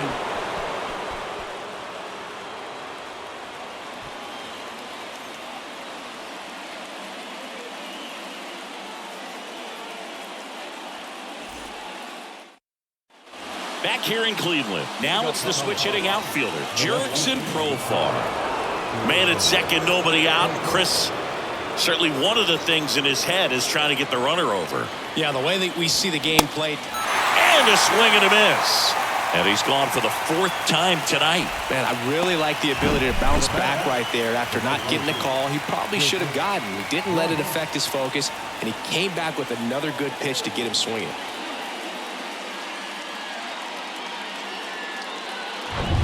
Chris Bryant digging in for the Rockies. Good swing out of him last time. Ripped a liner into center.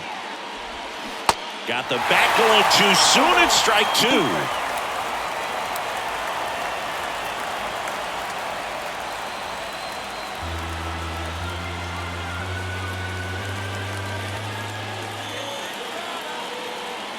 The 1-2. Ground ball right side. Steps on first for the out.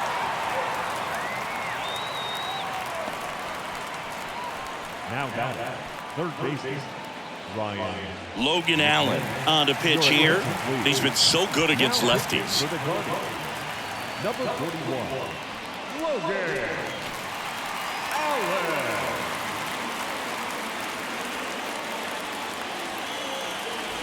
Here's the third baseman, Ryan McMahon. The extra innings rule placing a runner on second to begin the inning was a big move for baseball in 2020. So, Chris, how has that changed the way relievers approach these innings? Well, I don't think it's that much different from coming in to clean up someone else's mess. Definitely not ideal, but the best relievers welcome challenges like this. Straw makes the catch. Inning over. Nothing across, no hits, no errors, and one man left. On to the bottom of inning number 10. We are tied 2-2.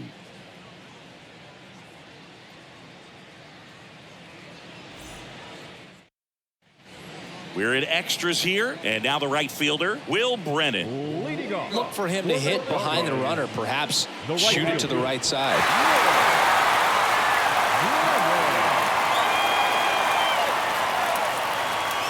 The 1-1. Swinging a foul straight back.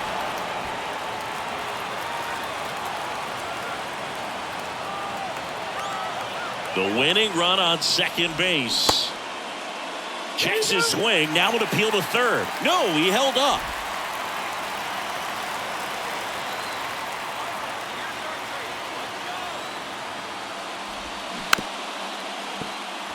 Chop to the right side, and he picks it up in foul territory. Left-hand hitter waits. Foul ball, another 2-2 upcoming.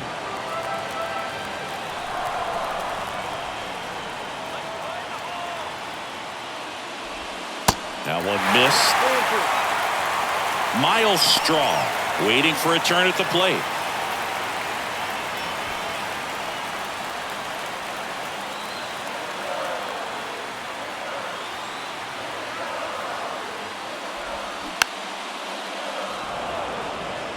Definitely got the hitter conscious of the pitch inside. Really think the outer half is open. Swing and a miss. Struck him out. Snuck the fastball by him. A left-handed batter facing a left-handed pitcher that's got some sink like that at the end. It's just the bottom falls out of it when it looks like it's going to be a pretty good pitch in that location that everyone says lefties love. And the batter now, Miles Straw. The 2-1. The other way, and it's just foul. That was close. The pitch. In the air out to center. Castro moving under it. Squeezes it, and there's two away.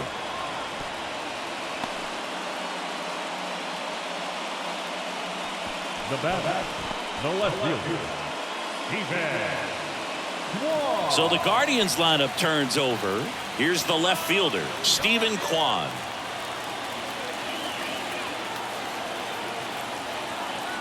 Runner leads away at second. Base hit right field. Here comes Zunino around third. Here's the throw. Across is the winning run, and the Guardians walk it off in extra innings. You know, he had to feel the pressure. Winning run on second base. Found a way to make solid contact, and the winning run comes across to score. Everyone going crazy. Exciting finish to this game today.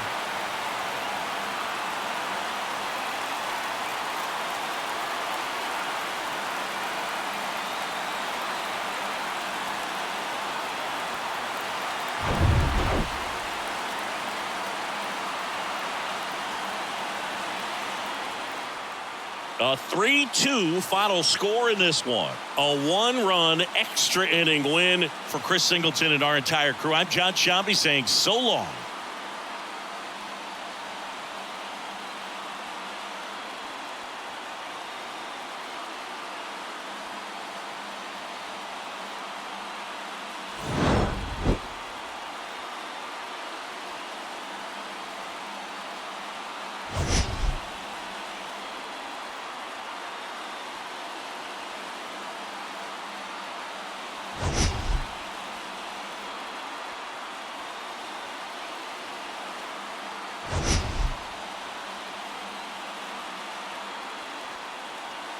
Tigers and the Milwaukee Brewers. John Shambi, Chris Singleton with you. Singing today, of course, will be treated to the sausage race and some really good baseball.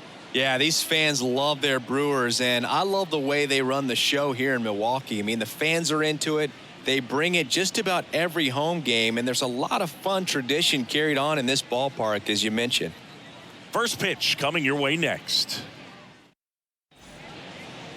All right, just about set to go. And on the hill, the big righty, number 48. Power pitcher. He's going to speed you up with the fastball velocity, and out of his hand will explode the breaking ball. Very difficult for hitters to keep that front side closed and hit the ball the other way, because they know if they're not ready to pull the trigger, the fastball will beat them. And here is Akil Baddoo. The left fielder, Akil Baddoo.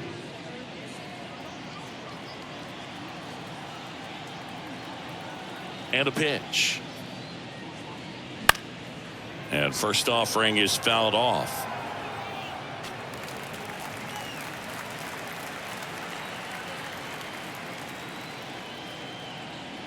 The wind of the pitch. Late that time, and it's strike two.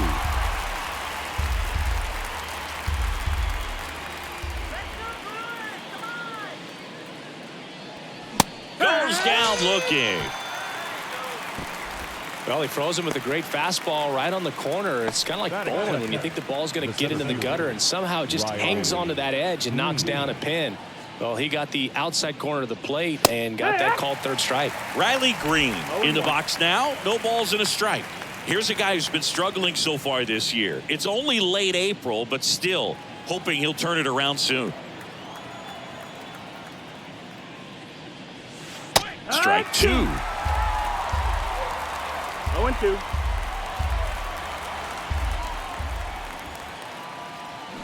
Got him. Back-to-back strikeouts. Well, anytime you can punch out the top two guys in a lineup to start an inning, got to be feeling pretty good out there on the mound, because when you think of just having a distraction, table setters on the base paths, and all of a sudden you're dealing with the number 3 hitter, any distraction can cause you to serve up a cookie, and instead of it being a solo shot, it's a 2 or 3 run homer.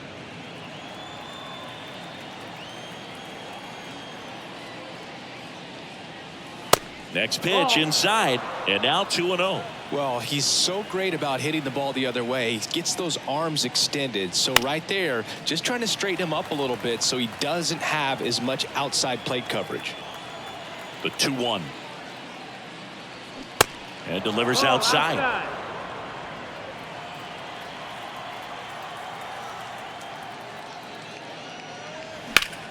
And a ground ball to first. He takes it himself to the bag, and that'll do it. Tigers fail to make any noise. Now it's the Brewers' turn. It's a scoreless ball game. You're watching Major League Baseball exclusively on the show.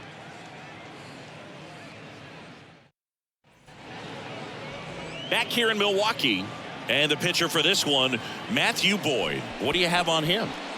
Try to stay back for that power changeup. Speed differential between the fastball and the changeup is huge.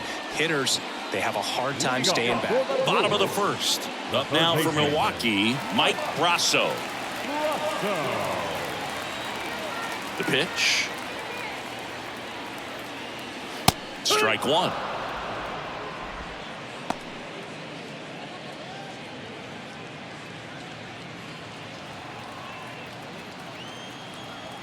And here it comes. Nope, that's outside. Ball.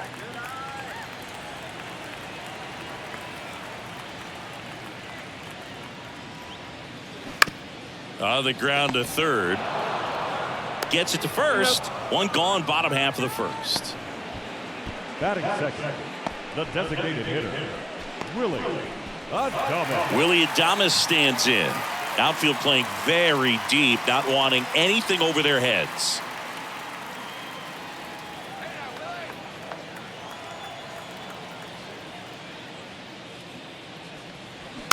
And first offering is fouled off.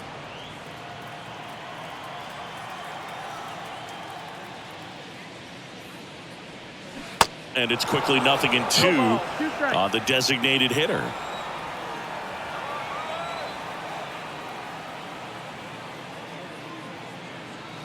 And takes low for ball one.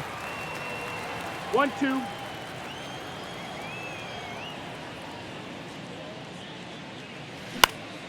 And a pop-up, right side, foul territory. Fielding for the wall, makes the catch in foul ground.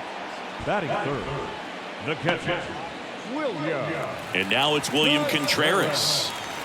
Well, I got a chance to meet William during spring training as he was coming up trying to get to the big leagues, and this kid's got some ridiculous pop. Watched him on the backfields taking batting practice. All of his coaches would just kind of roll their eyes and say, this kid's going to be great, without actually saying the words. Then later that season, I got a chance to chat with Wilson, big brother, and ask him about little brother, and he smiled as well. Said, yeah, he's good, and gave me that look that I think he might be better than me eventually. Just missed. Backdoor breaking ball just missed right there, and boy, umpire didn't give him the call. I bet you if he throws it again, hitter knows he's going to have to swing it.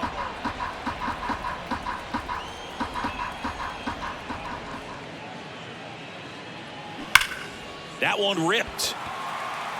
Baду makes the catch, inning over. Nobody left for Milwaukee. Scoreless after one.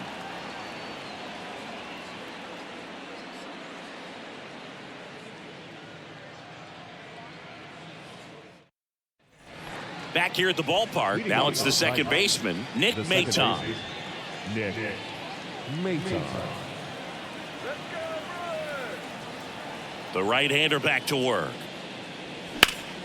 Foul back our way, and that's out of play.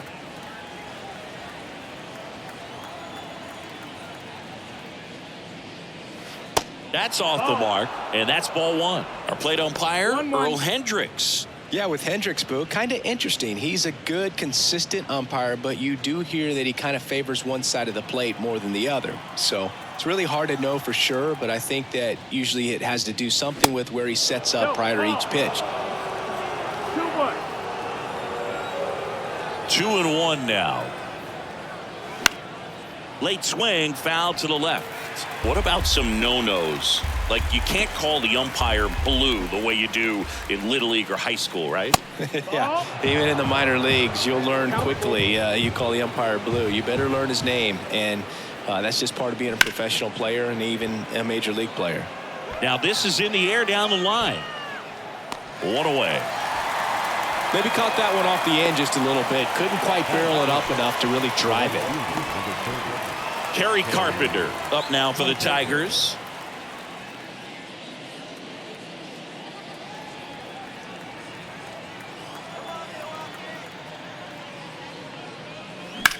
Lifted in the air, right center field. Weimer under it. And puts the squeeze on that one.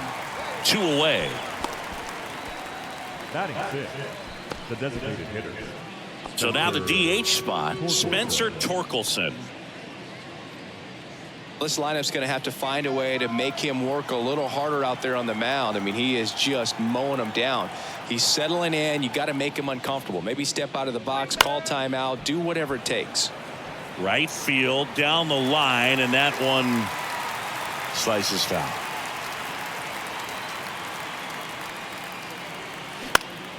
Next offering is fouled back.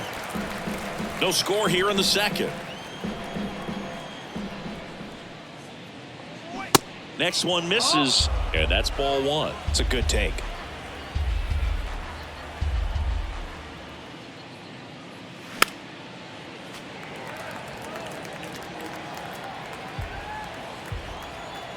The wind, the kick, and the 1-2. Gets a piece and stays alive. The 1-2. Swing, and this one's bounced on the ground. Rosso tosses to first, and they get Torkelson for the out. And that is that. Offense held in check there. Now to the bottom of the second. We're tied, 0-0.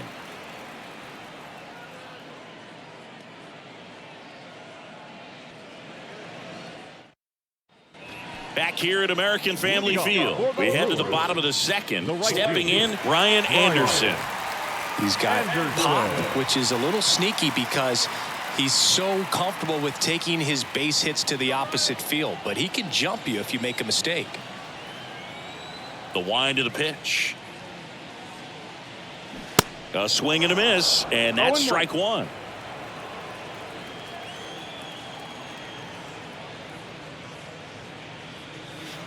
That's in there, and it's 0-2. Love how vocal the umpire is today. No doubt in the hitter's mind, catcher's mind, and even the pitcher's mind as to the conviction in the call. 1-2.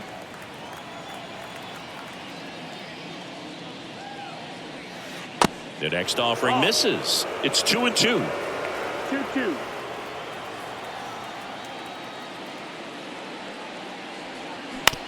And right back to the mound.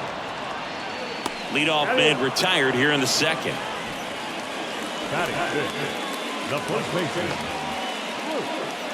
And here's Luke Voigt.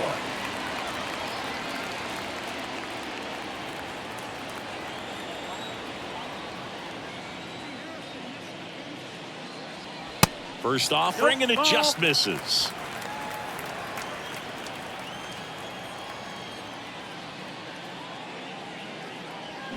Inside corner, and that's called a strike.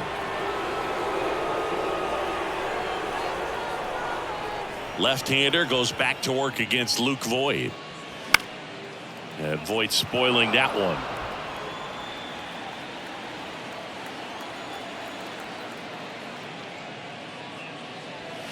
And it's even up. That's the ball.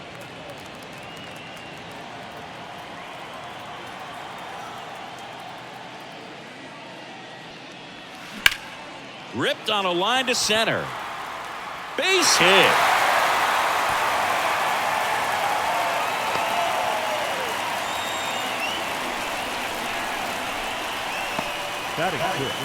So digging in, Owen Miller.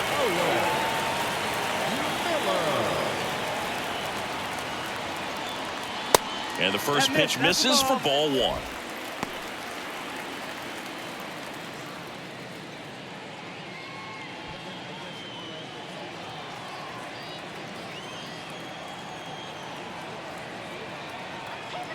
Kicks and fires.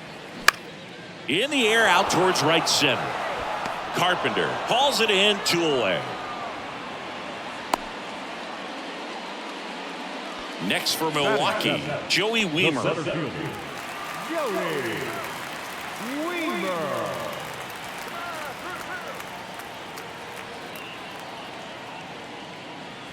There's a strike.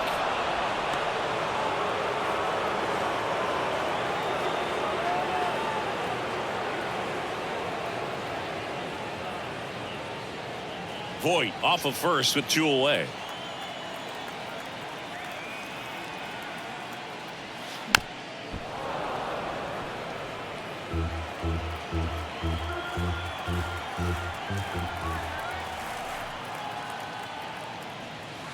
Next offering is downstairs.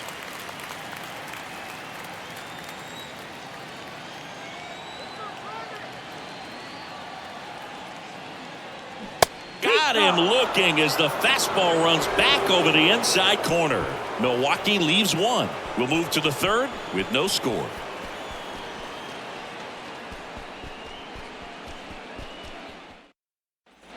Top half of the third inning, and now up to hit Miguel Cabrera.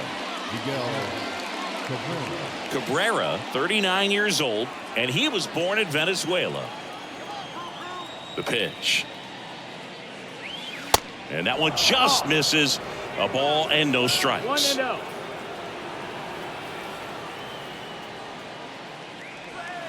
Next pitch Nope, downstairs, and it's 2-0. 2-0.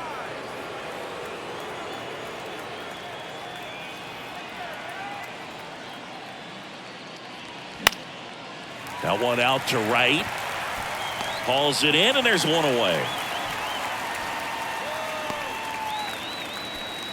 Batting in, the third baseman. And up next for Detroit, Zach McKinstry.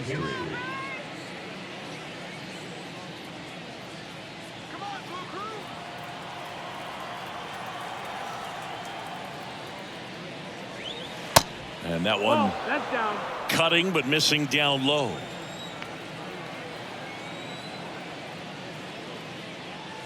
Late on that 1 ball, 1 fastball. strike. Well, he just threw that fastball by him, elevated, and if you're not looking up in that location, very difficult to catch up to, especially with that velocity. The 1-1 is fouled off. Flew open a little bit with that front shoulder, but was able to slow his bat down just enough to make contact with that pitch. Keep the at-bat alive. McKinstry tries to check his swing. Now a look to third. And he couldn't hold back. He's rung up on strikes. Really love the pitch sequence right there. I'm telling you what, Area. pitcher and catcher are on the same page right now. Eric Haas up now for the Tigers. And first offering is fouled off.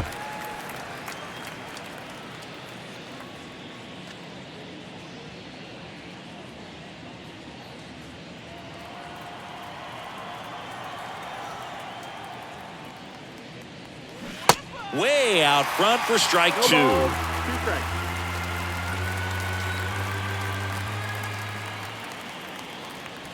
Next offering is down low.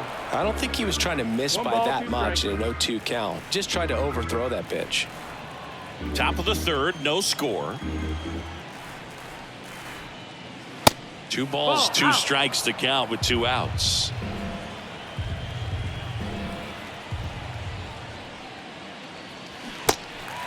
In the dirt. Fires over to Voit. And that's the third out.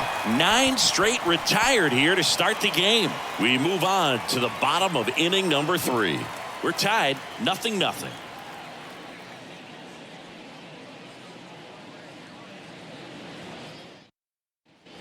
Welcome back. Set for the bottom of the third. Here's a speed threat. Blake Perkins.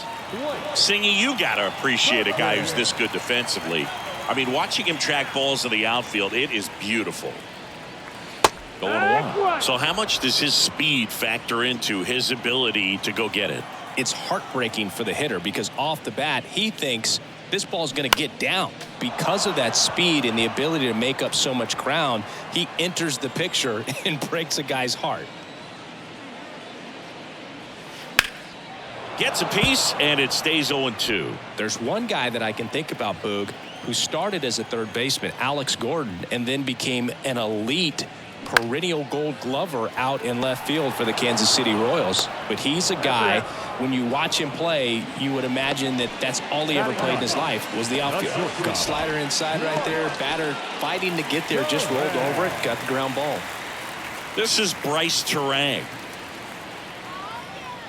Yeah, some guys just have instincts, right? I mean, that's the way it goes. We talk about Larry Walker, the Hall of Famer, and his instinct on the bases, despite the fact that he didn't play a ton of baseball as a kid.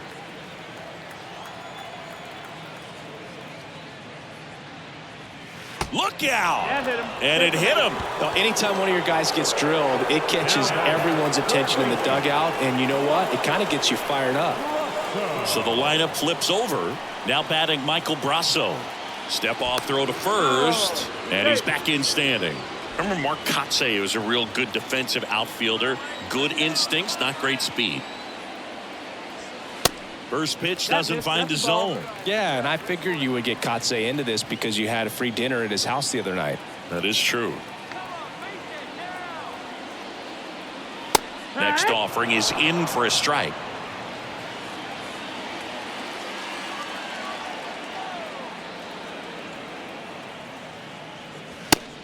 And a pitch out, but nothing going on.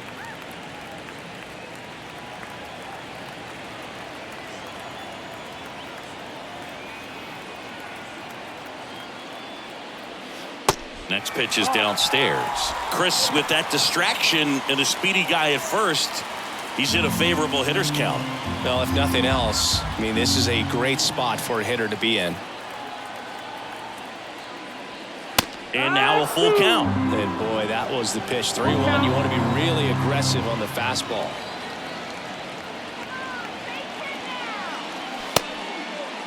Checks his swing. Now an appeal to first. And that's ruled a swing. It's a strikeout. So here's the Brewers DH. Willie Adames. Flied to right his first time.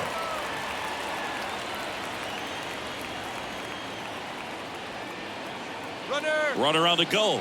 That's in for a strike. Throw is low, and he can't pick it. You know what? I like the aggressiveness right there. Looks like it's going to be tough to score in this one. Really good pitching so far. So why not try to put some pressure on him and see if you can steal the bag, get in the scoring position.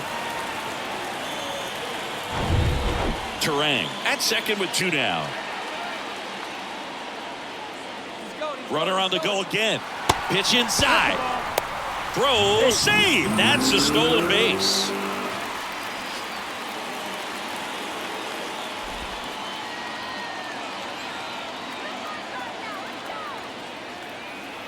Here's a 1-1. This ball's chopped on the ground. Baez fires to first on the run, and that is the inning. So no runs on no hits, no errors, and a runner left. 3 innings complete. We're tied 0-0.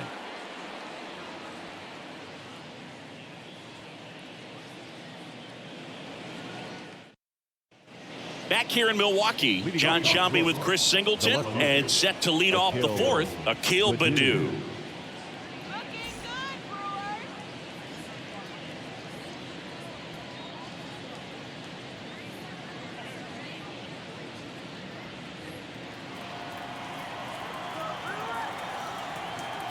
Yeah, the right-hander back to work.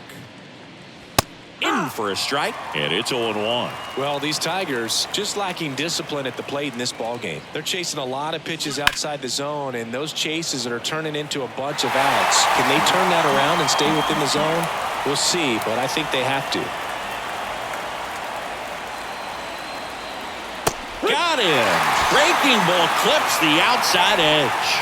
Well, there's a 3-pitch strikeout. He can do whatever he wants with the baseball right now.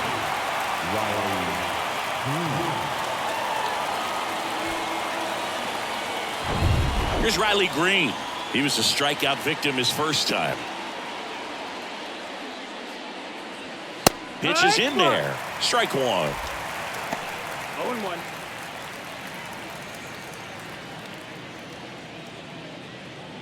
The Tigers hitless so far in the game. On the ground, right side. Miller gets it to first. And a couple of quick outs. Well, he's doing a nice job of keeping the ball out of the air. Lets the defense work behind him with another ground ball. Good execution. Now it's Javier Baez. Grounded out his first time.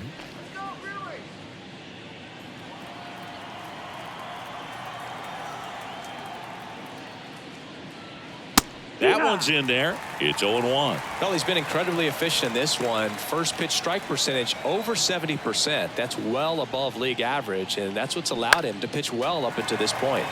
Next offering is fouled back. The pitch. Got him looking. And good work there as he gets a 1-2-3. Tigers are shut down there, and we are still scoreless.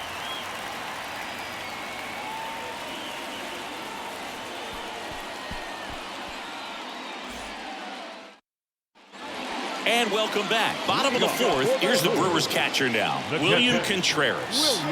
He is a talented player. His big brother Wilson has voiced that his little brother may end up being better than he is. Oh, and the zone doesn't get the call. Ball 1. He's been pitching well, but going through this middle of the order second time through, we'll see what kind of adjustments are being made. Off the mark there. 2 balls, no strikes to count.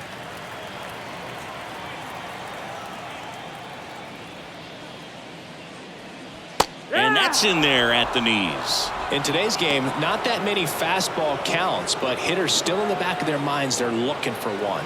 2-0 changeup call right there. Excellent pitch selection to go with. Hammered, and now maybe extra bases. Takes the turn. He's digging for second. Baду quickly gets it back in, and now a runner moves into scoring position as we look for the first run of the ball game. Seems like he got exactly what he was looking for right there. Just a solid swing right there. Caught it out front and ripped it into the outfield for the base hit. Those always feel great. Now let's see if they can put up the first run of the game. Next for the Brewers, Brian Anderson. 0 for 1, he grounded out in his first at bat. Hammered, and this one could be extra bases. Contreras rounds third, headed for the plate. He scores, and it's 1-0. That's 2 consecutive extra base hits for these guys. Pretty much just a textbook double into the gap, and when you can drop one in there between the outfielders, you know you're making the turn at first. Just an excellent swing. And it'll be Luke Voit to stand in. Picked up a base hit to center his first time up. Ball 1, no strikes. Well, these Brewers showing great discipline at the plate, and patience definitely seems to be the name of their game in this one. He's only given up 1 run, but the starter's pitch count is starting to get up there, and that might be the best news yet for this offense. That misses off the outside edge. You know, sometimes all it takes is getting to the next arm before an offense does any damage, and that might be the case today. Swings through that one out in front that time.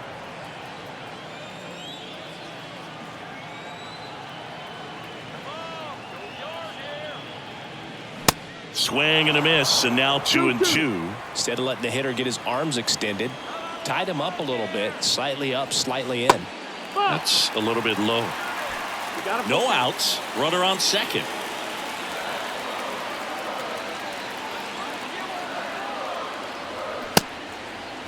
Check swing. Now a look down to first. That's a strikeout. Woody Keller says he won a round. Here's the second baseman, Owen Miller.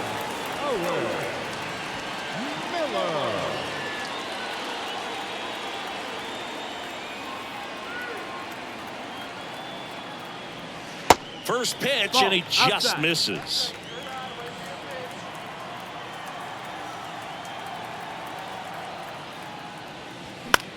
The other way. Steps on first for the out. The center fielder, number 28,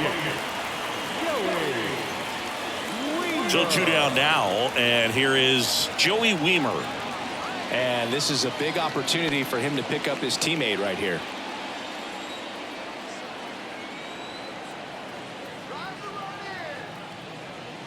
There's a strike.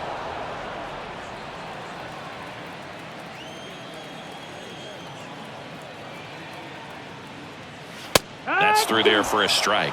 Perhaps not quite ready to hit. First 2 pitches by him for a couple of strikes. Now back is against the wall. He's going to have to figure something out and figure it out quickly. Keeps the at-bat going with a foul ball.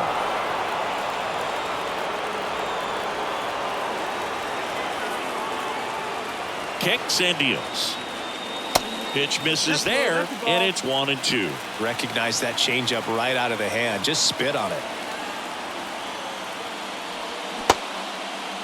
Check swing, tried to hold up, now an appeal to first. Did not go.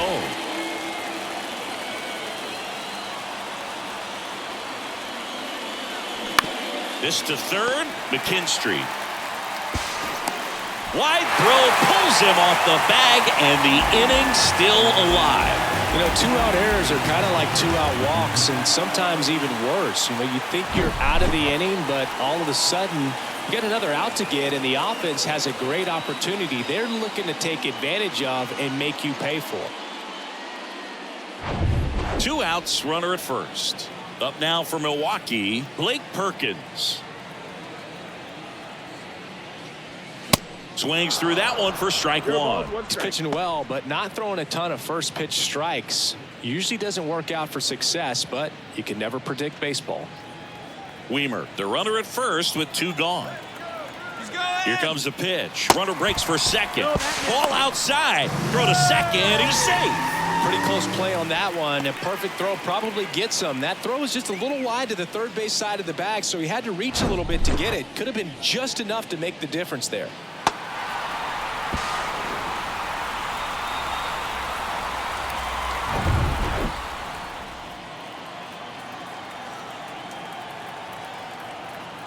Here's a 1-1. They say you win. 1 and 2 is the count. Runner at second, 2 down.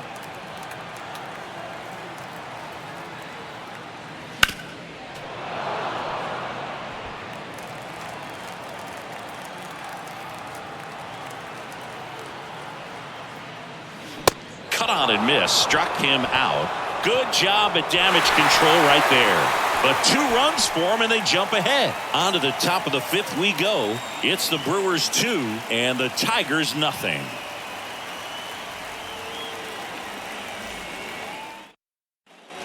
Back here at the ballpark, now it's the second baseman, Nick Mayton.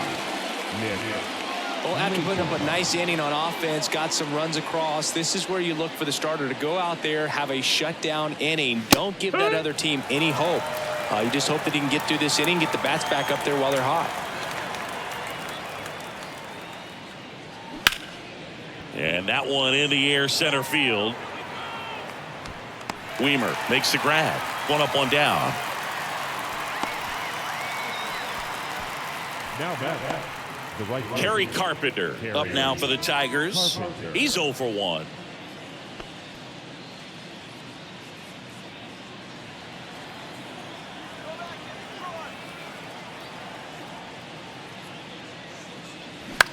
Swing and a high fly ball left field. Perkins moving under it. Hauls it in for the out.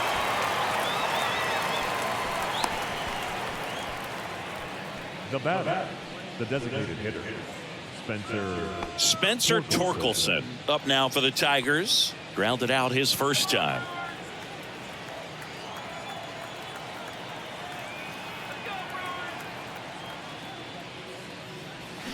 And he swings and misses, and it's 0-1. Didn't recognize off speed, thought it was fastball, a little bit out in front. And now it's even up. 1 and 1. 2 outs. Bounding ball here, rolls foul. Looking sharp, just a strike away from 5 shutout innings. Righty delivers. Foul ball, still a 1-2 count.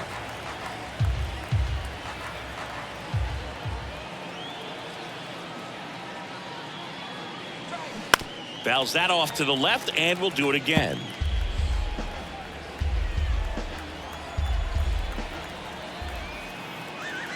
Here's a 1-2. Stays alive. The Tigers yet to pick up a hit here. Out towards left center. Weimer moving back for this one. Flashes the leather on the run and catch. And that will end the inning. Down in order go the Tigers. They're still down. It's 2-0.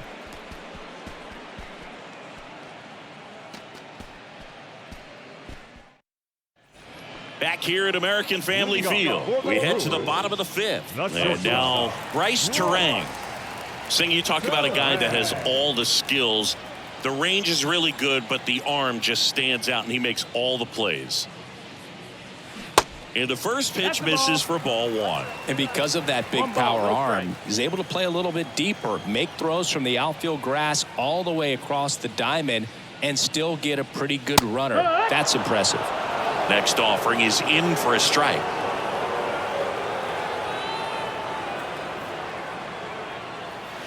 The next pitch misses, and it's 2-1. Left-hand hitter waits. Swings and misses. And the count's even at 2.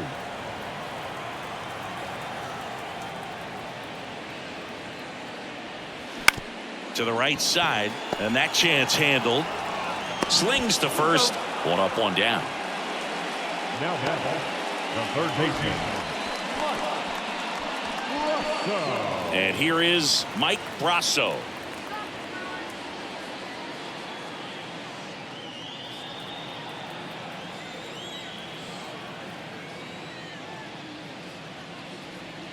First offering misses the mark. 1-0.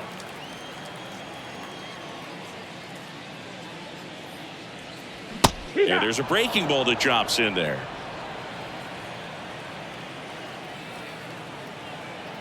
And now the lefty. That misses the zone, and it's 2-1.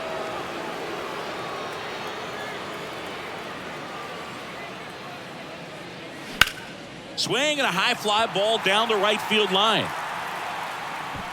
He's got it, and there's 2 away. Now batting, the designated hitter, Willie Adames. 2 outs, base is empty. Willie Adames up now for the Brewers. Outfield playing very deep, not wanting anything over their heads.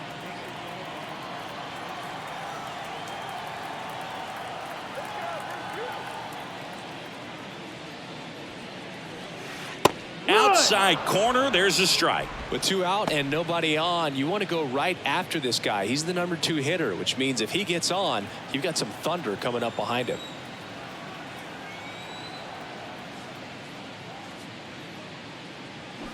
Out in front and foul to the left side.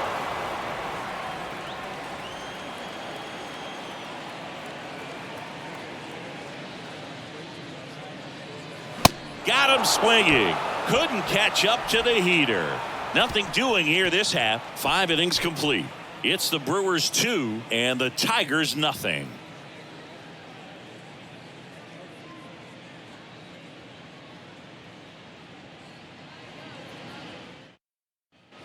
Back here in Milwaukee, top of the 6th inning. And here's the first baseman, Miguel Cabrera. And he deals. And ball 1.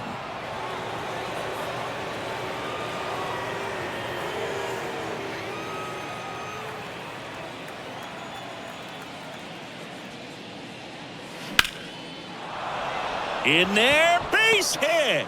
And the bid for history is gone. Now batting, third baseman, Zach McKinstry up now for the Tigers. Struck out swinging his first time.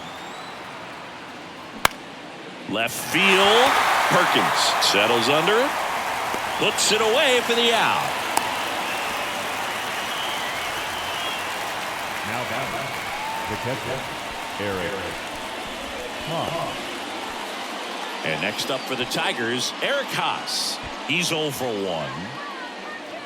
Now these guys definitely looking for a big swing of the bat right here. Try to close that gap. But, you know, at the very least, if you could find a way to manufacture that run from first, it feels like it's really important to getting back into this ballgame.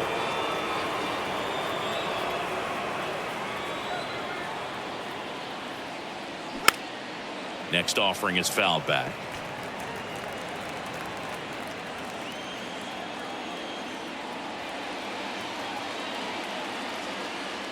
In there. And so now 1-2. So far, all we've seen in this at bat are fastballs. Look for him to slow it down right here ahead in the count.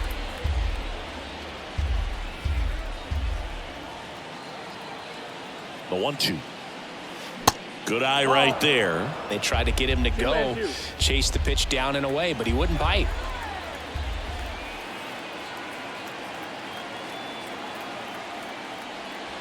Next offering is downstairs. Well, with the amount of pitches that can end up in the dirt, a good secondary lead doesn't have to get away from the catcher, but if you're anticipating based off the trajectory, get yourself into scoring position. He's making things difficult for himself right now out there on the mound, but, you know, his confidence should still be high enough to get out of this, but he's going to have to buckle down right here.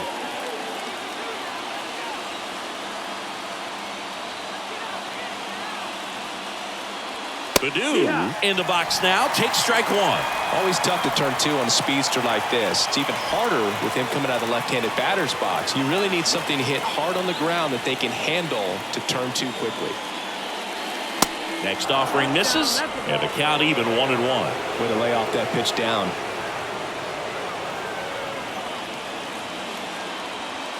Falling behind 2-1. Could be some action here on this next pitch. Couple runners on. Probably a challenge pitch coming.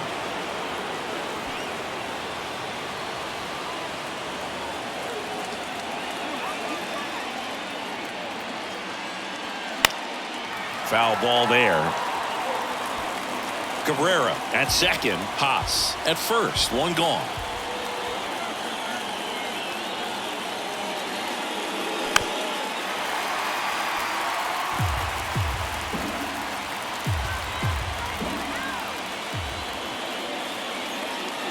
Two on, one out. On the ground to third, might be two. Brasso toss to second. Double play. They can't seem to break through. Inning over. Well, we can never overstate it. Pitcher's best friend right there. Double play, gets out of the jam, saves some pitches.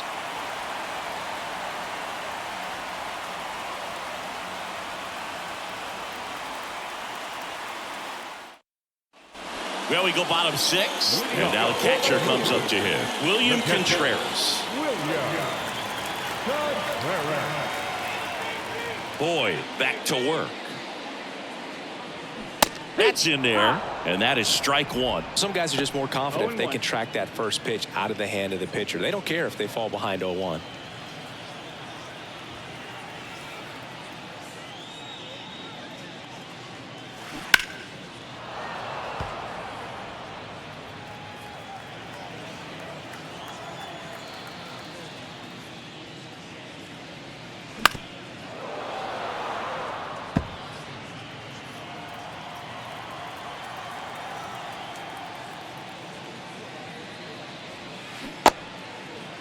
Started after it, appeal to first, and he couldn't hold back. He's rung up on strikes. Brian Anderson up now for the Brewers. Anderson.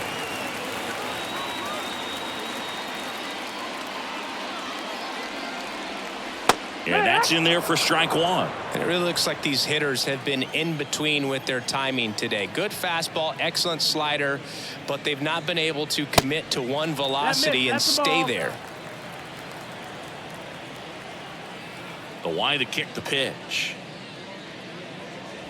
And that's a strike. I always remember watching Johan Santana pitch, and when he was in his prime, you would see a lot of guys out in front, right-handers pulling that change up in the stands and then fouling the fastball the opposite field up into the stands.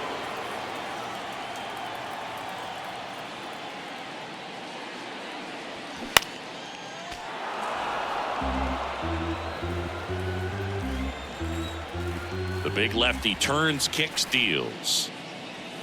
He goes down looking. Back-to-back strikeouts to start the frame, and that's now 3 in a row. Yeah, he's really settling in and getting a feel for his pitches, throwing them where he wants to right now. So we'll see how long he can keep this streak going.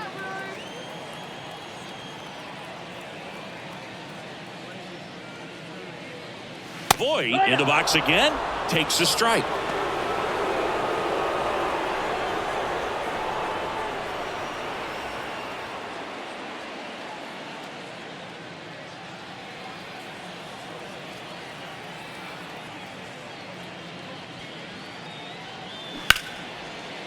And foul ball.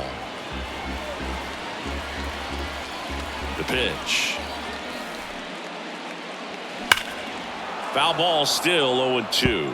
The idea was right, looking to locate that fastball up and in. He just missed his spot a little bit. And the pitch.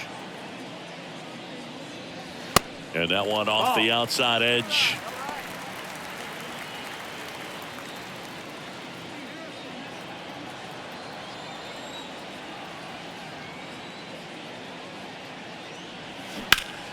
Gets a piece there. We'll do it again.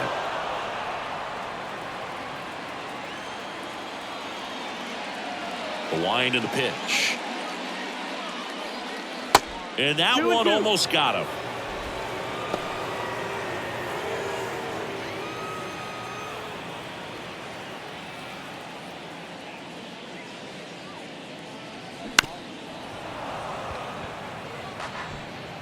Good battle here. About to be the 8th pitch of the at-bat. Next That's one the ball. misses. Full count now. Wow, this guy's really battling up there as if his run is the game-winning run. I love his tenacity. Foul ball, and it remains a full count. And a pitch. And there's ball 4. Take your base. Well, that's a nice job of grinding out that at bat. Saw a lot of pitches and ends up drawing the walk. Very gritty. Man at first. Here's a speed threat. Owen Miller. The lefty closing in on 100 pitches. Ball 1 there. Double-barreled action in the bullpen. Tyler Alexander getting loose for A.J. Hinch. Lorenzen, a hard-throwing right-hander, up as well.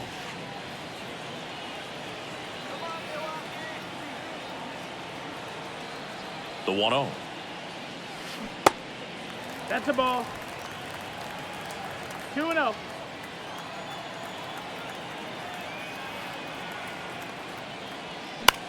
This one in the air right field, and that lands in no man's land, a foul ball. The 2-1. Line drive, and that's a fair ball.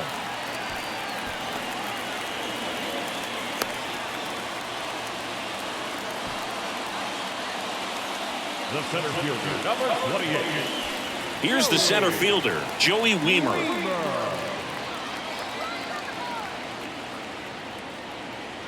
That one's in there. Strike 1.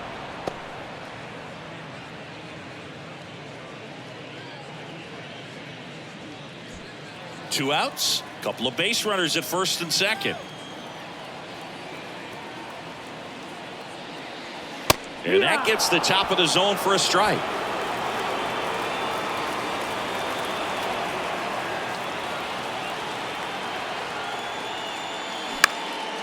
In the air, right side of the infield. Maton makes the play, and that is that. No runs, a hit, 2 left. 7th inning coming up. It's the Brewers 2 and the Tigers nothing.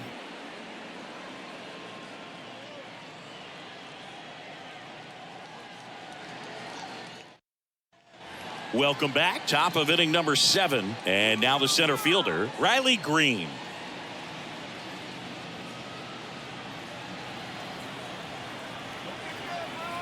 And a pitch.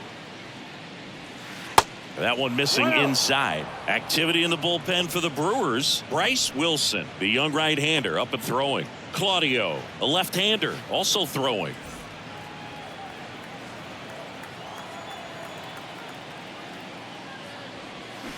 Swing and a miss. Strike 1. Well, you can't really adjust your game plan for that last pitch. Guy hasn't thrown it very much. You got to focus on the stuff that he's throwing up there most of the time.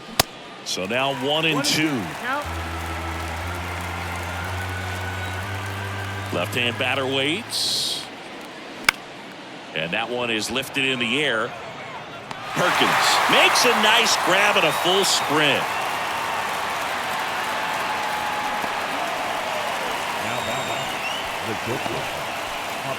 The batter now, Javier Baez. Went down looking on 3 pitches last time. Let's see if he can be a little more aggressive right here.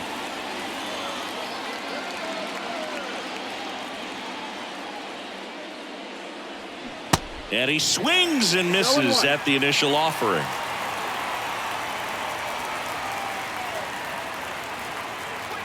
Now 1-1.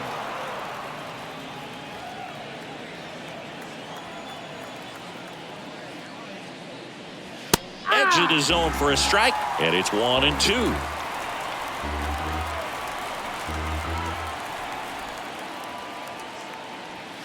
Next offering is outside.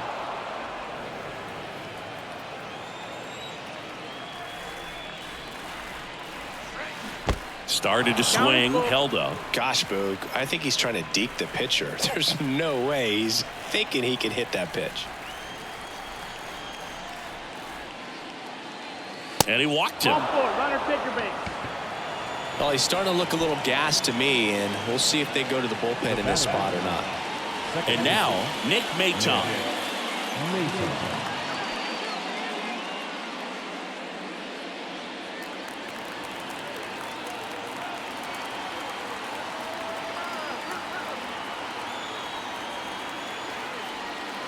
First pitch doesn't find the zone. Baez over at first with one away.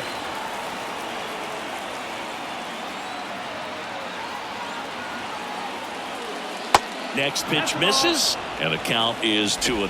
Last two pitches have been down in the zone. Pitcher clearly trying to get that ground ball double play. But in this count, he's going to have to give in, elevate his pitches, and get back into this at bat.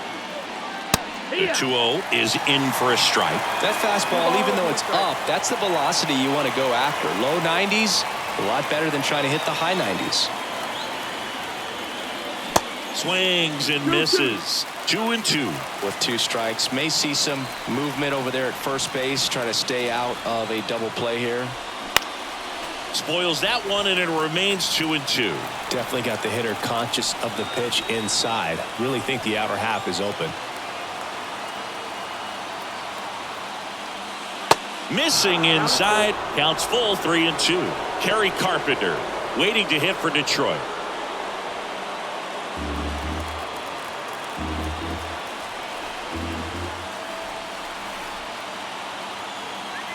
The kick, the 3-2.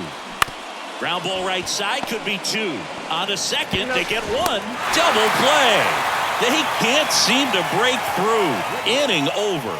Well, the second baseman made that one look easy. Great feed to the shortstop. Shortstop completes the play. They get out of a jam, and they end the inning.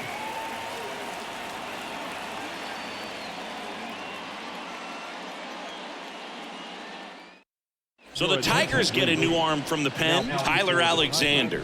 He last pitched 2 days ago. Tyler Alexander.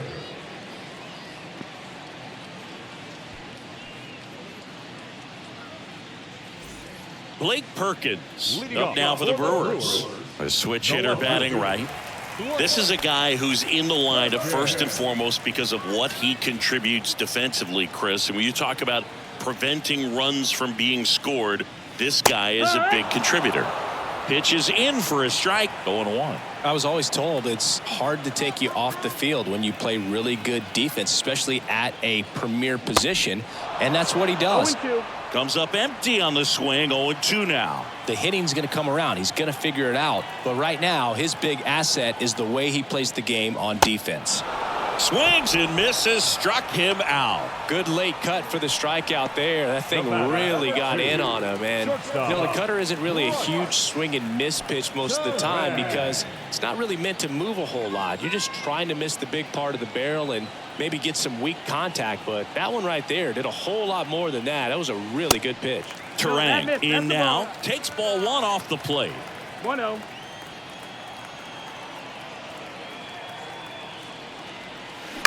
Bounced out to short. Baez fires over to first. 2 up, 2 down. Well, he didn't recognize changeup earlier enough. Got out in front a little bit, rolled over on it, and beat it into the ground. Back to the top of the Milwaukee order. Now the third baseman, Mike Brasso.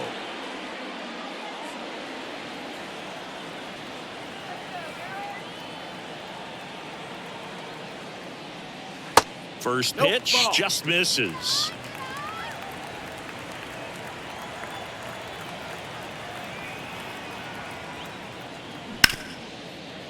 Hard hit left side. Throw on to Cabrera. And it's a 1-2-3 inning. No runs, no hits, no errors. We look ahead to inning number 8.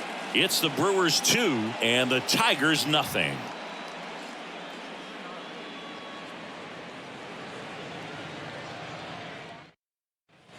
We're at the top of the 8th. Now it's the right fielder, Kerry Carpenter.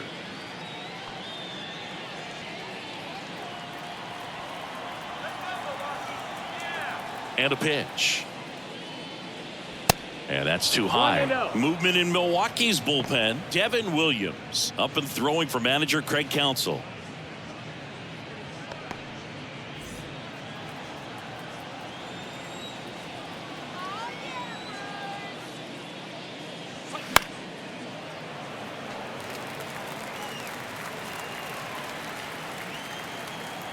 The 1-1. 2-1.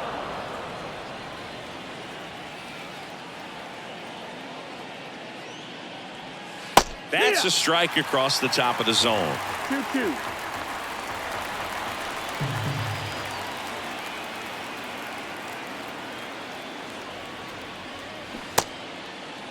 Check swing. Now an appeal to third. Ring him up, says Clyde Washington. That's a strikeout. Spencer Torkelson up now for the Tigers.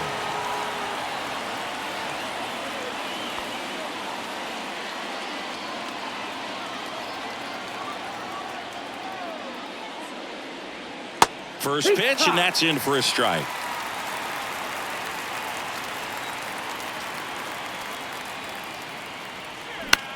And a swing and a line drive at a right field. Pulls it in on the run. And there's 2 away. Miguel Cabrera up now for the Tigers. 1 for 2.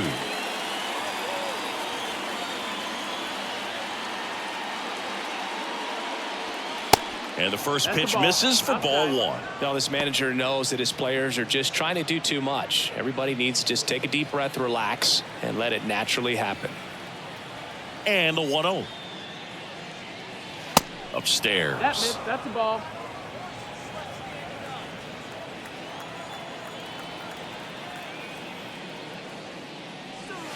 Late with the swing there. Well, this guy on the mound's done a lot better than we would have expected, and the hitters just don't seem to have the right game plan. They're taking too many mistake pitches for called strikes.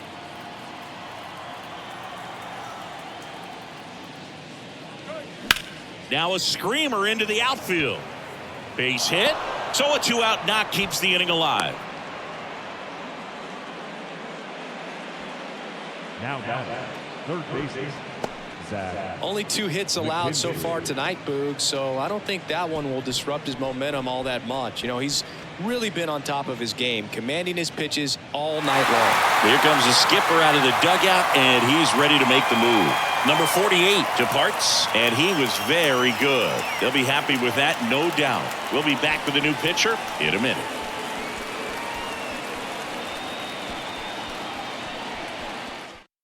Alex Claudio gets the call from the pen. He's making his 2nd appearance of the season.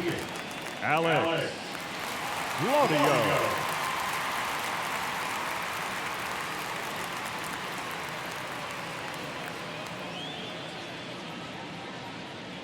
Zach McKinstry, the next to hit.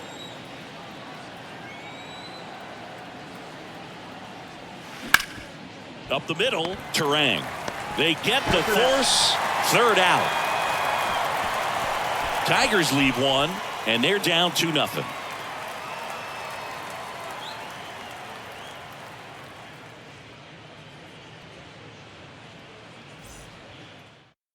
Back now, new pitcher on the mound as we roll into the bottom of the 8th, Michael Lorenzen.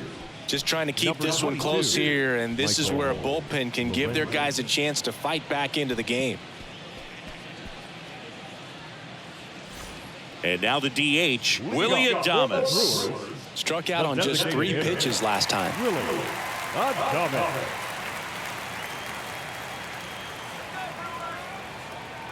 Here comes a pitch. And first offering is fouled off. Well, these Brewers, digging into their numbers, have to be happy with the swings they're taking. A handful have turned into outs, but of the balls they put in play, 10 have been line drives. I say keep barreling the ball and good things will happen. Don't let that get you frustrated.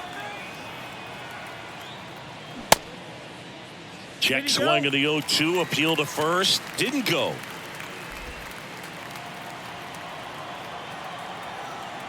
The 1-2. The punch out there, and he's down on strikes for the 2nd time today.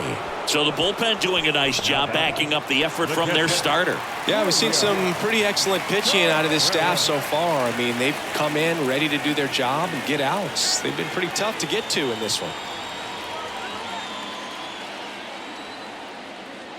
Contreras batting with one down takes a strike. Tigers bullpen with some action. Will Vest preparing to come on if needed.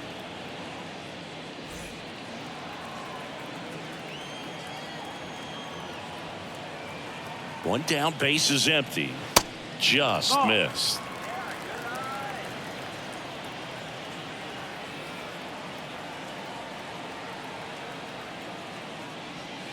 Next pitch downstairs, and it's 2-1. 2 balls, 1 strike.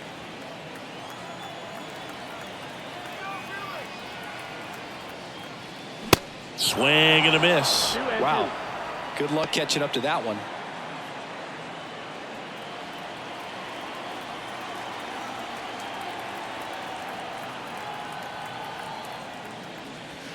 Just missed. He missed the zone, but I don't think he missed his spot. That was a good pitch with 2 strikes. And down on strikes he goes. That's his second strikeout. This guy will throw any pitch in any count. 3-2. He goes off speed, gets the out. Ryan Anderson up now for the Brewers. 1 for 3.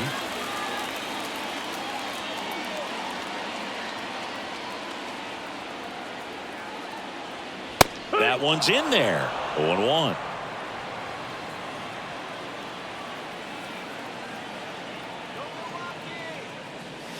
And that skips in the dirt.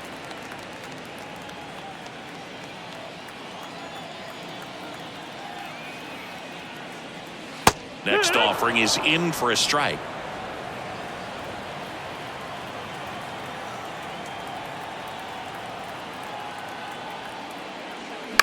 On the ground right side, Maton on to first, and that is the inning. Gone in order are the Brewers, but they hold the 2-0 lead.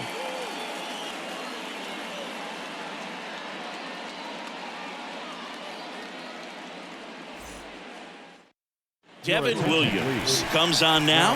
Well, he's the guy they hope to turn to out of the pen to lock down wins. So this game has gone to plan, more or less. Let's see if he can wrap it up here.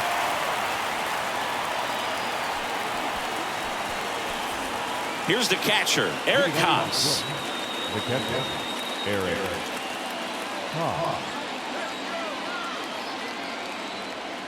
The pitch. Tap softly third base side, a swinging bunt to first, and they get the leadoff man in the 9th. Now back, left fielder, Akil Baddoo. Back to the top of the Detroit order, and here's the Tiger leadoff man, Akil Baddoo.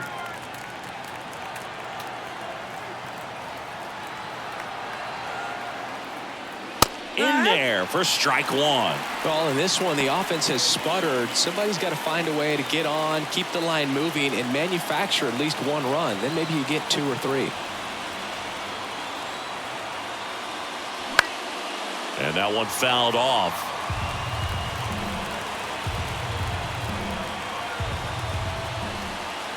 Righty to the plate. Fights that one away, and the count remains 0-2.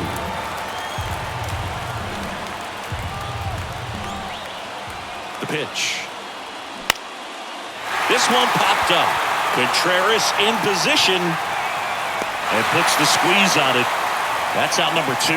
That was a good pitch to hit right down the heart of the plate. Had pretty good timing on it. Just got underneath it a little bit and popped it up. So last chance for the Tigers. Now here is Riley Green.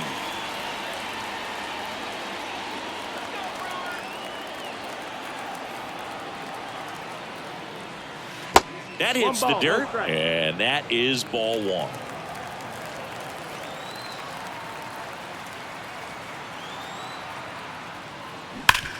Hard grounder into the outfield for a knock.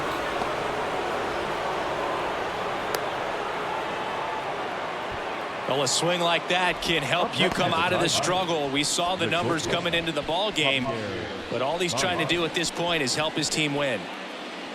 Runner at first with 2 away. And next to hit for Detroit, Javier Baez.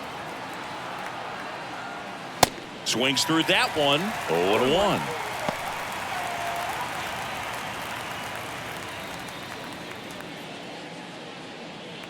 Green off of first with 2 away. That one outside. 1 ball, 1 strike.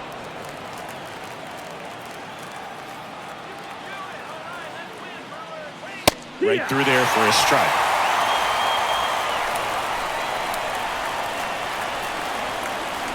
The 1-2. In the dirt, but kept close. And the runner holds.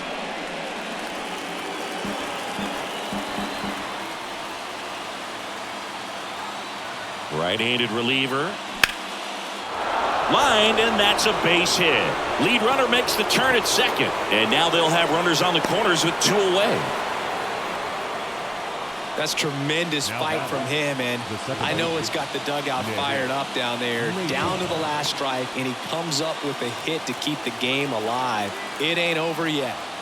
And next will be the cleanup hitter, Nick Maton. That's in there. That's strike 1. Yeah, I'm surprised we didn't see a visit from the pitching coach here. Just to remind him, focus on the hitter. Don't worry about anything else.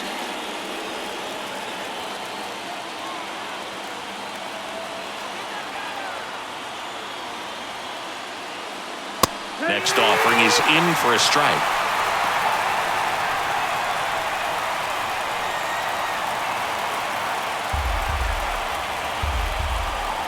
Down to their final strike. Got him, and that's the ball game. Great pitcher's duel in this one. You get to a certain point where each pitcher is trying to outdo the other, go a little bit deeper into the ball game, and for these guys, it really came down to a few key at-bats. This was a fun one to watch.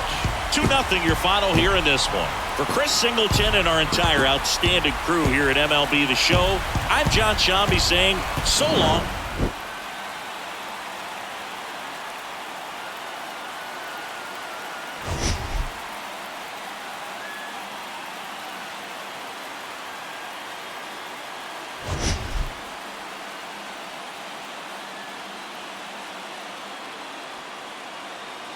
On the Tampa Bay Rays.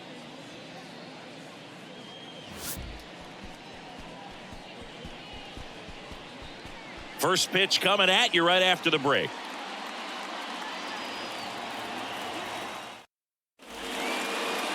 Almost ready to get underway. And today's starter, Taj Bradley. What do you look for here? There's always a bit of a learning curve for rookie pitchers. You've got to get familiar with these big league hitters, and it's more of a chess match. But I think this kid's got good stuff and the potential to be great. Here's Mauricio Dubon. Leading off tonight for Houston, the second baseman, Mauricio Dubon.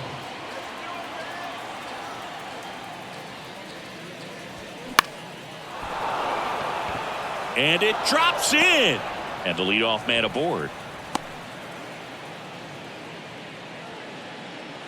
With the way defenders track down balls these days, I mean, both from the infield and in the outfield, there really aren't a lot of base hits on balls hit like that. But there's always a little room back behind the first and second baseman to drop a lawn dart in there, and he found a way. And now here is Jeremy Pena. Dubon gets his lead at first with nobody out.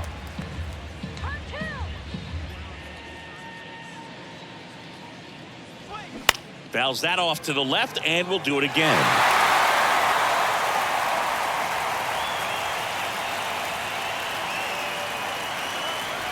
The 1-2. Ground ball right side, and it finds its way through for a hit.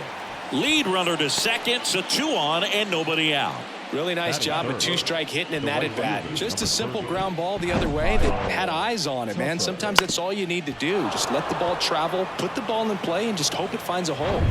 Here's Kyle Tucker.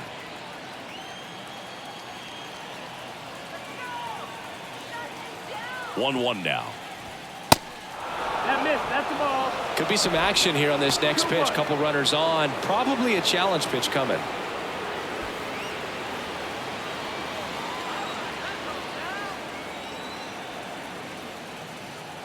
Left-hand hitter waits. And that one is inside.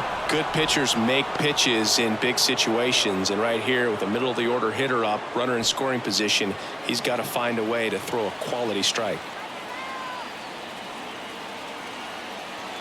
The 3-1. Slice the other way and foul.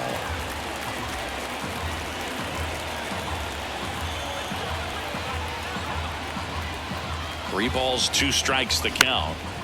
Center field. Lau on the move.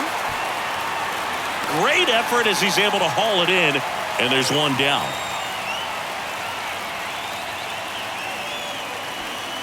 That is the first baseman of the 2. Here's Alex Bregman. Definitely wants to stay out of the double play here. Ball on the ground in the infield. Should be an inning-ending double play. Kicks and deals. Back to the mound. Lau to Franco for 1, and that's 2.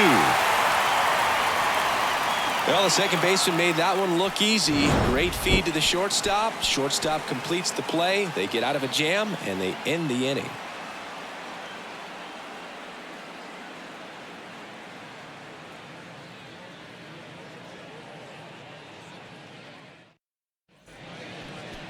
Back here at Tropicana Field, and on the mound in this one, Jose Urquidy. Well, he comes at hitters with a 5-pitch mix, so for him, it's always interesting to see how he utilizes those weapons. He may lean on 1 or 2 pitches depending on how things are going and how things are working, but if he can control 4 or even 5 of those offerings, look out, hitters. It's going to be a tough day. He's really going to be able to keep those guys off balance. Now up for Tampa Bay, Yandy Diaz. Next pitch misses, and it's 3-2.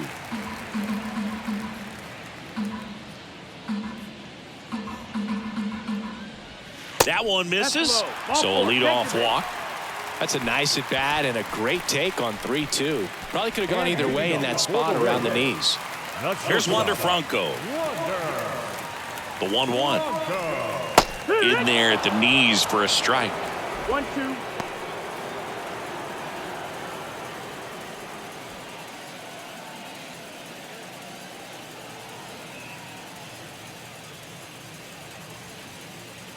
One-two, bottom of the first. The pitch. Fly ball down the right field line. If it's there, it's gone, and that is gone.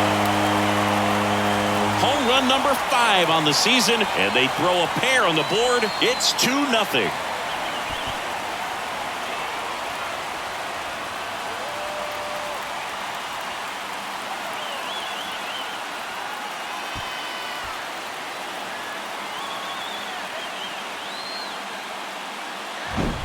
So, Singy, this is a little bit of a surprise. A guy known for line drives hits one over the fence. Well, if you're a little too early, you'll get some elevation in the ball, get out of the ballpark.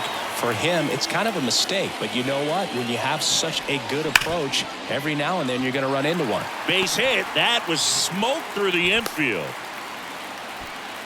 Love how he let that ball travel, trusted his hands. Nice job of going the other way. Brandon Lau. Lau at the plate. The pitch. Pitch out, but no action.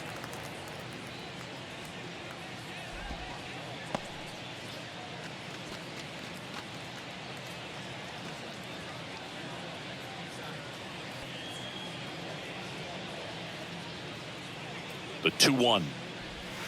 And that one missing low. Chris, with that distraction and a speedy guy at first, he's in a favorable hitter's count.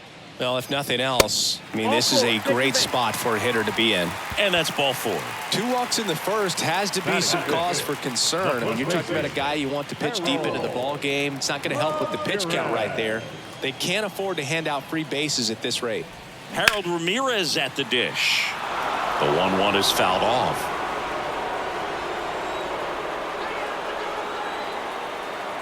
1-2 now. And delivers outside. Well, Boog, early on in this one, having a hard time getting settled in. He's not showing control to throw strikes, and let alone to throw it where he wants in the strike zone. This could be a tough one for him. On the ground to first. Could be two. The throw to second is offline. A potential double play ball hit to first is probably the toughest one to execute cleanly. That first baseman has got a very tough throwing lane to deal with because of the runner headed to second base, and a lot of times guys try to throw over or around the runner, which can really mess up a throw like that. Still, definitely an error, though. Isaac Paredes now. Here's a guy who's been struggling so far this year. It's only late April, but still hoping he'll turn it around soon.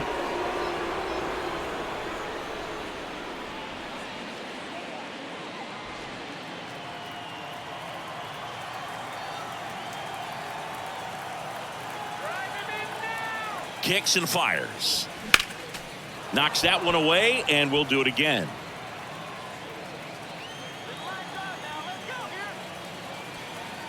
And a 1-2 again.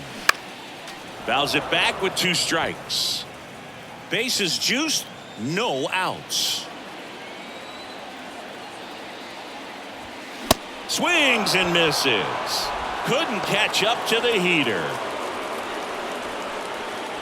Josh Lowe next to hit for the Rays.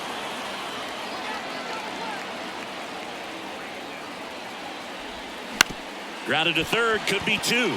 Bregman to second, on to Jose Abreu. That's 2. But 2 come across to score in the inning, courtesy of this 2-run homer. It's now a 2-0 ball game. You're watching Major League Baseball on the show.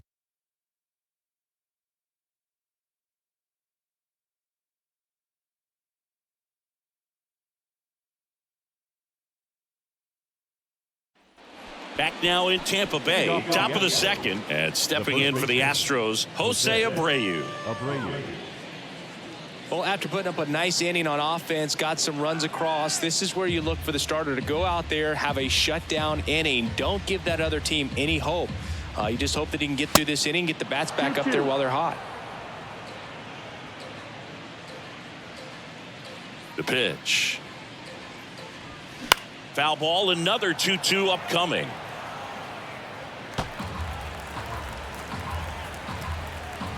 The line to kick the pitch. Swings and misses, struck him out. And next to hit for Houston, Corey Julks. To third. In plenty of time to first, 2 up, 2 down. Batting 7, the designated hitter, Yainer. 2 outs, base is empty. Next is the designated hitter, Yainer Diaz. He's someone that really beats up on right-handed pitching. The lefties, however, give him a little bit more trouble. And now 2-1.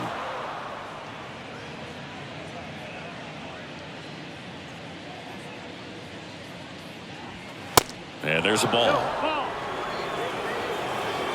3-1.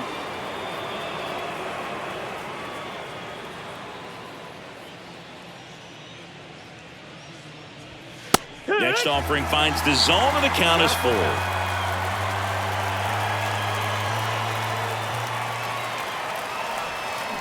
And down on strikes he goes. And good work there as he gets a 1-2-3. Nothing doing there for Houston, and they're down 2-0.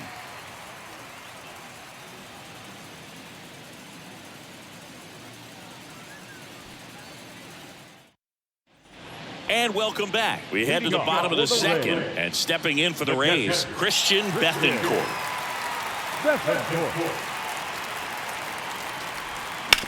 On the ground right side, and it goes just foul.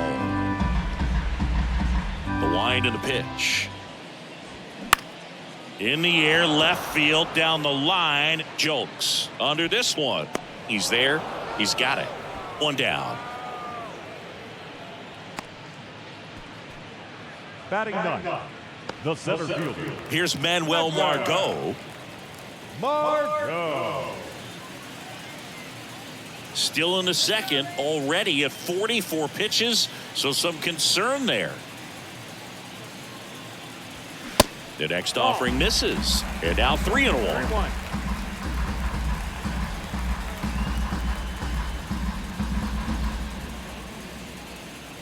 Righty to the plate. Good plate appearance there. Able to take the walk. Well, he tried to nibble right there and just missed his spot. Hitter didn't offer at it. Now he has somebody to worry about over at first. So the Rays batting order turns over. Yandy Diaz, the next to hit. When he steps into the batter's box, the comfort level looks so high. It doesn't matter what kind of delivery that pitcher has, what kind of velocity, what kind of secondary stuff. He is so settled in there. He owns the home plate area. Swings and misses. And that is strike 2.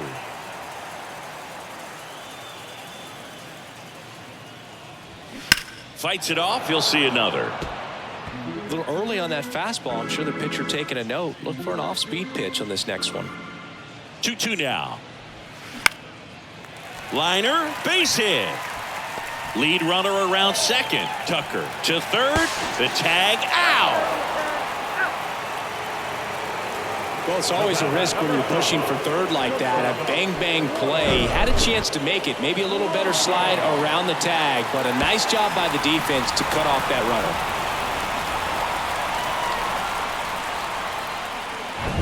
Now batting Wander Franco. He's already homered in this one. On the ground, right side, Dubon. They take the force out. That's the inning. The Rays strand just the one, but they hold a 2-0 lead.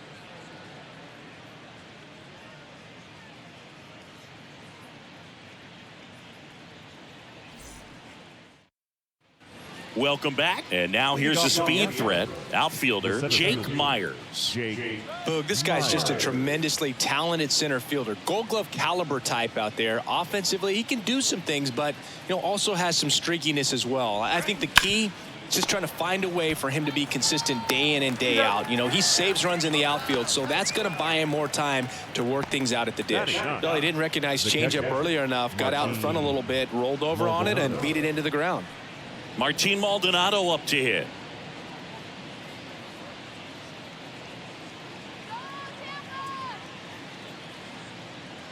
One down, base is empty. In there for a strike at the top of the zone.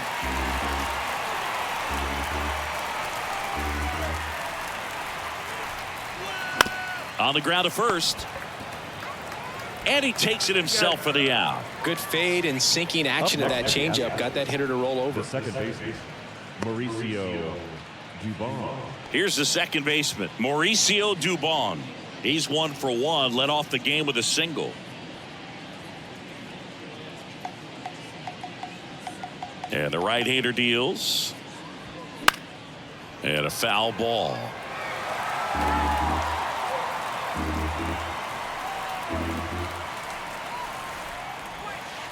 Next one in the dirt.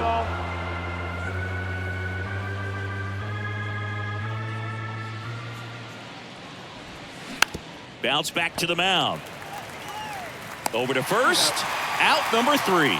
No runs, no hits, no errors. We move on to the bottom of inning number 3. It's the Rays 2 and the Astros nothing.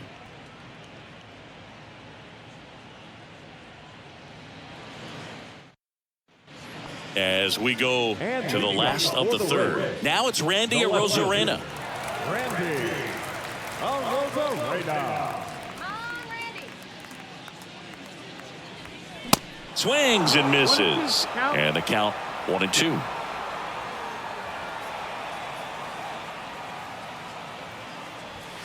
And a ball evens the count.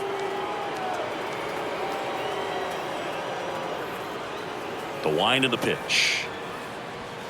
Swings and misses on the fastball up in the zone for the strikeout. Thought it was a pretty good pitch. Top of the strike zone. We're seeing more fastballs in that location. Hitters, especially with 2 strikes, have to be ready to pull the trigger.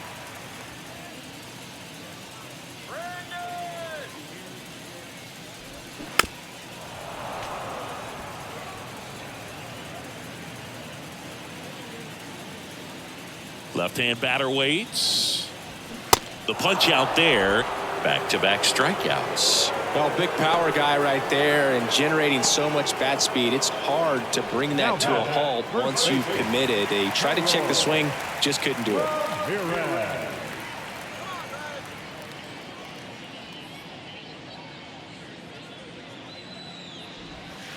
Close, Nope, but called a ball. Ball 2. And that's a pitch early in this game. He needs called for a strike. Struggling with command issues. He's got to get a little help from the umpire. On the ground to third. Now the throw to first on the run. 3 up, 3 down, inning over. So no runs, no hits, no errors, and no one left. On to inning number 4. It's the Rays 2 and the Astros nothing.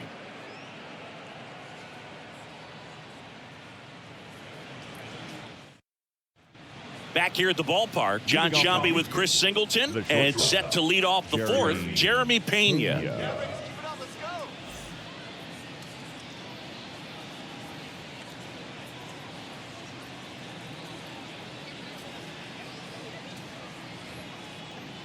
wait, say now, Tampa.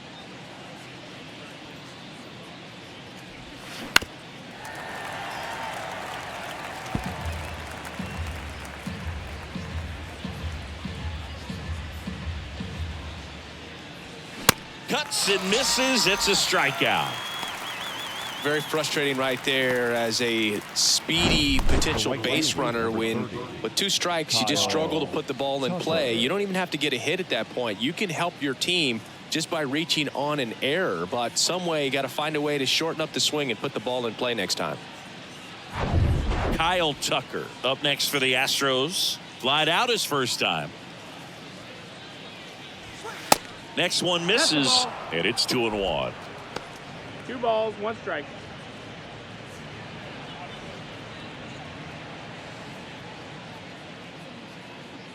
And here it comes. Dives, but it kicks off his glove. Still able to get it there in time. And they get it out of the play.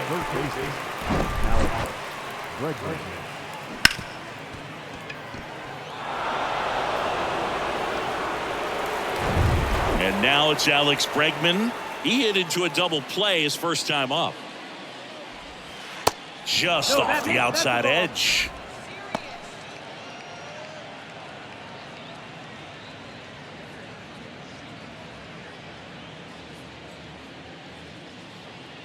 Two outs.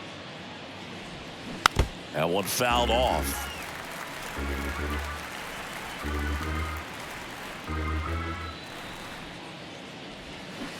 And a big swing and a miss. Up with it, fires to first. In time, the 2-3 strikeout ends the inning. 3 up, 3 down that time. To the bottom of inning number 4 now. It's the Rays 2 and the Astros nothing. Back here at Tropicana Field, bottom of the 4th, now up for Tampa Bay, Isaac Paredes.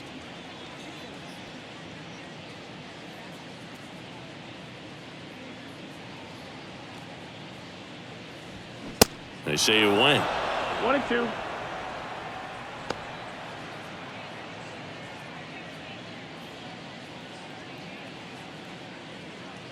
Here's a 1-2. And that one a little bit high. See how the catcher wanted that pitch up and in. Want to try to tie him up. That's the one thing we're seeing. That high fastball, you have to get it up there because of how hitters have changed their swings. Swing and a miss, struck him out. Bogey just ran out of patience there. He took a couple of pitches to even that count up at 2 balls and 2 strikes, but that time chased outside the zone. So up next, Josh Lowe. 0 for 1 so far. And now 2 balls and a strike.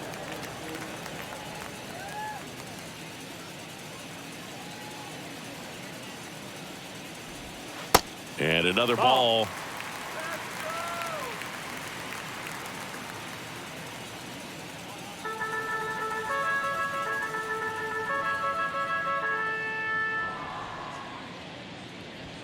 And a strike. Full count.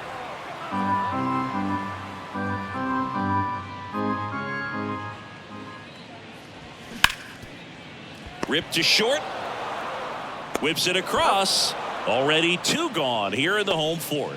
Now batting, catcher, Christian Beatport. Here's the speedy catcher, Christian Beatport.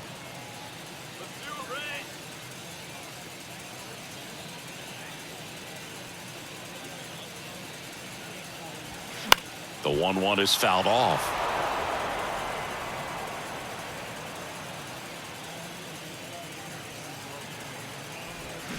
And a swing and a miss. And that's that. Down in order go the Rays. But they're on top 2-0.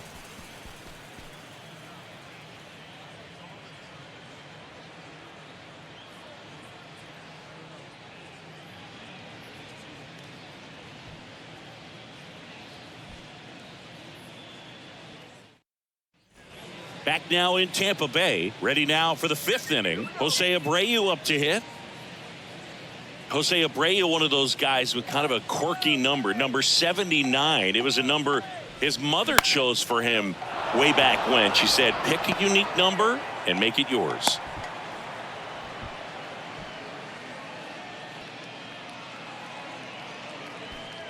So next up for Houston, Corey Julks. First time up, he grounded to third. That one in for a strike, 2-2. He's pitching well, but not throwing a ton of first pitch strikes. Usually doesn't work out for success, but you can never predict baseball.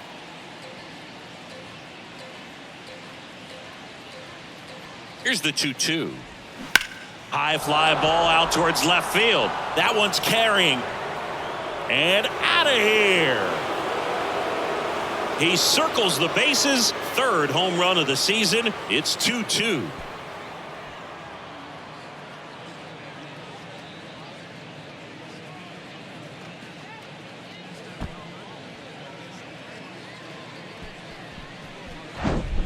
Knew what pitch he wanted to hit, spit on some other pitches in this at bat, was very patient, and it paid off.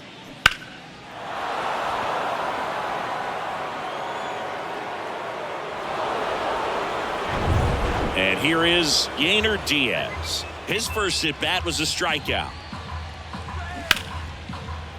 Oh, great stop to first.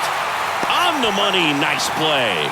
Great cat-like reflexes right there. Lays out, knocks the ball down, and then fires with that rocket arm all the way across the diamond. Man, put this guy on the mound.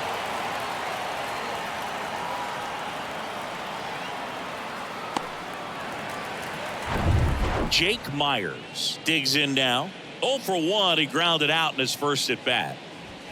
Just off the outside edge, and it's 2-1.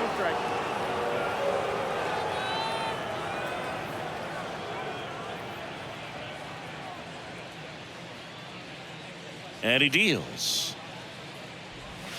In there at the knees. And now 2-2. Meanwhile, activity in the bullpen. Number 58 warming up for manager Kevin Cash. Fleming, the lefty, warming up as well.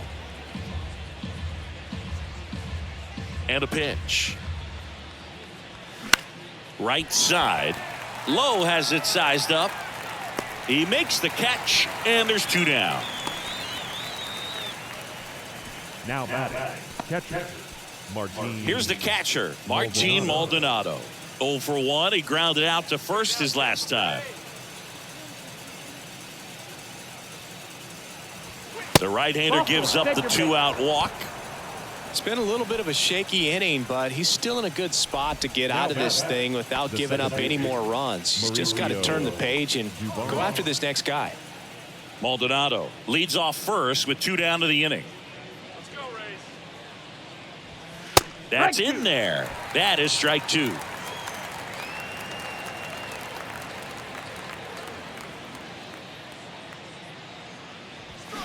Got him.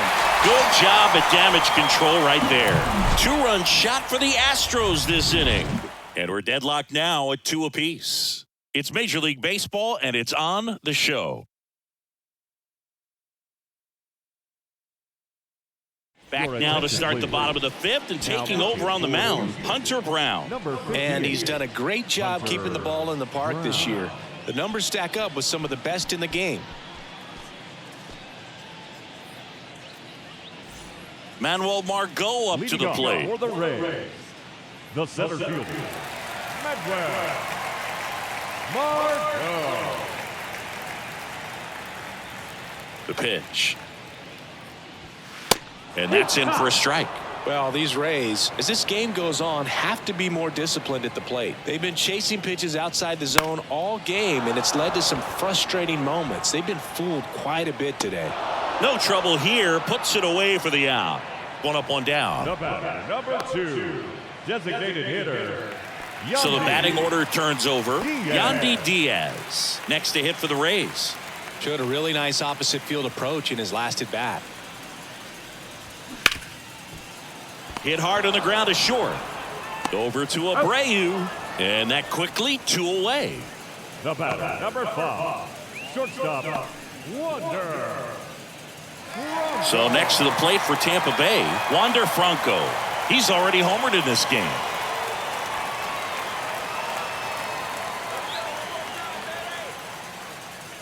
Ball to strike. Slap the other way, foul.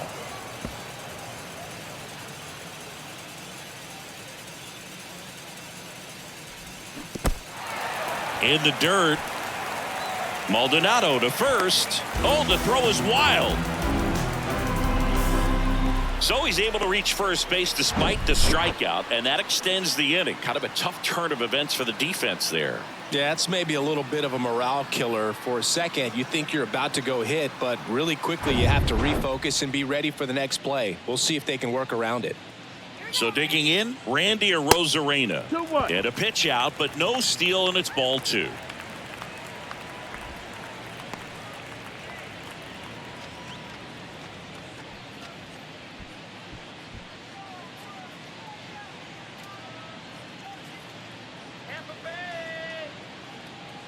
Here goes the runner. Pitch is high Yo, that's up. and safe. It's a stolen base. Well, he's really showing us the dynamic skill set he brings to the field on this one. Homered earlier, now he swipes second, showing off the speed. Really fun to watch him play the game.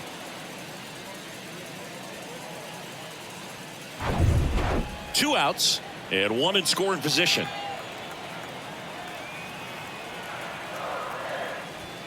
And the pitch is in for a strike. Now 3-2. And boy, that was the pitch. 3-1. You want to be really aggressive on the fastball. Got him looking. And he's down on strikes for the second time today. He's in a tough spot, had to make a great pitch, did it, got the strikeout, gets out of the jam. Clearly, he's happy with those results. We're back, and they make a change to start the 6th. The new pitcher, number 58. He has a great slider with tons of movement. Now pitching for the Rays, number 58, Calvin. Now the number 2 hitter, Jeremy Pena. We talk about guys with good speed, and definitely he has it. But pushing the offense aside for just a second, Chris, it's the defensive side that I think the speed factors in the most. 2-1 now. Swings and misses at the pitch off the plate. Well, he gets to balls that get by most people at that position. Just really impressive because there's certain times the ball comes off the bat, automatically that team that hit it thinks that they've got a base hit or they may have extra bases, and he just takes it away. Runs it up to 96 to record the punch out. Just a mid-90s challenge fastball right there. Not much to it. And I'm sure he'd love another swing at it because it was in a very hittable location. Those are the swings where you can sometimes start to question yourself as a hitter and say, how did I miss that? But you know what happens. So up next, Kyle Tucker. And it is 2-1. And what makes him even quicker is the fact that he's so dialed in on the pitch as it's moving through the hitting zone. He can see how that hitter's lined up, what he's trying to do, and where that pitch is going to end up, which gives him that really quick first step. And that's why he makes so many great plays. That's up. That's the ball. Next offering misses, and that's ball 3.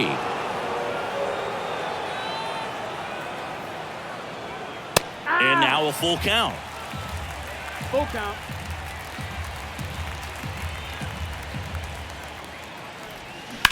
Hard ground ball, base knock.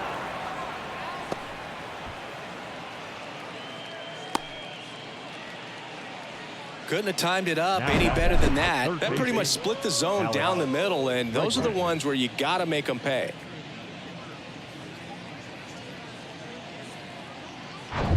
Now it's Alex Bregman.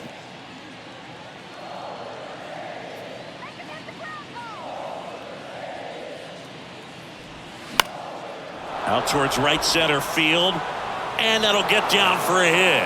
And they'll have runners at the corners after a 1-out single. Look, I don't think that pitch would have been called a strike, but Up next, he did such a nice job of pulling his hands tight to the body and just getting enough of the barrel on it to be hard enough back up the middle for a knock. Runners at the corners here, one away. Jose Abreu up next for the Astros. Beautiful swing in his last at bat, opposite field knock. I think ultimately you want to tie him up, get the ball in on the plate so that he can't get the barrel to it and hit it to the outfield. And the pitch. Check swing. Now we'll look down to first. No, he held up.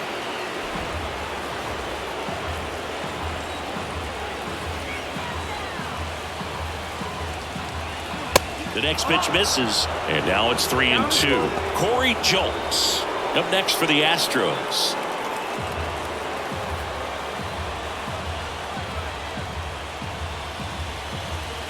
Here comes a pitch. Next offering popped in the air, right field. No trouble here, puts it away for the out. And there's 2 down. Yeah, that was a wasted RBI opportunity, but competitor like him, he is looking forward to making up for it in his next at bat. And stepping in for the Astros, Corey Julks. He's already homered here in this one.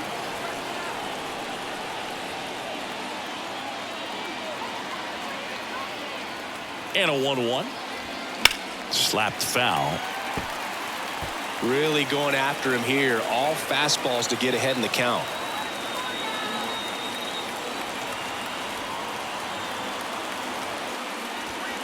And that one almost got him. Straighten him up a little bit. 2 balls, 2 strikes.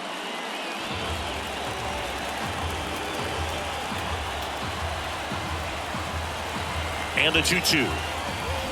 Swing and a miss. That's a strikeout. He swung over top of the curveball. So they strand a pair. To the bottom of the 6th we go. 4, 5, 6 coming up. We are tied 2-2. And welcome back. And now it's Brandon Lowe. And leading up for the Rays, the second baseman, Brandon Lowe. Next pitch off the plate. And that's ball 2. Bullpen activity starting up now. Rafael Montero getting ready to go.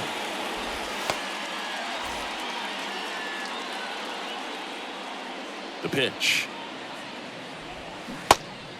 No, that's low. Ball. First pitch strike from the pitcher, but then no panic at all by the hitter. Very patient, showing good discipline. Now he's in the driver's seat with the 3-1 count. It's a leadoff walk, and that's the go-ahead run. Second walk of the game for him, and he's been really patient at the plate. A game plan that he's sticking to. He's just not going outside of what he's looking for up there. And here's the first baseman, Harold Ramirez.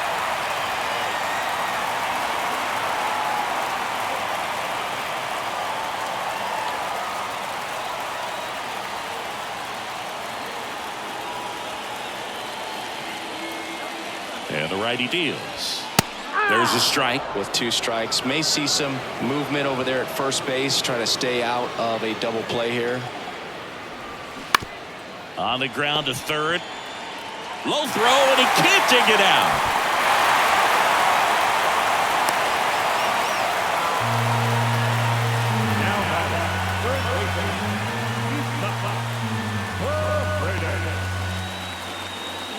So runners at the corners, nobody out. Isaac Paredes next to hit for the Rays. There's 0 for 2 with a pair of strikeouts. That's foul off to the right side, keeps the AB going.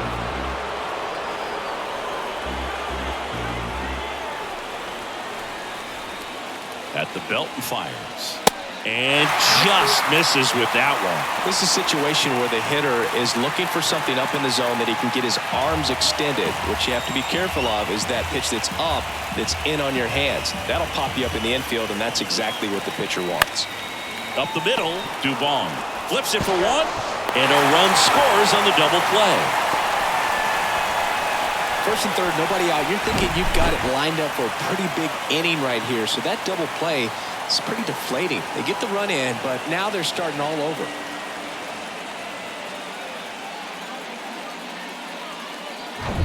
Josh Lowe next to hit for the Rays.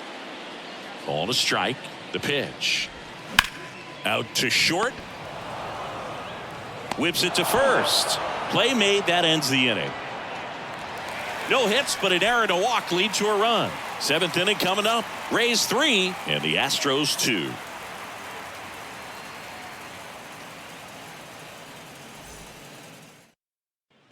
Welcome back. We go to the top of the 7th, and now the DH, Yainer Diaz.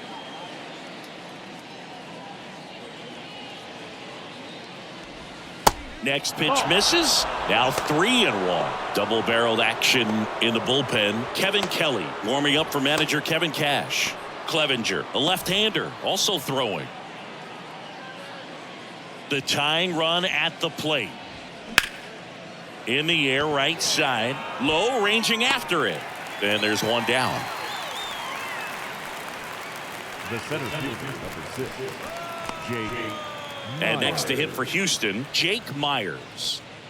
He's someone that you might not describe as having elite level speed, but he can absolutely move, and it is a factor in his game. Falling behind 2-1. But this guy's definitely a plus runner, but what I love about him is that he goes all out every single time, never takes a break. It's guys like that, even though they don't have the elite speed, the fact that they're consistent with it, they make moves on the base paths. Pitch misses, and it's 3-2. Count is full.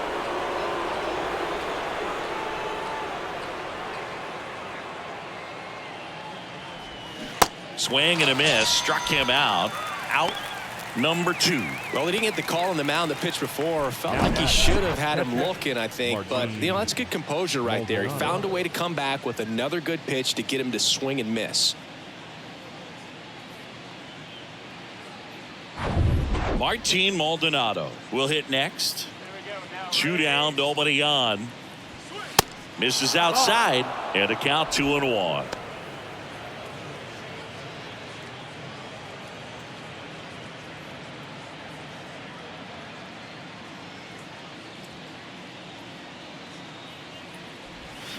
Swings over the top of that one. Well, and those hitters count sometimes can be a little too aggressive, and a good pitcher will play off of that. He's got to get a better pitch to hit. Still 2-2 after the foul ball. And a pitch. In the dirt. 3rd out, and that ends the frame. Nothing doing for the offense that time. Midway in inning number 7, and it's time to stretch. Rays 3 and the Astros 2. Back here at the ballpark, bottom of the 7th, and now the catcher for the Rays, Christian Bethancourt. Bethancourt. Strike 2. 1 ball, 2 strikes.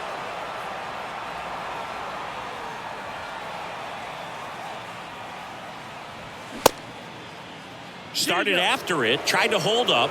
Now a look to first, and Woody Keller right on it. Says he held up.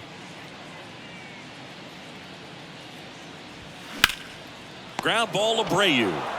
Takes it himself, and one away in the bottom of the 7th. Now batting, the center fielder, Manuel Margot. Here's the center fielder, Manuel Margot.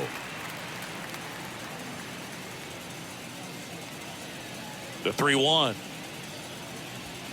And he takes a strike. Full count.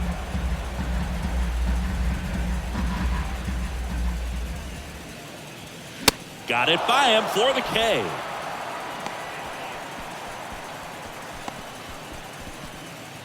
Yandy Diaz now. The designated hitter, Yandy Diaz. 2-1 now. Got the bat going too soon. It's strike 2. Man, 91 on the slider right there. That's a hard one. That's a low-end fastball for some guys.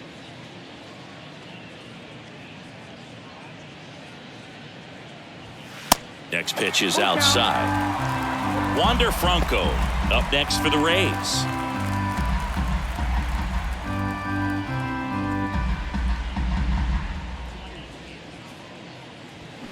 Swings through it, and that's a strikeout. Rays go in order. 1, 2, 3. but they still lead at 3-2.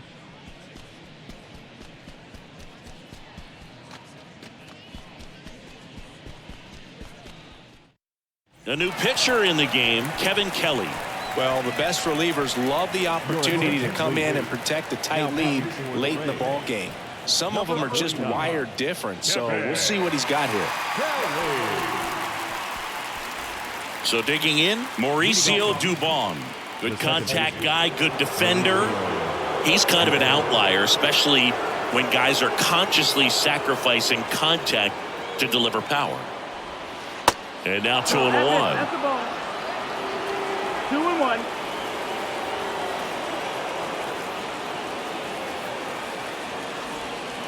Swing and a miss as he was late that time. Activity in the bullpen. Pete Fairbanks, the closer, is getting ready and perhaps looking at a long save opportunity here. 2-2 on the way. Hacks and misses. It's a strikeout. Pretty big strikeout right there to start this 8th inning. Down 1. Any leadoff base runner really makes this inning a bit more interesting. But now this offense has to switch from possibly trying to manufacture a run to needing to run into something or just try to string multiple hits together to get a run across the plate. So next up for Houston, Jeremy Pena. Corner infielders guarding the lines, trying to prevent extra bases. That's in there, and the count 1-2. Trying to keep good speed off the bases.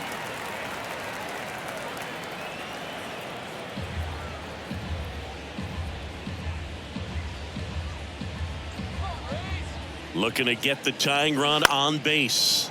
Keeps the at-bat going with a foul ball.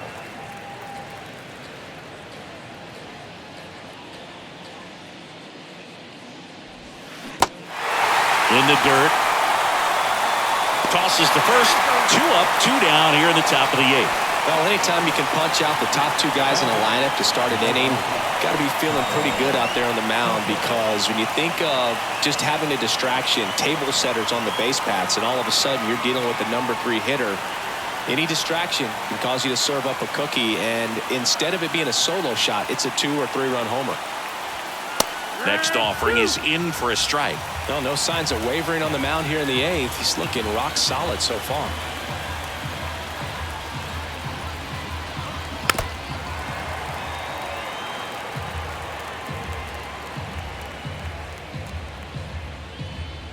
The 1-2. And down on strikes. And it's a 3-up, 3-down inning. Astros are down quietly. They're down 3-2.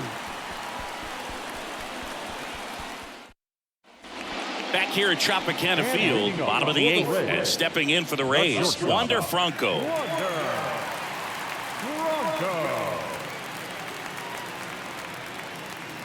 The pitch. 2-1.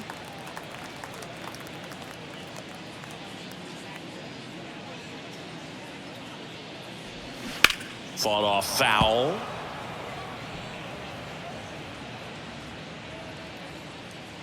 Two now. Battling here as he fouls it away. Right-handed reliever. Gets a piece there. We'll do it again. 2-2. Foul ball left side. He'll see another.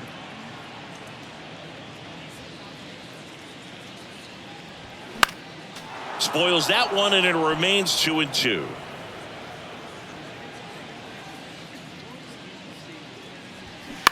Bounce to the right. He takes it on his own. Leadoff man is out here in the 8th. The left fielder, Randy Arozarena. Now the left fielder, Randy Arozarena.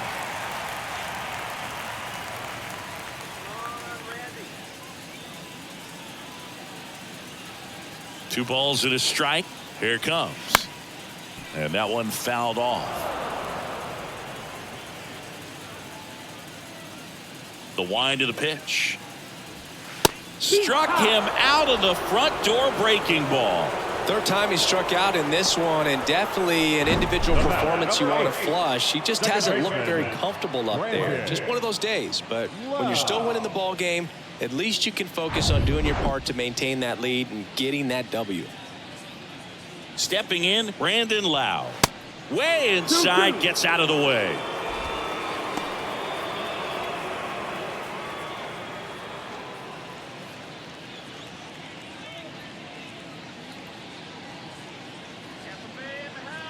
Left-hand hitter waits. Got him. And that will end the inning. Nothing doing for Tampa, but they're up 3-2.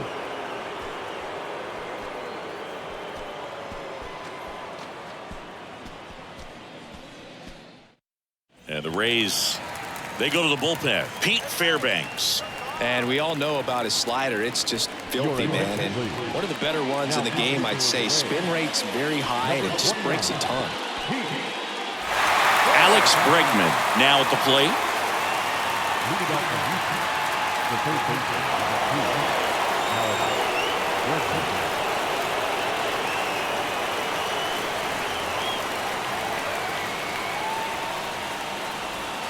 Got him swinging.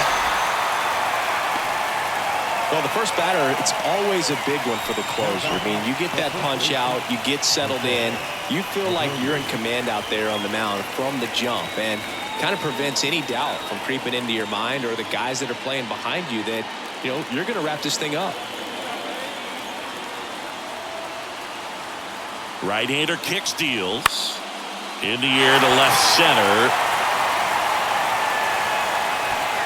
Margot makes the grab for the second out.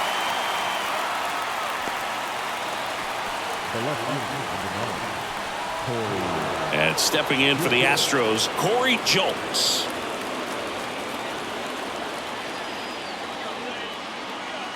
Crowd locked in right now. One-run game here in the ninth.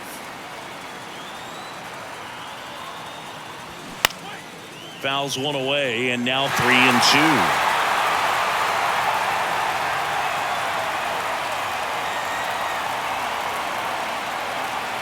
Is just one strike away.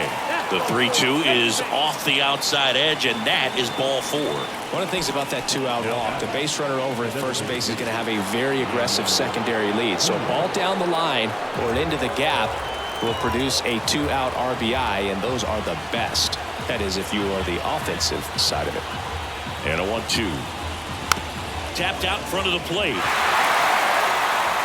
Throw to first. Ball game.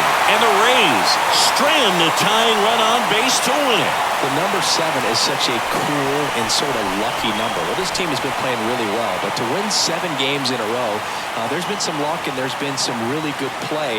I think you get to this point, you start to look at, can we double that? Make it double digits. Make it 2 touchdowns. Make it 14. A 3-2 final score in this one. They hang on to win it by a run. For Chris Singleton and our entire outstanding crew here at MLB The Show, I'm John Shambi. We'll see you soon.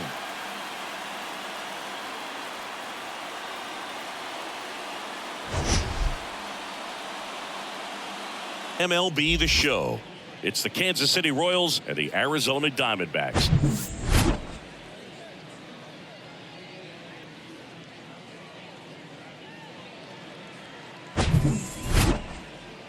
And we'll be back with the first pitch right after this.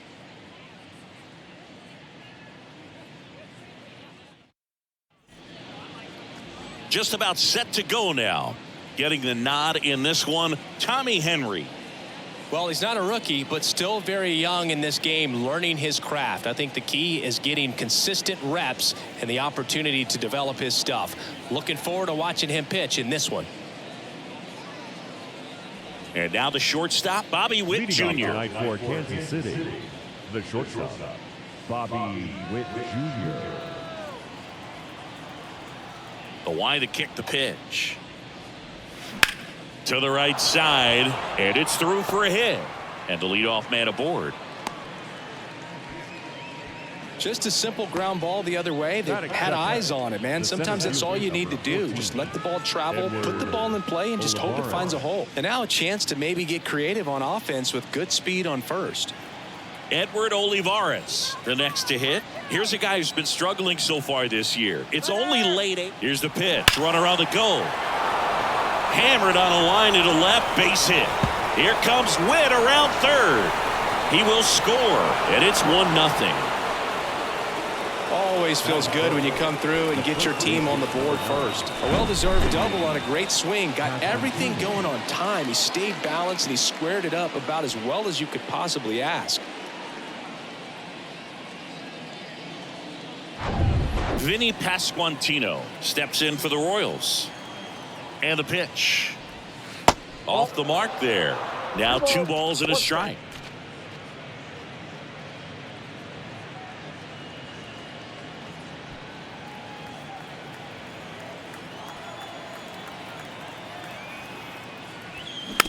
Tapped softly on the ground. Whips it to Smith. 1 out in the top of the first. Batting fourth, the catcher, number 13, Salvador Perez. And now it's Salvador Perez to the plate. Olivares stands at third with 1 gone in the inning. Going to count 1 and 2. Man, he really sells the changeup with that arm action.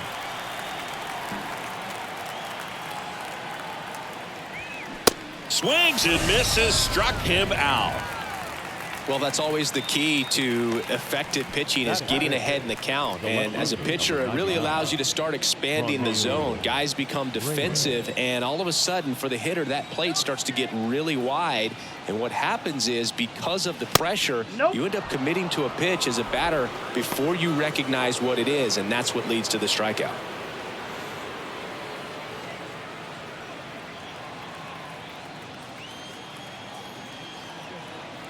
Kicks and fires. That one fouled off. 2 and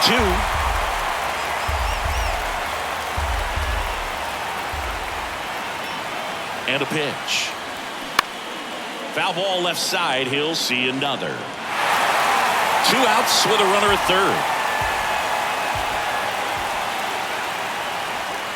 Swing and a miss. Struck him out. Good job at damage control right there. KC gets 1 on the double. Back here at Chase Field, and on the mound now, Zach Greinke. What do you got on him, Chris? Been a very solid pitcher throughout his career. ERA around 3.5. What I like is he competes, he stays in the game, and he gives his team an opportunity to win. Stepping in is the switch hitting shortstop, Geraldo Perdomo.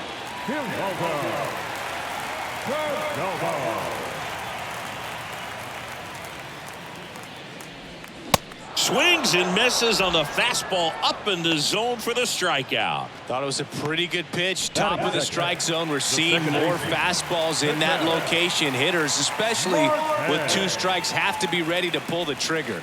Next one misses. Ball 2. Saying, you know, Zach Greinke, a guy that even while he's been playing, he likes scouting amateur talent in person and watching guys on video. Well, in the 2012 year when he was with Milwaukee, he went into their draft room and there was video on the screen of a certain player, and he pointed at the screen Greinke did and said, that's the guy you should take with your first pick. He's the best player in the draft. And it turned out to be his future teammate, Corey Seager. 1 down, base is empty. Swing and a miss. Had him out front for the strikeout. Well, anytime you can punch out the top 2 guys in a lineup to start an inning, got to be feeling pretty good out there on the mound, because when you think of just having a distraction, table setters on the base paths, and all of a sudden you're dealing with the number 3 hitter, any distraction can cause you to serve up a cookie, and instead of it being a solo shot, it's a 2 or 3 run homer. This is Corbin Carroll.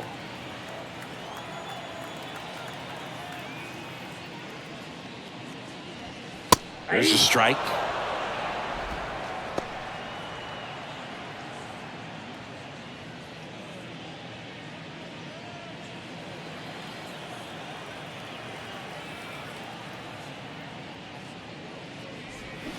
Got him. Strikes out the side to begin the game. What a start. I think the key is arm action on the changeup. When you can sell it like a fastball, you drop the velocity, you get the swing and miss, and you walk off the field.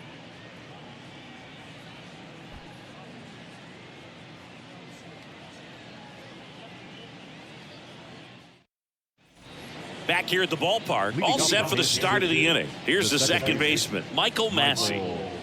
Massey.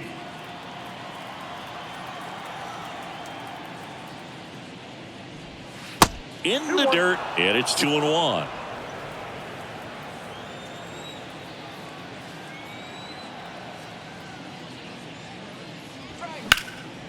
In the air to left center. Thomas hauls it in, and there's one away. Batting seventh, the third baseman. And now it's Matt Duffy. Duffy.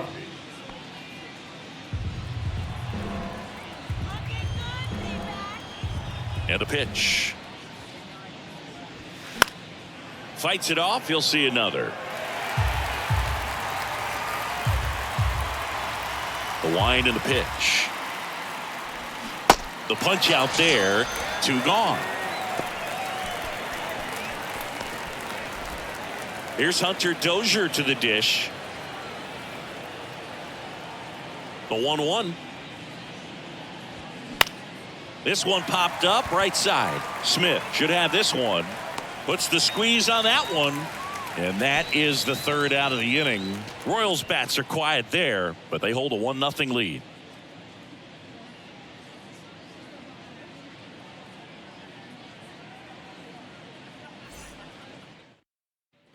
Back here in the desert, bottom half of inning number 2. Now it's Evan Longoria's turn.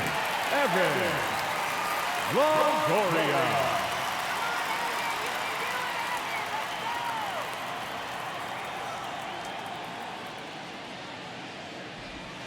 Next one is off the plate, and it's 2-1. This hitter's looking for a fastball, but I'm not sure he's going to get one.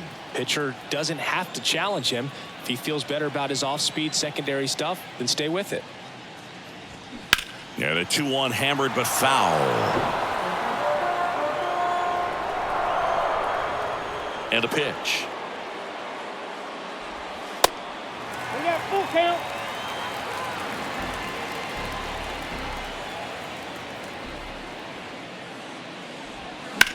Swing, and that ball smashed on a line. Bradley makes the catch, and there's one gone. Batting fifth, the left fielder, Lourdes. Here's Gurriel. Yeah.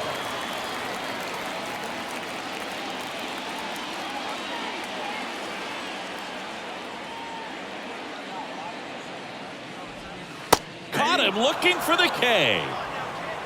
Yeah, there's no doubt, Boog. Electric stuff from the jump, and there's just no messing around right now. It's still very early, but we could see a pretty impressive outing here if the strikeouts keep coming in the way they are. One thing you have to be aware of, though, is a high strikeout rate might impact the pitch count as the innings roll on. Pavin Smith stands in now for the Diamondbacks. That pitch in for a strike, and the count's even at 2.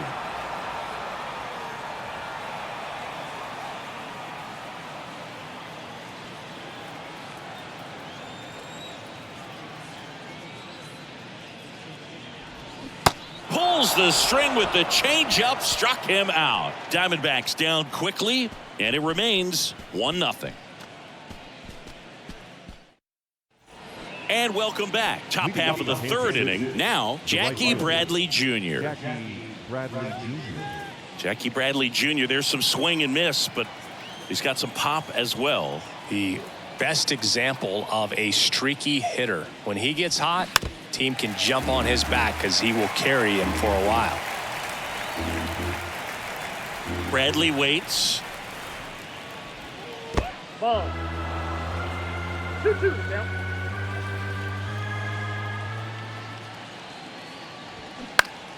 Still 2-2 after the foul ball.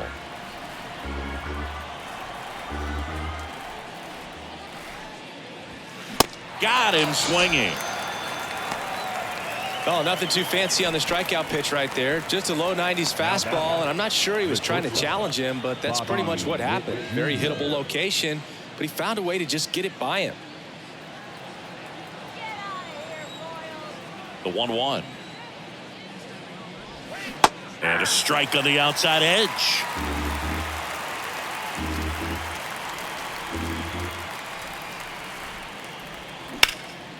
Out to center. Thomas sizing it up.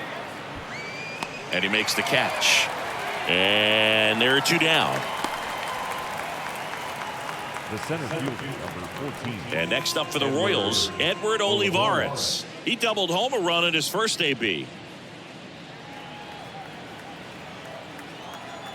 2 down, nobody on. And now 1 and 2. 1 ball, 2 strikes.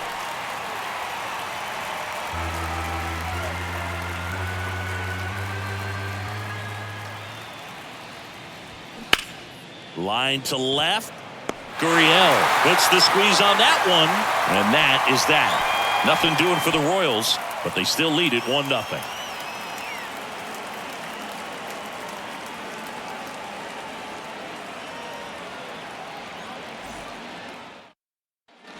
Welcome back. Set for the bottom of the 3rd. Now here is Gabriel Moreno.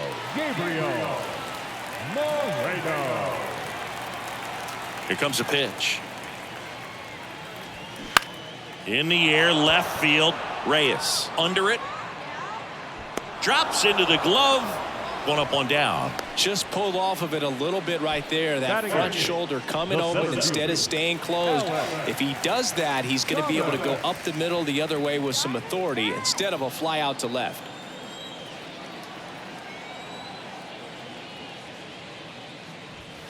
That one misses, and that's ball 3. 3 balls, 1 strike.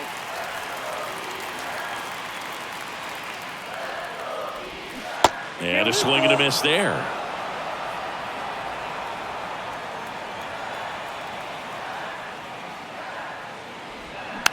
Slow roller to first. And he handles it himself for the out.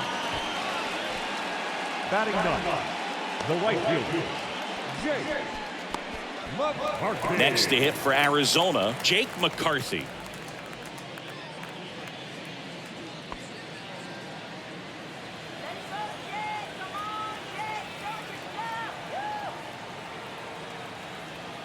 The 1-1. That's a ball. 2 balls, 1 strike.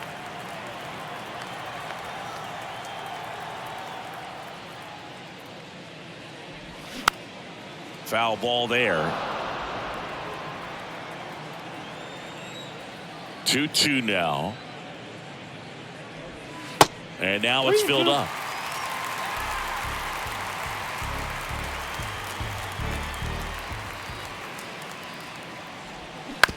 Right side, Massey whips it to first, and that is the inning. 9 straight retired here to start the game. 3 innings complete. It's the Royals 1 and the Diamondbacks nothing.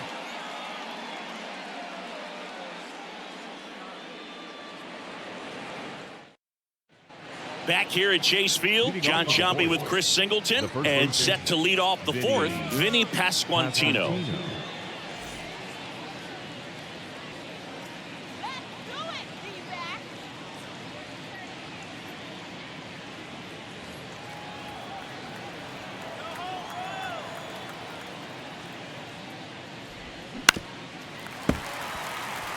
Well, these Royals doing a great job, Boog, of just waiting for the right pitch to come their way, and I'm seeing very patient at-bats out of him. He's only given up 1 run, but the starter's pitch count is starting to get up there, and that might be the best news yet for this offense. A little bloop single. Off to a good start with a leadoff nod. The catcher, Salvador Perez steps in for the Royals. Went down on strikes his first time through. You know, sometimes all it takes is getting to the next arm before an offense does any damage, and that might be the case today. Hacks and misses. It's a strikeout. Got him out on the front foot. Couldn't keep the hands back long enough and played right into from The hands of the pitcher. Raymond.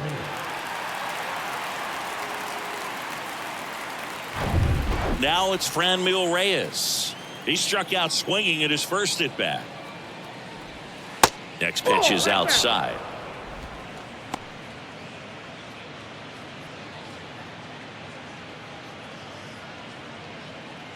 Pasquantino at first, one gone.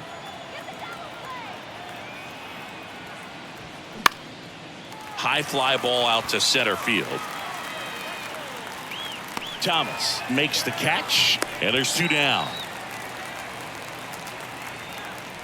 The batter number 19, second baseman, Michael Massey. Now it's the second baseman, Michael Massey. Hit it well, but flied out to the deepest part of the outfield his first time.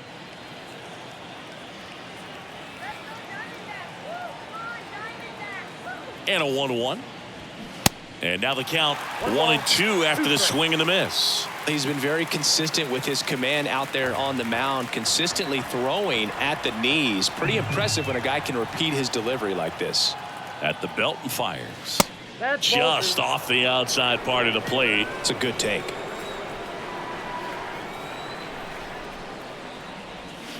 Swing and a miss, and that is that. Royals lead one, but they lead it 1-0.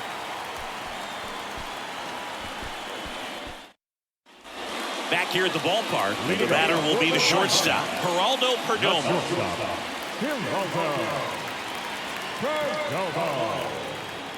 The pitch. Ball 2.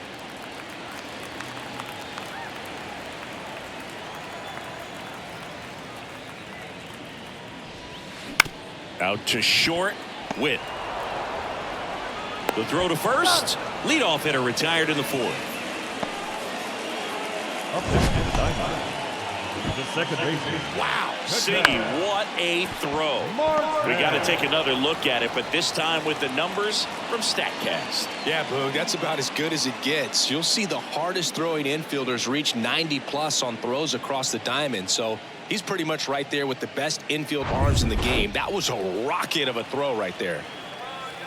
Ketel Marte up to the plate. Check swing. He went 2-2. 2 strikes.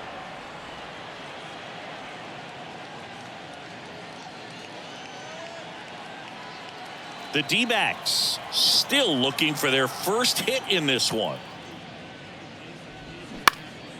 In the air, right field.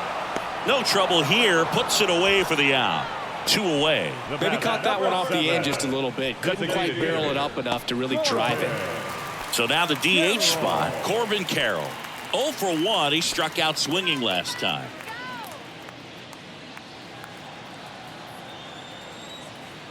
Ball to strike. The pitch. Ripped on the ground to second. And Arizona is set down 1-2-3. So 12 up, 12 down to begin the ball game. On to the top of the 5th we go. It's the Royals 1 and the Diamondbacks nothing.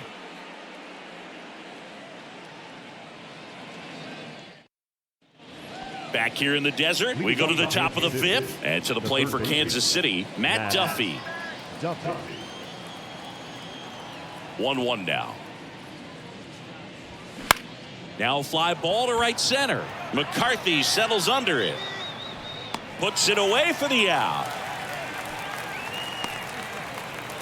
Now that designated hitter, Hunter. Now it's the DH, Hunter Dozier. He's 0 for 1. He's controlling things out there on the mound, not messing around at all. He's been in attack mode since the very start. Swing and a miss. And the count 1-2.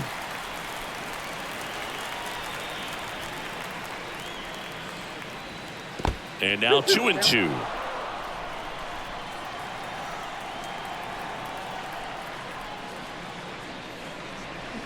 Swing and a miss. Pulled the string on the changeup. I think he might have gotten away with one right there. That was a very hittable pitch right over the heart of the plate, and I know that batter is kicking himself right now. Would like to get that pitch again. Just pulled the string on it, and the deception gets him the K.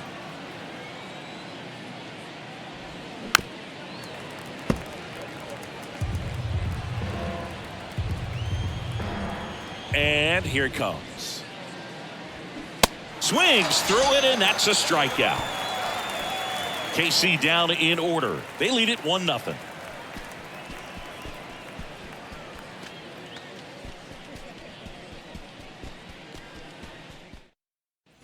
Bottom of the inning. Now the third baseman, Evan Longoria.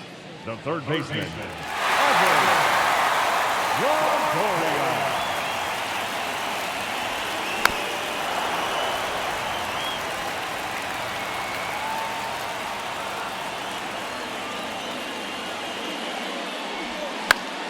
Next offering is fouled back. The pitch. That's outside. And the count is even 2-2.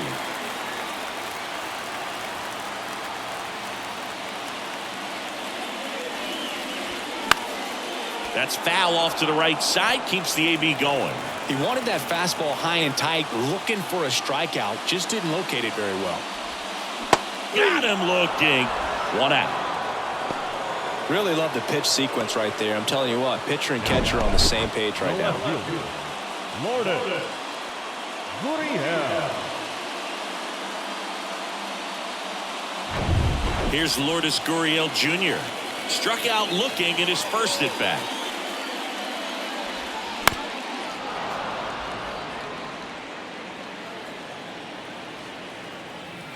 One and two now. And the 1-2 misses to even the count. The Diamondbacks hitless so far in the game.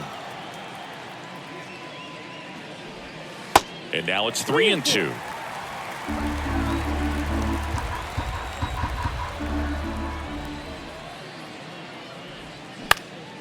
Lifted in the air, right field, and that'll fall for a base hit. So they get a man aboard with a 1-out single. The first baseman, Next to hit, Pavin Smith.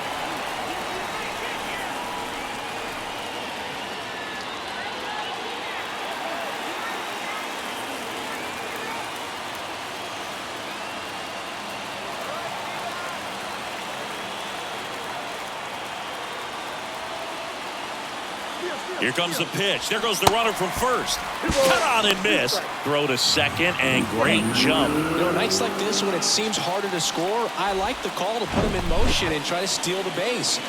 Ball's not carrying, no home runs so far, so trying to manufacture some offense like this may be the way to go.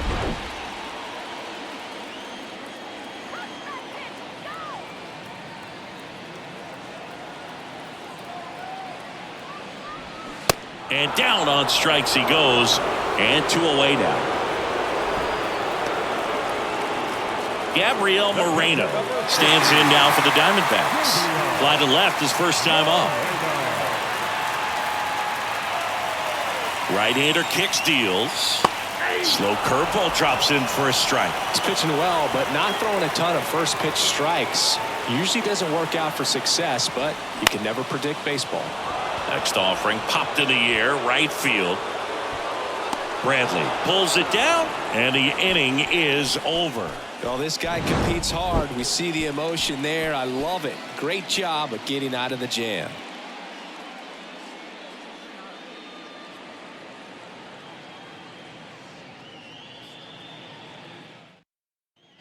And welcome back. All set for the top of the 6th. Now here's Bobby Witt Jr.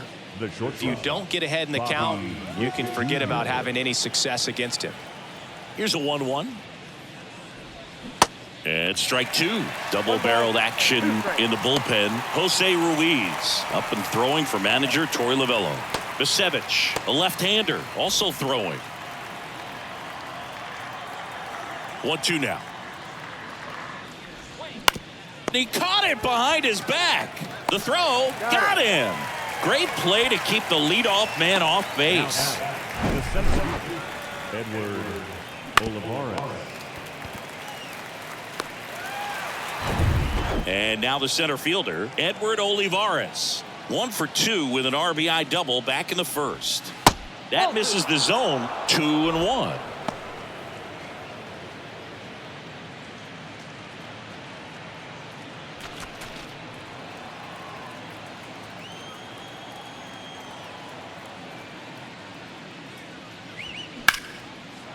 And a base hit into right.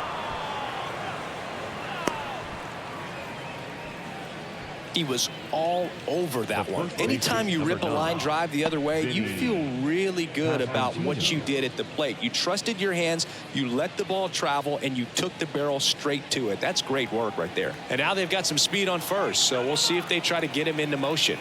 And here is Vinny Pasquantino. The 1-1 is fouled off. Olivares leads off first with one away. In the air, right side. McCarthy settles under it. Makes the grab for the second out. The catcher, number 13, Salvador Perez. So up now for Kansas City, Salvador Perez.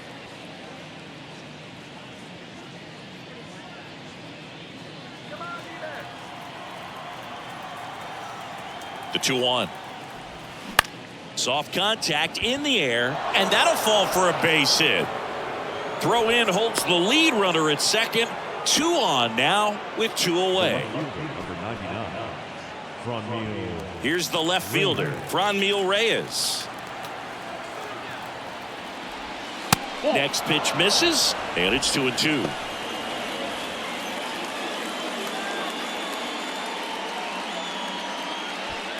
First and second, 2 down.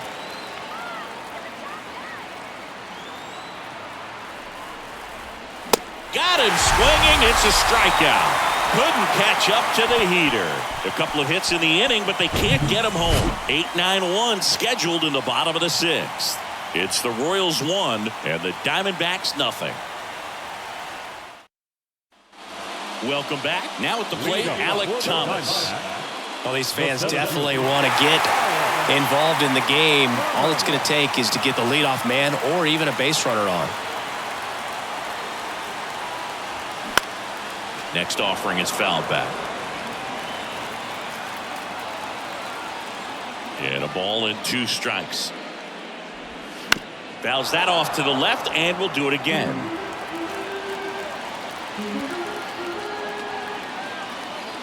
The wind of the pitch. And that's outside.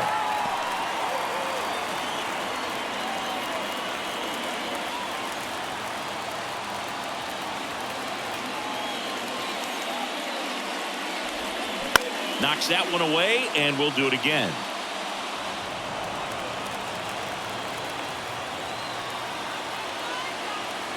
Here's a 2-2.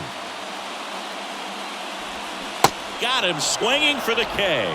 Pulled the string on the changeup. No, there's a small sigh of relief right there. I mean, just to keep that speed off the base paths. It's not just the pitcher. It's other guys that have to think about it. From your infielders, have to think about that runner potentially stealing, but also be in position to make a play. As an outfielder, you're thinking about a base hit to the outfield. I got to get to it quickly to try to keep this guy from taking an extra base. So I think everyone just a little more relaxed that he didn't reach base.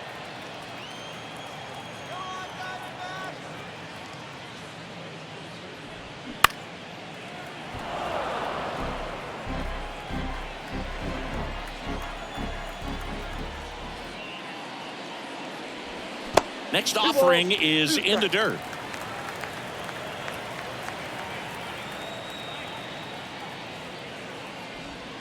Got it by him for the K. And Chris, that's a way to neutralize his speed by keeping him off base. And the defense breathes a sigh of relief because he puts pressure on everyone if he can put the ball in play. But that's how you do it. Keep him off balance, get him out of there, and deal with the next guy. So the lineup flips over. Next to hit, Geraldo Perdomo. Chopped out in front of the plate. Not in time, he legs it out. With 2 outs, you just want to find a way to keep the line moving for the next guy. So an infield single right there does the job. Nicely done, just putting it in play and getting down to first to keep this inning alive. You never know what might come next as a result. An outstanding hitter in Ketel Marte. The 1-1. Comebacker to the mound. Tosses to first. Play made. That ends the inning. 1 left for Arizona. They're down 1-0.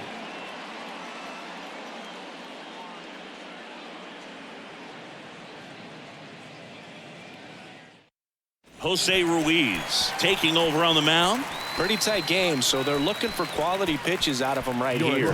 Got to do his best to keep the score right where it is. Michael Massey steps in for the Royals. Jose Ruiz.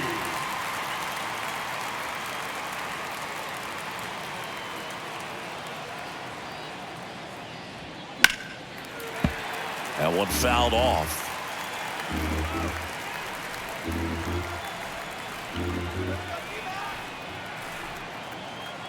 And the righty deals.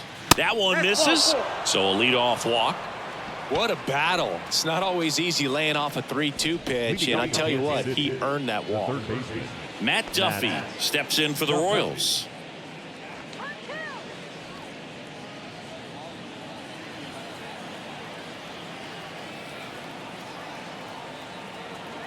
The 2-1. Foul ball. Massey gets his lead at first. Nobody out.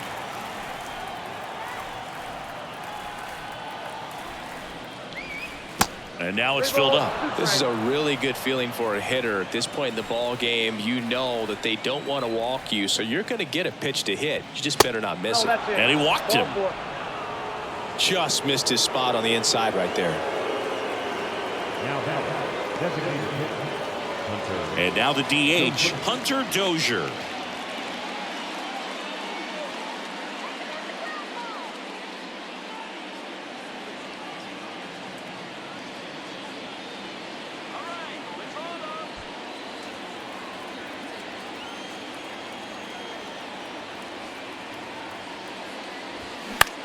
Left field. He's under it. Makes the catch. And there's one down.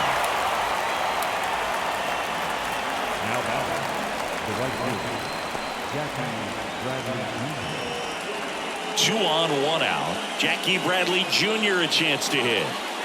Definitely wants to stay out of the double play here. Ball on the ground in the infield. Should be an inning-ending double play.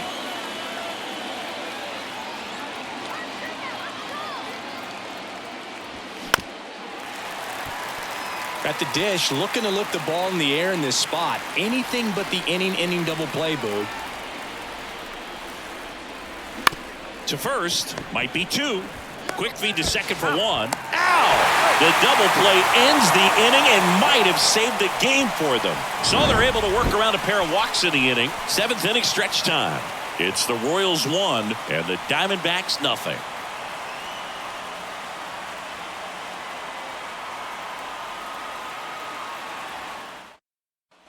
Set for the last half of the 7th. And here is Corbin Carroll. Leading up for the Diamondbacks, the designated hitter, Swings and misses, and we're filled up. Big time jam right there. I hate it as a hitter, but standing in center field, you can't help but chuckle a little bit.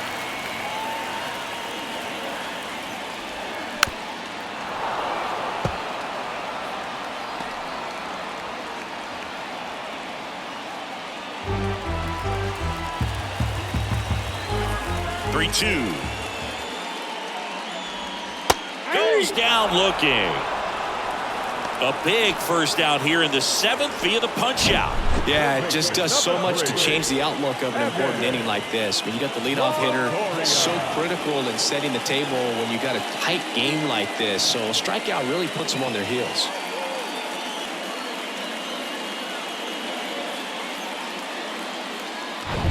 Here's the cleanup hitter for the Diamondbacks, Evan Longoria. That one misses. 2 balls and a strike. 2 balls, 1 strike.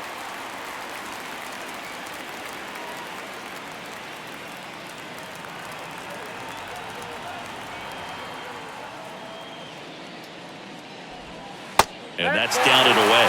He hasn't fallen behind in the count like this all day. He's in danger of walking his first batter right here.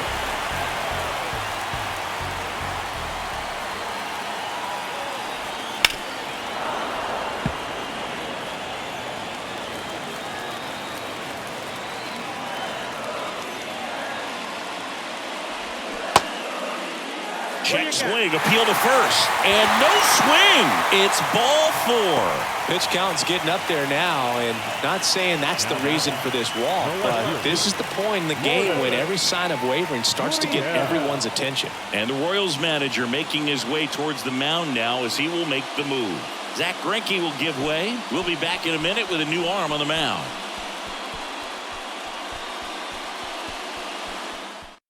Taylor Clark will take over here. These are the spots relievers really make a name for themselves, late and close. There's not much margin for error, but at the same time, there's a reason they're put in these situations. And it's Lourdes Gurriel Jr. And things could change quickly here with one swing.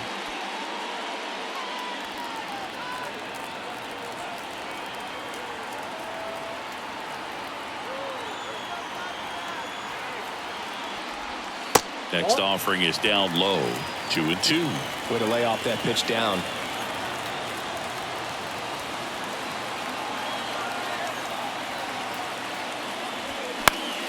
Next offering is fouled back.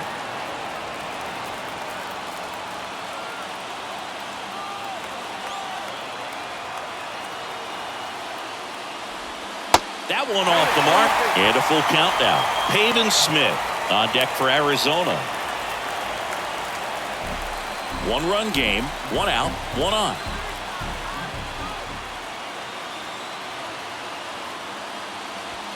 Swing and a miss, struck him out.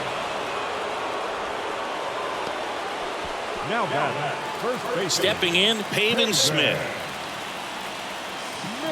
Right now, they're looking for something hit hard into the gaps, give them an opportunity with 2 outs to score that run from first.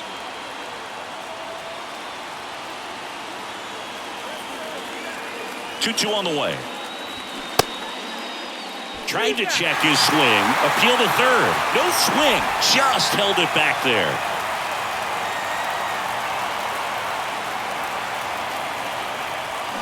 Swing and a miss, and he is down on strikes for the 3rd straight at bat. Mission accomplished from the Royals bullpen that time. We look ahead to inning number 8.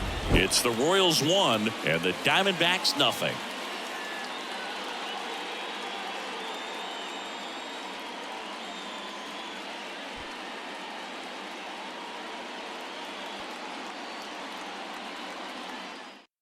Welcome back, and a new arm on the mound to start the 8th. Miguel Castro. And this guy can bring it velocity-wise.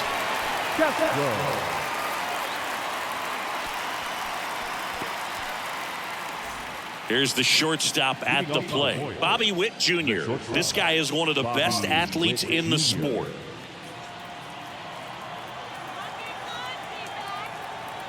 The pitch. It's good speed at the top of the order here. You want to get it on, see if you can get a stolen base, maybe get around the bases and pick up a run.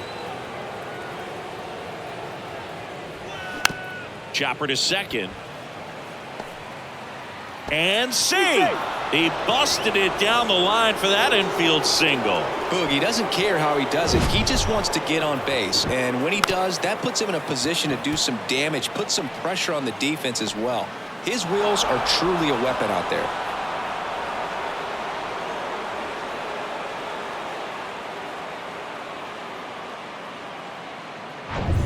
So up next, Edward Olivares. The 1-1. Swing and a miss. Looked off balance that time.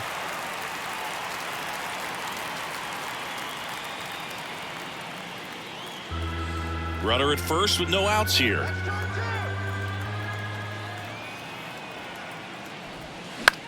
High fly ball lifted in the air right field. McCarthy makes the play, and there's one away. As good as he's seeing the ball out of the pitcher's hand, you cannot hang a breaking ball right there. Lucky it stayed in the ballpark. Pasquantino. So digging in, Vinny Pasquantino. Let's turn the 5-4-3 here. Left-hand hitter waits.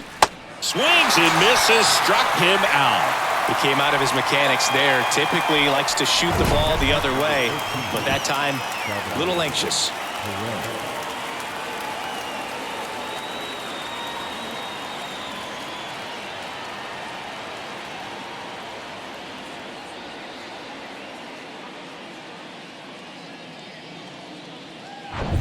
And next will be the cleanup hitter, Salvador Perez. Right-handed reliever. Little chopper rolls foul.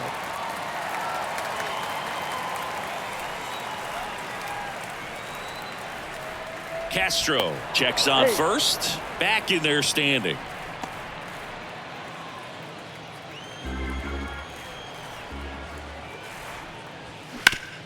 Out to short. Perdomo on to first. And that's the third out. They get a leadoff single but leave him stranded. Last half of the 8th coming up. It's the Royals 1 and the Diamondbacks nothing.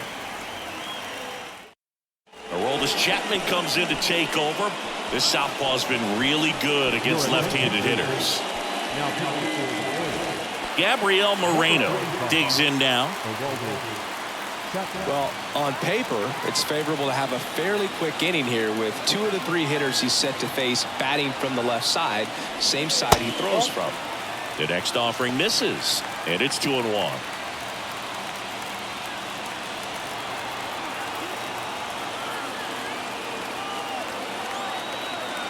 Chapman now 1-run game. That's inside. Action in the pen down there. Scott Barlow, the closer, getting cranked up for a possible save opportunity.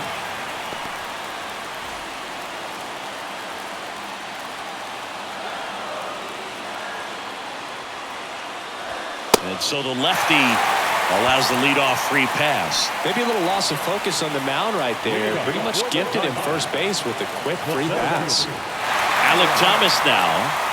A little surprised we don't see a pinch hitter here with the lefty-lefty matchup. Kicks and deals. And there's ball 4. Well, this could be the start of something. They haven't found a way to score yet, but now's their chance to change that. First and second, no outs. Next up for the Diamondbacks, Jake McCarthy. This is what stat nerds like myself might call a high leverage situation. Yeah, Boog, not sure what the numbers say, but clearly an at-bat that could change the course of this game dramatically. On the run, throw to first. They get him, but it was pretty close.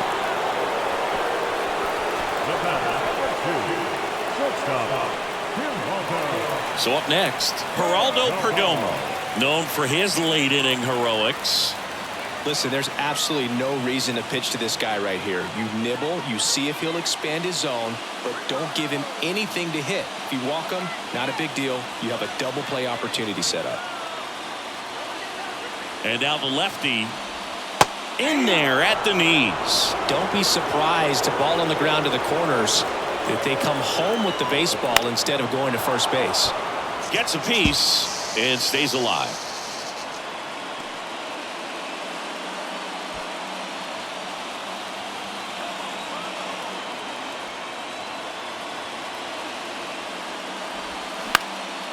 He swings and hits a fly ball center field.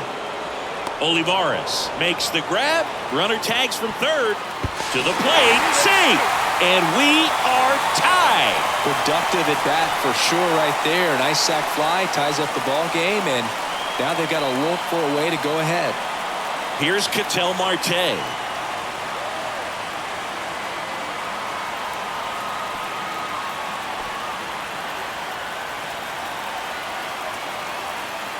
Man on second, 2 down. And now 1 and 2.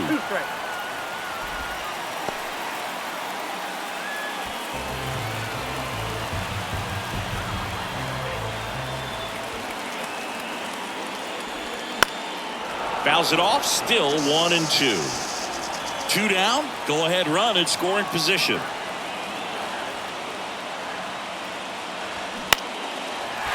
Line drive, base hit. Runner around third. He'll score, and a 2-1 ball game now. Such great concentration. Everybody on their feet, knowing that you can come through with a good swing. And there he doesn't try to do too much. Pitching change here, Ryan Yarbrough. And this could be a pretty critical point in this game. They're hoping he's the guy to keep him within striking distance.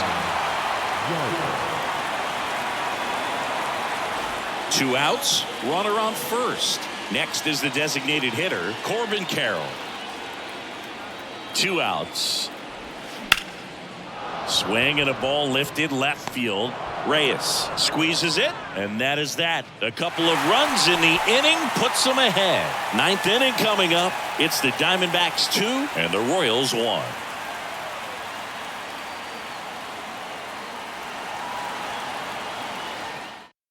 So out of the pen for the Diamondbacks, Adrian Chavez.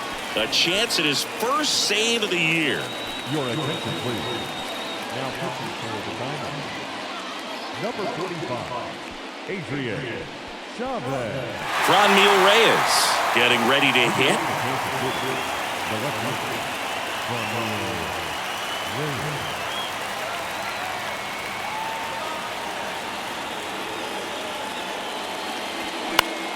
And that one is lifted in the air.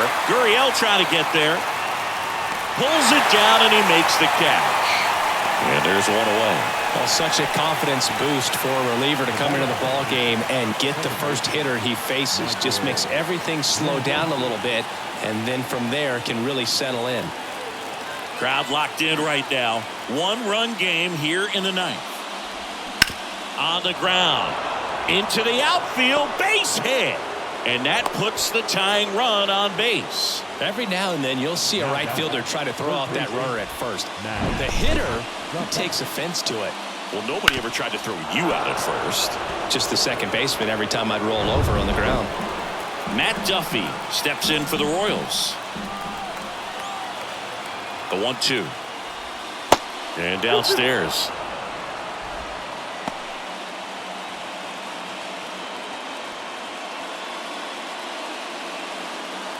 One-run game here in the top of the 9th.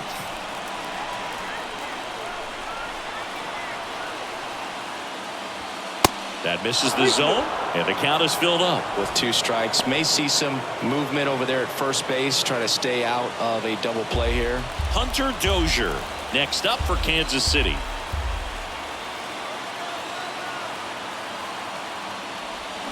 Cuts and misses. It's a strikeout. Unafraid to throw it right there. That's trusting your stuff. Just 1 out away from getting out of a huge jam.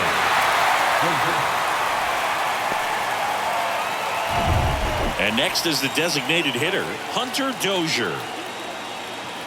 And the right-hander deals.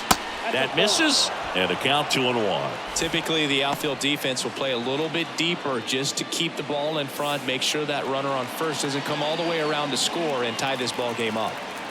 Massey leads off first with 2 down to the inning.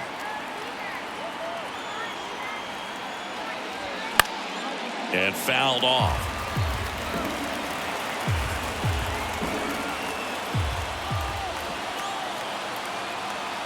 Just 1 strike away. Good eye right there. Great RBI spot here. Just got to stay focused on the pitch. The runner will be in motion, so something in the gap should definitely score it.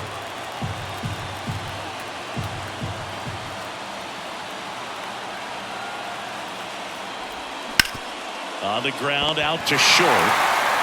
Throw to first. Ball game.